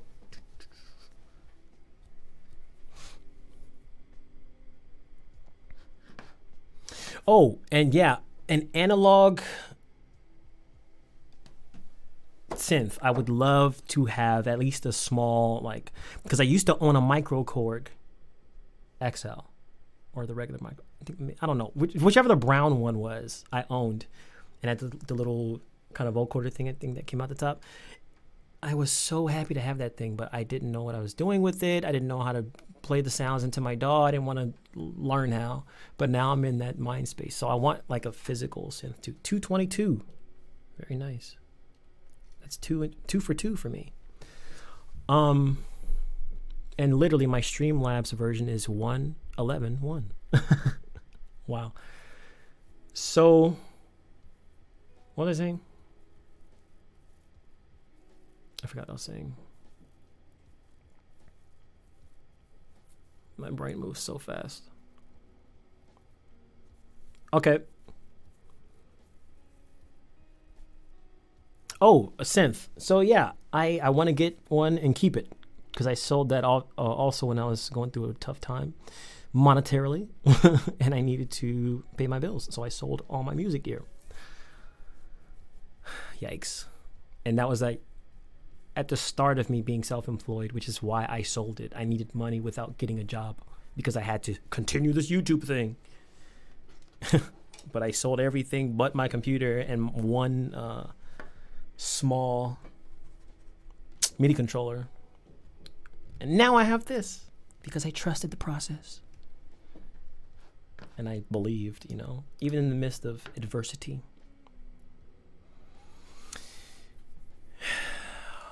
Yeah.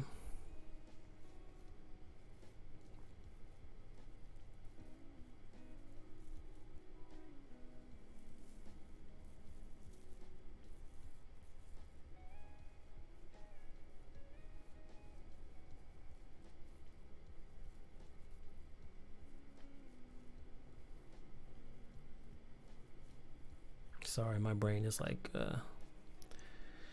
these are reasons why, man. I'm still thinking about certain interactions.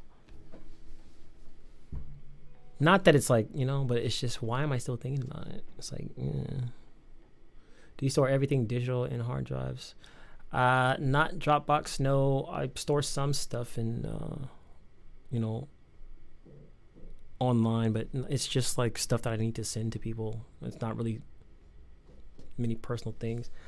All my stuff is on physical hard drives because I don't want to pay to access my stuff. It's dumb.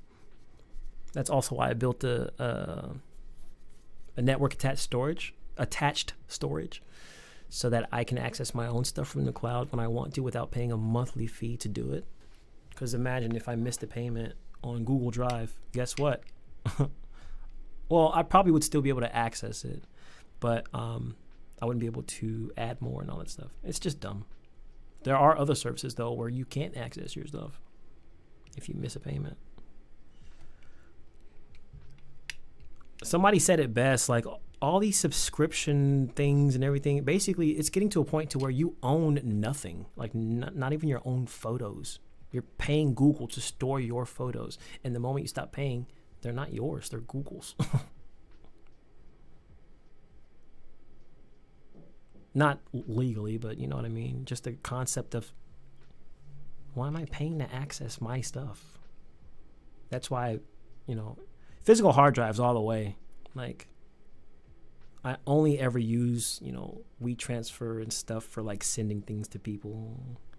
Otherwise, you got to keep that stuff. That's why I have like 15, literally 15 hard drives.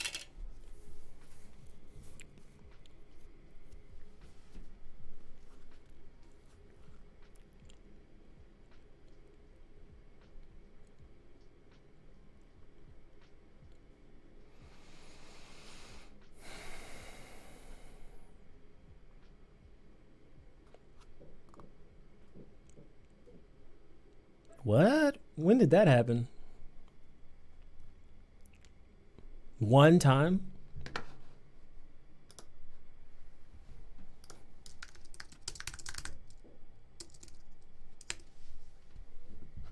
Plans and pricing.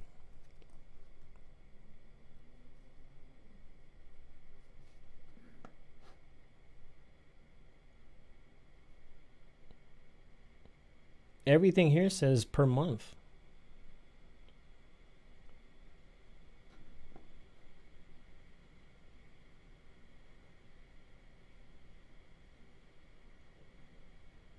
Oh wait, or purchase now. Let's see.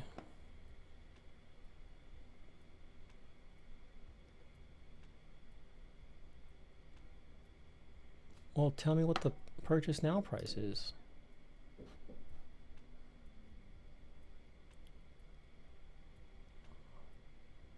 It's still a yearly payment though.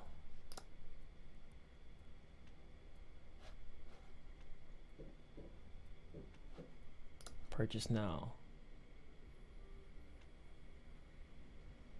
Yeah, this is just a yearly subscription.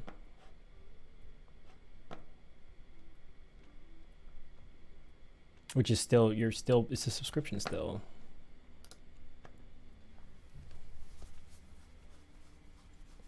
I'm not Rod Wave, so no. I'm good on all the type beat stuff. I did that for way too long. Legend type. There you go.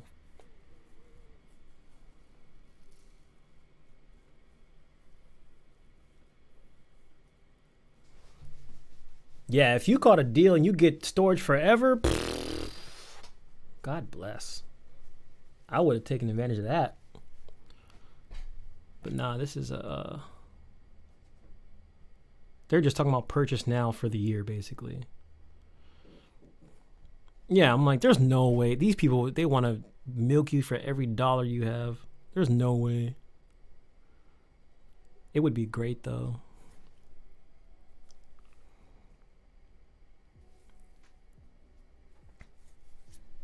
Is that the light? I thought I had a booger on my nose. I was like, I saw this green light right here, and I'm like, oh no, booger, booger. Wow. Stupid.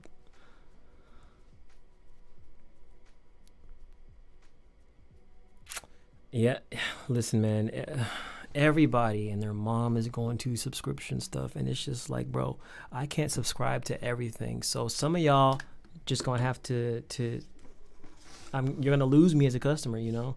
And like, maybe there's much more people who pay monthly for the stuff, and they just, you know, but I just feel like everybody can't do that, and there's gonna get to a point to where, since everything's a subscription, we're paying thousands of dollars a month just to make music. Like, I'm already paying a monthly fee to live, you know, monthly fees for everything else in life. Why do I have to do that to, you know? It's just like, give me the option to buy it outright. In addition to, because sometimes I want to pay a subscription because $10 a month, of course, you know, depending on how many things are $10 a month. Like, I'm not gonna, it's just so annoying. But like Arcade Lander, for instance, easy, because I get a lot of value out of that. But it's there comes a time where everything can't be, or else it's just like you're cycling through which ones you use in which month, which is really dumb. Just give us an option to buy stuff, man. Especially when it's a plug-in or... Yeah, it's just, yeah.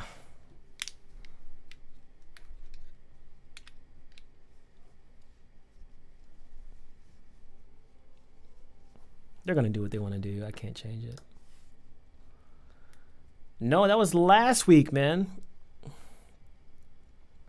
I'm going to get off soon, though, dude. I've been streaming since 10. And boy, did you you missed quite a show.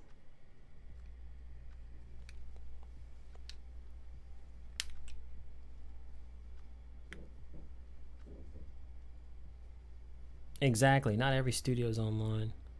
Torrey Pines is my new favorite song. I actually saw your comment. I think it was a comment. Look at that, 20 months, man. Thank you, by the way, for that. Thank you. Everybody who is in the membership. I know I haven't updated that stuff, and I'm bad with being on top of these things, but I do appreciate the people who become members and people who support in the ways that they can. I really do. Thank you, man.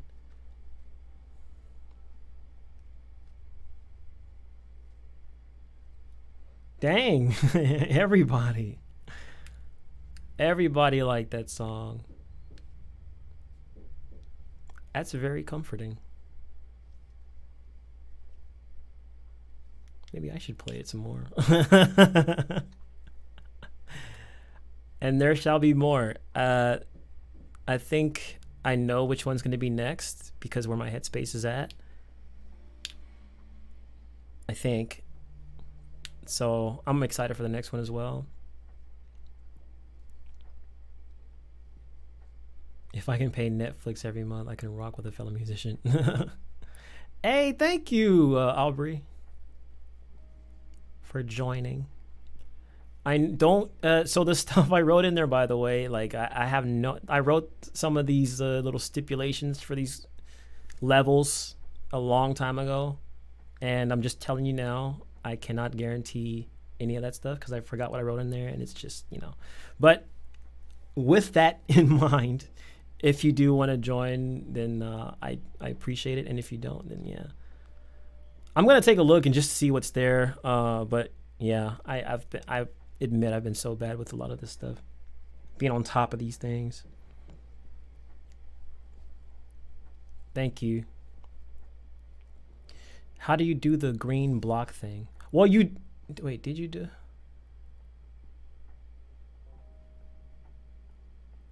I don't know. How did you do that? I know how Aubrey did it because she just joined. But John, when he said that, I'm not sure how his... I don't know. You gotta ask him.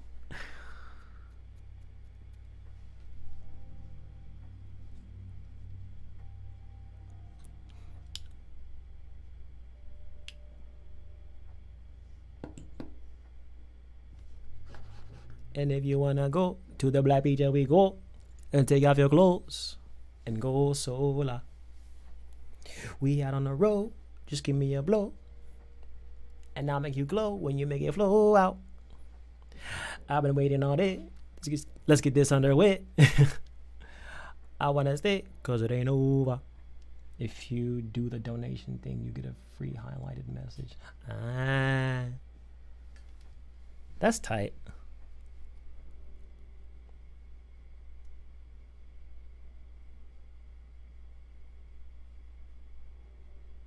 $24 a month. Space, as much space as needed.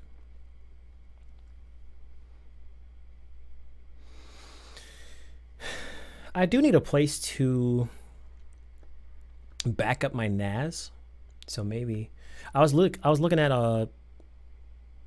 Backblaze. Backblaze is one place I could use, but maybe Dropbox is another option. because they talking about $24 a month. Backblaze was like $5 per terabyte. But the thing is, I don't know if they allow me to back up here in Dropbox. I don't know if they have that feature with my NAS.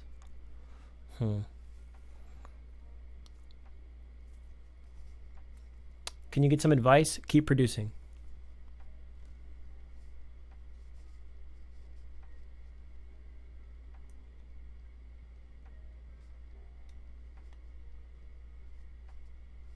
Other than that, like, I would need to know specifics to give you specific advice.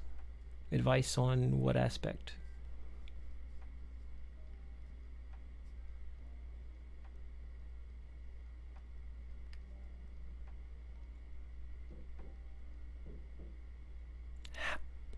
How do I want? I don't know what that means. I don't know how you want artists to work with you. How do you want artists to work with you? I'm pretty sure you meant something else by that, but I don't have the brain power to figure out what you're trying to say at the moment. You're gonna have to.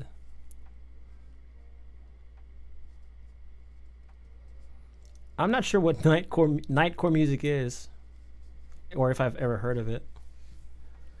I'm good with harmonies. I need work on coming up with background vocal accents. Like, are you talking about like ad-libs, or are you talking about like little frill, like, I don't know what to call it. I know what's in my head, but what do you use to back up now? Well, technically, my NAS is my backup, but they say you should back up your NAS.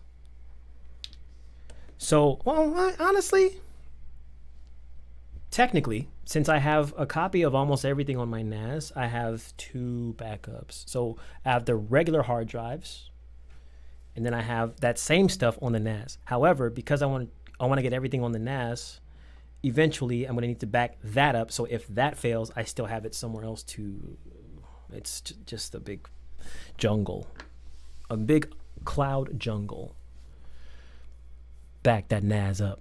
Girl, you look good, but you back that NAS up.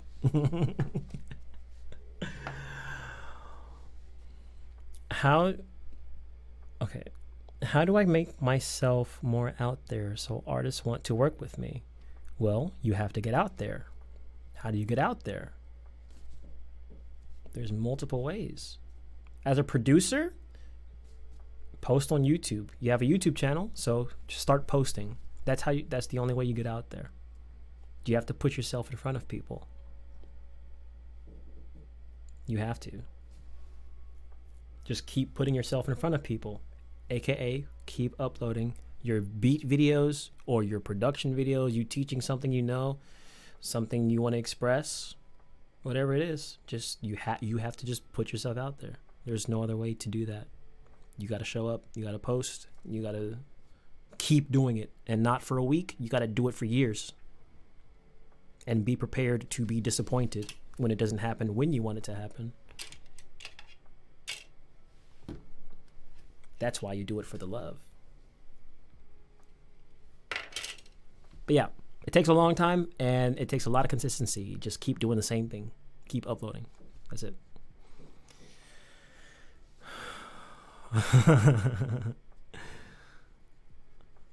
You know, I back that NAS up. Discords and live streams are good ways to find people to just participate in communities. That's another thing. See, and since I'm like kind of still stuck in the old ways, I'm not familiar with Discord. Like, I know I have one, and I don't ever. Oh, I need to get with the times. I know. But one thing at a time. But yeah, that's the thing I didn't even realize. Discord is another community. You can meet people and, get yourself out there. Did I go to college for music theory? No, I never went to college at all. When I was going to go to college, it was going to be for fashion design. It was at a fashion institute, but I got accepted, and I found out it cost $25,000, and I only got financial aid for like 12 grand. and the rest I would have had to get a loan. But I am terrified of big loans, and at that time I was even more terrified of big loans. So I never took that plunge, and I'm grateful I don't have student debt, you know. And my path was just different. But yeah, I never went to college. We need a Legend Discord or a Legends OnlyFans.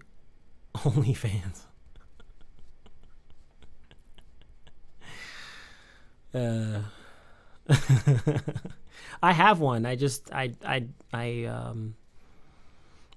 haven't been on it in years. Not even years. Just sorry. I haven't been on it in probably like a year because I still need to understand how the thing works. It's. I look at it and I get it, but I don't get it. Like, okay, I'm here, guys. Now what? That's how I feel whenever I open Discord.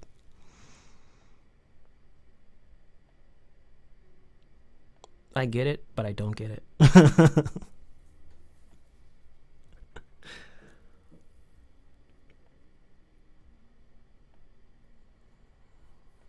In the US, Germany, you get paid a couple €100 a month for going to... What? You gotta be kidding me. This place is so backwards, man. Yeah. And it ain't cheap here.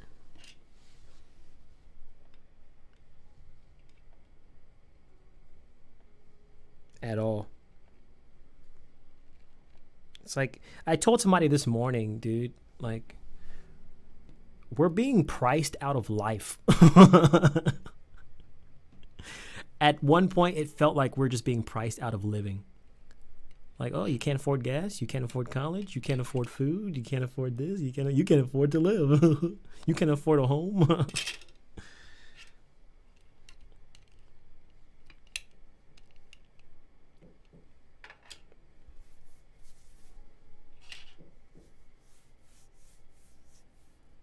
I don't understand how these companies think this stuff is sustainable. Like, they're just going to keep imaginary inflation going until people just don't want to buy anything anymore, and then they're not going to make money, then everything's going to come crashing. Like, what do you guys think is going to happen?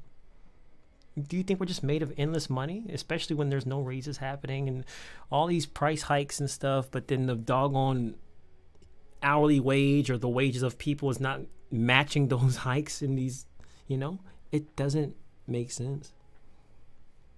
And I don't know the numbers, but I did see somewhere that like Black Friday turnout was low. Like, what do you expect? Nobody has money because you jacked up the prices of everything. And then look, the prices are low. No, these are the regular prices you always had. This ain't no Black Friday deal. I'm not stupid. Something else where some price went up. It might have been like homes and stuff. I know there was or like with the home situation here where they were building all these homes and all this stuff, and then it got to a point where nobody was buying them. Well, guess what? That's because your 1-bedroom house costs $1 million. Who can afford that, bro?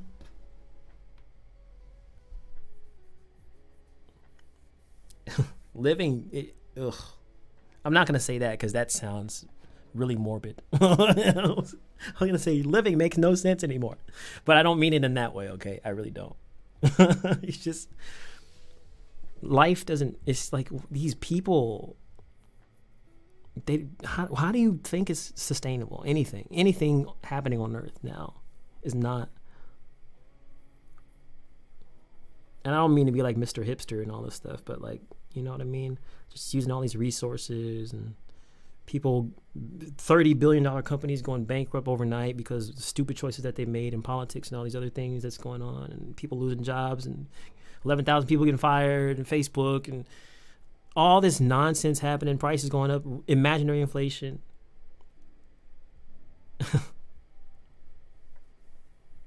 It's all made up. It's a lie. And people making record profits. But I thought things were hard. Yeah, hard for actual human beings, not these stupid corporate moronic clowns.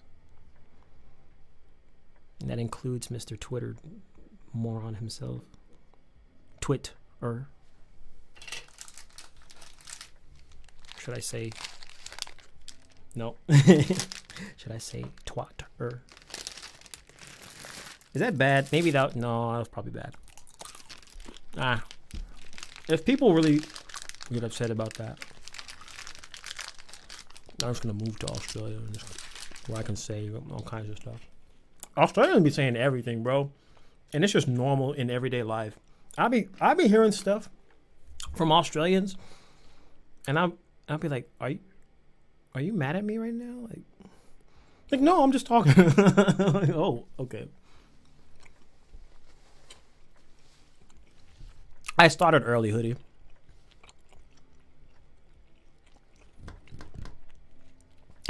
Feed the dad bod. Yes, sir.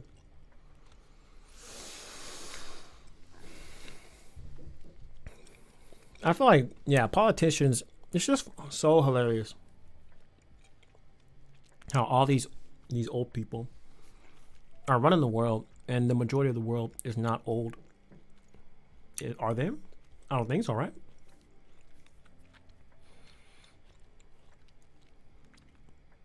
Like, love you too, man. May not come when you want him, but I'll be there right on time.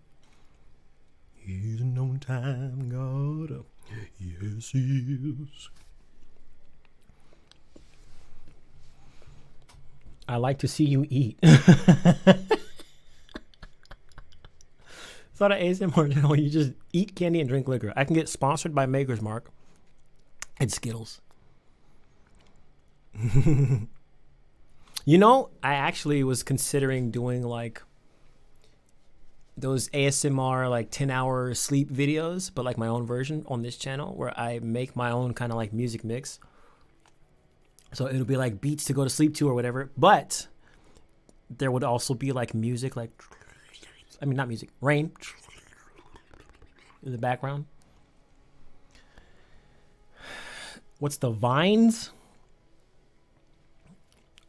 What does that mean? Or vibes? Vibes?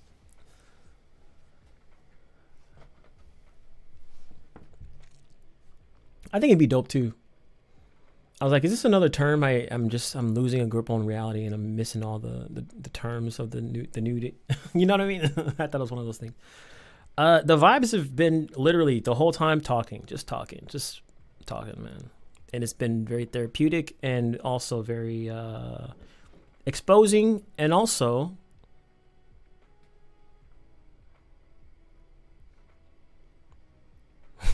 just, yeah, there was yeah. Rhymes died a long time ago. Vines. Chatting and chilling, exactly. Chatting, chilling, and putting my foot on people's necks when they step out of line.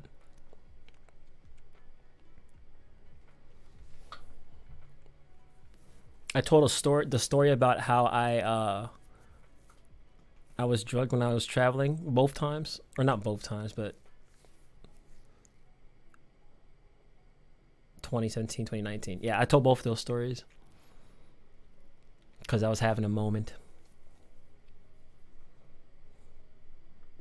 This chat is how my game chats with my friends. We're just vibing minus the haters. Yeah.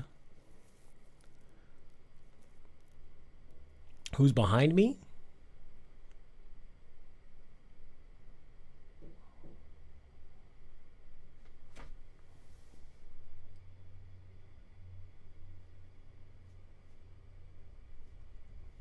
Who is that? You're probably not even talking about them, but who do you think that is? Let's start from here. Who do we have, folks?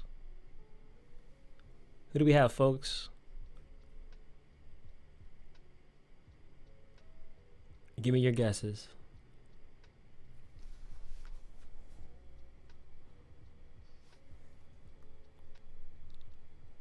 Nah. He said Martin Luther King or something? No. Does he look black?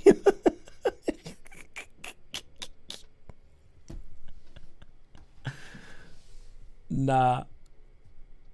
Okay, so Sinatra, actually. Frank Sinatra.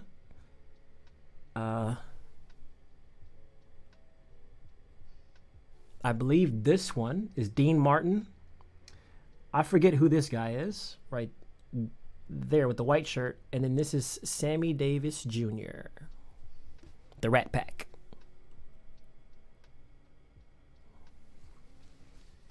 I know, that was the challenge.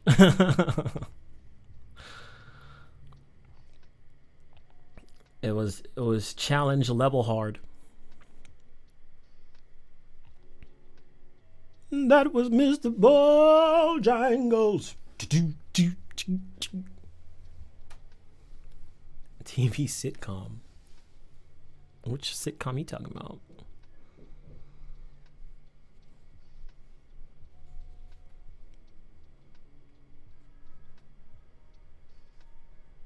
Has a 2-meter Jesus on his wall.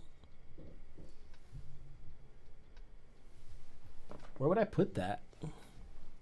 I mean, I got a whole bunch of space back here, actually. You know what I should do? If I do that, I should put it. Oh! Oops. Never mind. Oops. I feel like my setup is being held together with tape and wires. I'm just trying to turn. I think it's because this HDMI thing is not the best HDMI. I kind of just do it together. I found it on the couch. It's one of my bad ones. I do actually. I'm working on getting the art piece. Well, I'm not working on, but I asked a French friend of mine who does art if they would like to, not would like to, but you know, I asked them what they charge because I was gonna ask for her to make something and I'll like put it up. You know, I think that'd be super dope because it's not just the art piece; it's one that would be special made, which is already pretty dope, like instead of me just buying it in a store, and also the fact it's from a friend.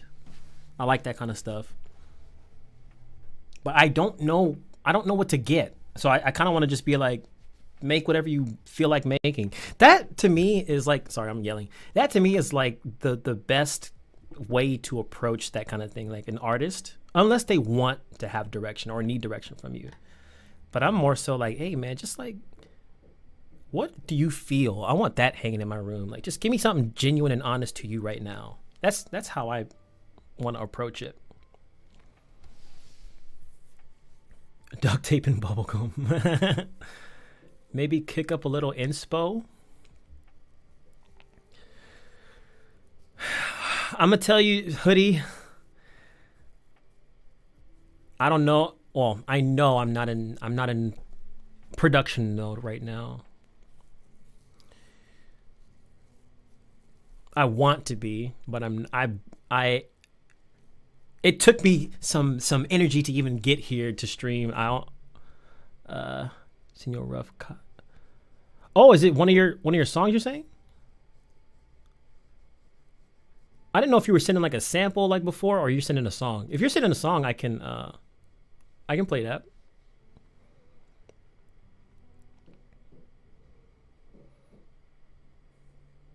Rough copy snippet to play. Oh, I think I misread that. Sorry. Okay. Send it to Legendary Submissions because I already have that email open. LXGENDARY submissions at Gmail.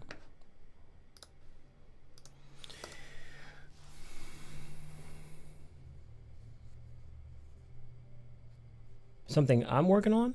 I don't have that on this computer. I mean, I have it in my my music here.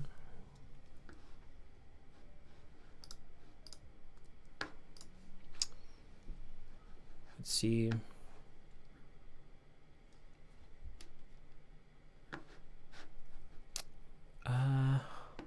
Well, I mean, pretty much everything you guys have heard, you know, because all the stuff that I work on is usually in my videos. That's what kind of annoys me is everything I feel like I never have time to make music because I'm always making videos.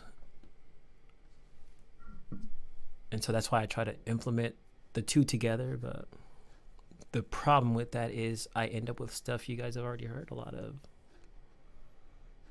If you watch the videos, that's the thing.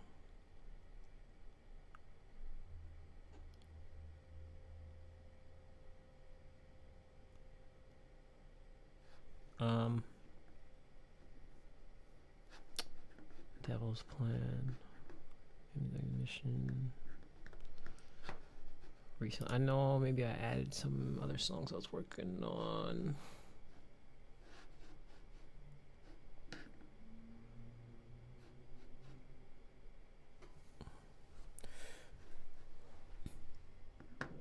So yeah, you guys have heard all this stuff. Soul Sexual, Fallen Autumn, which is not even autumn anymore. Good job on releasing that song. Pat on the back. That's a sarcastic pat. I'm probably still gonna put it out. Who cares? But yeah. I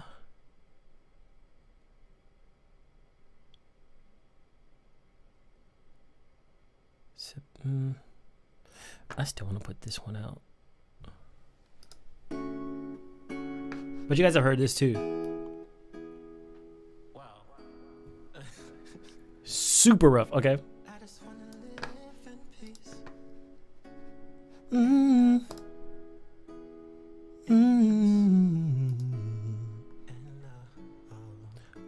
Which Told you a story about my life, how I came up from a graveyard, I was way down. How I had to pick myself. these are not even the lyrics. So I could rise, become I was gonna say I didn't get it yet. Step to my enemies and I take a bow. The show must go on, stadium crowds. Some of y'all look at me and they say wow, but I'm not conceited, I just believe now. And if you really wanna know just how I feel about these niggas leaving me, it's not a big deal. Cause I'm used to deception, I'm used to lies. I just take it all in so I can utilize this weakness as my #1 strength. All the way to the top, cause I'm on the brink of success and I won't forget the little people. God numb the pain like an anesthetic needle. Hey, in love, in peace. In love, I just wanna live in peace. In love, in peace. In love. I lost all my friends, but I stay strong. I'm unbroken like a Demi Lovato song. And when people come to ask me what's wrong, I tell them that I'm right where I belong. Hey, what's up, Dekuber? And you'll never take me alive like King Kong. I'm untouchable like the Incredibles. Disney credible, call me a Brahma bull, cause I'm not taking bull. So as I reach this ladder, I'll climb to the top like nothing else matters. Never Like, these are just scratch vocals, by the way. leather seats in the Tesla. I'm hot like the heater was blazing the 2-seat. Hell no.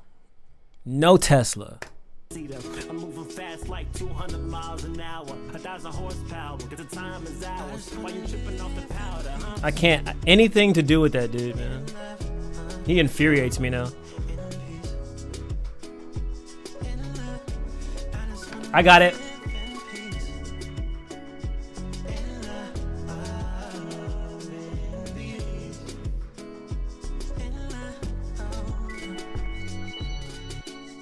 All right, that's enough of that. I just played the whole song. I'm unbroken like a Demi Lovato song.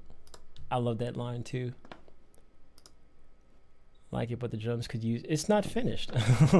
It's literally just a scratch idea. The whole song could use work because it's not. None of it's finished. Those verses aren't the real verses. They're just filler words from another song. The beat's not even done. I just put it. It's all placeholder. None of that stuff is like actual what I would put out.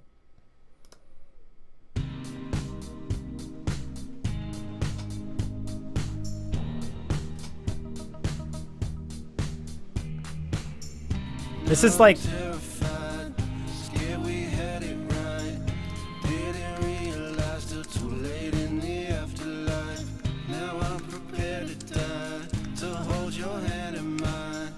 One floating through that air tonight. Why do you haunt me everywhere I go? I'm trying to move on in every way I know. I like that.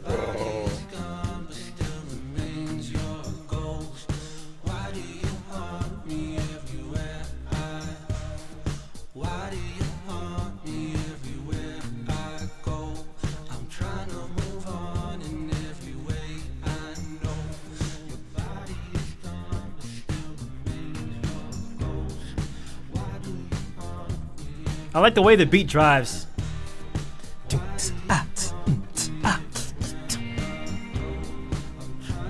Especially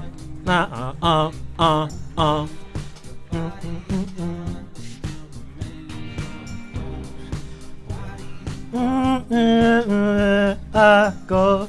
Hey.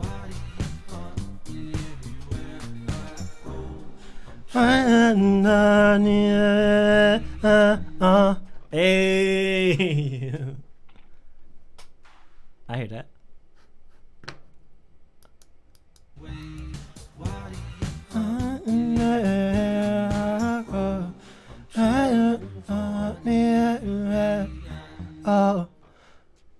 Yeah. Yeah, it's a good melody. It's a good melody. And I like the way it drives with the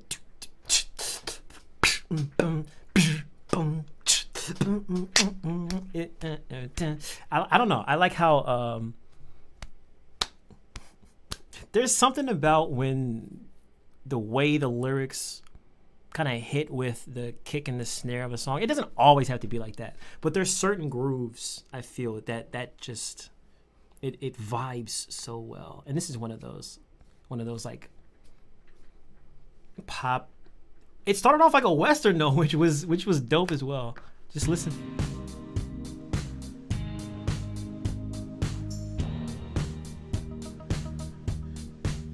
Like especially right there. Doom, doom, doom. That's so sick. I'm thinking, well, I think you get it. Okay, so this needs to happen. This definitely needs to happen, Hoodie. And I still need either your approval or your verses or something. But these two songs that we were working on, Games and Never Met a Man Quite Like Me. I want to put those out, but I don't want to do it, until I know, you're cool with me doing that. But I didn't want to put them out until if you wanted to more than just like a chorus on there. I've been waiting so impatiently, man. How can you send your song? Well, I'm not this. I'm just about. I'm leaving. My dog needs a walk. My dog needs a walk, and I've been streaming for 5 hours, which is, it's good. It's a good amount of time. So I'm not. I can't. I gotta stop at some point. All right. Let me think. Well, I can't say for sure I'm going to stream every week this month. But what I can say is I will do at least one more. If I feel it, I'm going to do every week. But I'm being, once again, more observant of myself and how I feel and not forcing. But when I do feel I need to step out and do something out of the comfort zone, I will. However, I'll try to be better with announcing on the community tab when I'm going to actually stream. And oh yeah, we know everybody in here we be snapping. He said please every week. I feel the same way. I tell myself please every week. But then there's some Saturdays where the mood is just so low. And just these next couple videos I'm going to post, you'll see why this happens. At least why we currently, what our current understanding is. And by our, I mean me and my therapist. So there's a reason why my moods fluctuate so much. in streaming is because sometimes it just, I can't. I physically can't. And then other times it's like, yeah. Today was one of those I can't days, but I forced myself to because I said I would. And I actually enjoyed this stream very much. And when I stream, I just think I need to not have the pressure of like, has to be something happening. Because that is just, I don't know. I stress out too much, you know. I'll kiss your eyes if you do that. That's what we say in Germany, actually. What? That's random. But yeah, if I feel it, I'm gonna do it. Trust and believe. What would be cool though, because you guys know I'm gonna be in the UK this month, so maybe we'll do one for sure when I'm out there with the old ball and chain.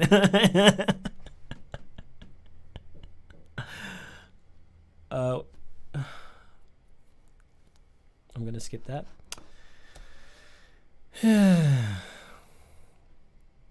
I'll kiss your eyes, brother.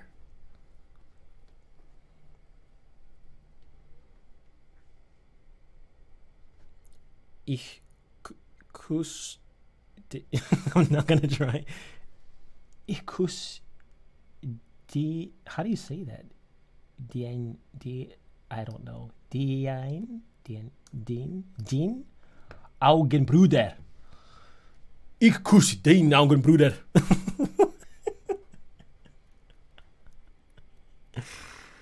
Hey man, you've been living life.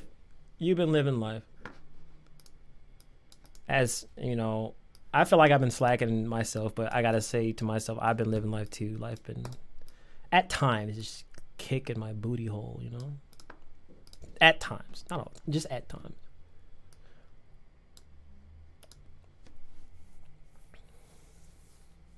But it's, you know, it's a part of living, so I don't fault you for that at all. Because I know for me, it's been hoo-wee.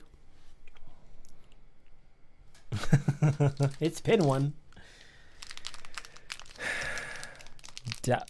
Pronounced like die, just with an E at the end. So it'd be Ich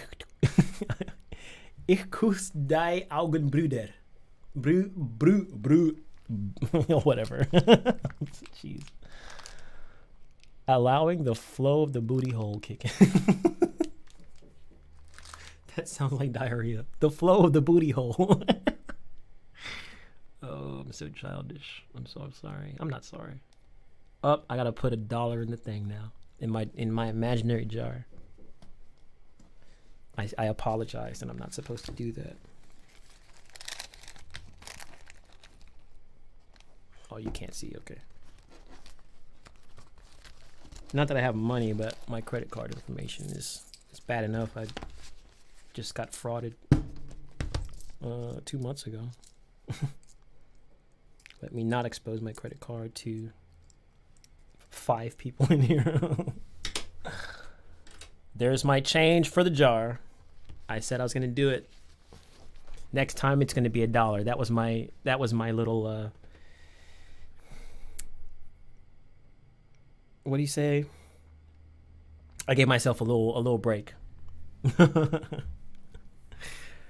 That was me giving myself a break. But next time, a full-on $1. Don't apologize for being yourself ever.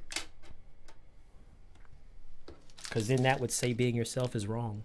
And there's nothing wrong with being yourself. You ever think about that? That's crazy. Apologizing for just how you are. Like, and it's not a problem. But like things you do or how you might come off. Apologizing for that. But it's literally you apologizing for being you. That's so weird. Why do we do that? Why do I do that? I can't say everybody else does it. I know I do it though. I feel like it's gonna spill all over my backpack. Sorry, let's not get ASMR. Is it? Maybe people like that.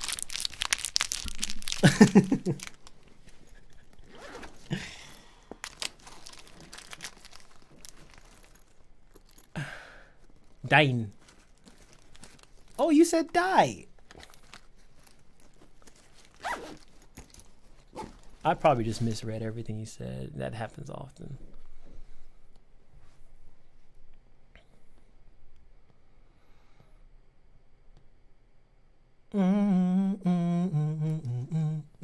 I got a little sharp there, but I think that's the key.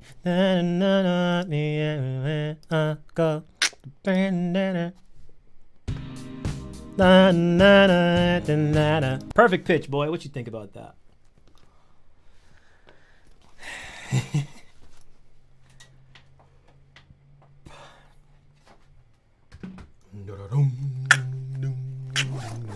Look at that, man. That's a total misbalance of color.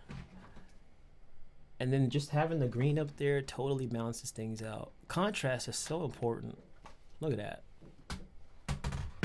That reminds me, for the next stream, maybe I should do one next week then. Because I need to put up the Christmas tree for the studio. But I have to... Actually, no. If I do that, then my family's not going to have the Christmas tree at the house. So, yeah. Dang. Yeah, I mean, I won't be here for Christmas anyway, so... It would have been fun, though.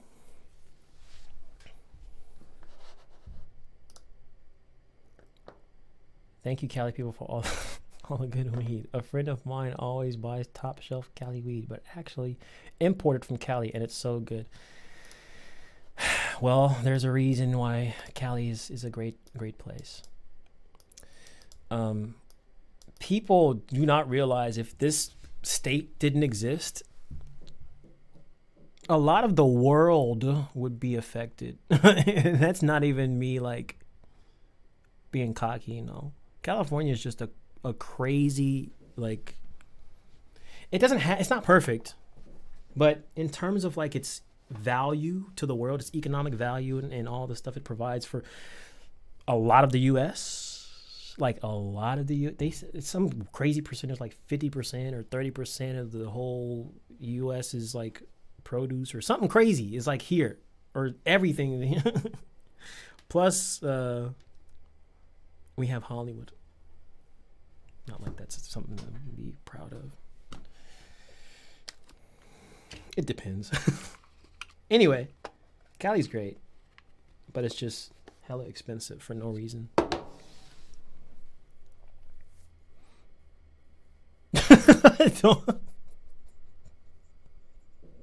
No, I ain't gonna no eat no legend, no homeless crisis. Yeah, exactly. That's the negative.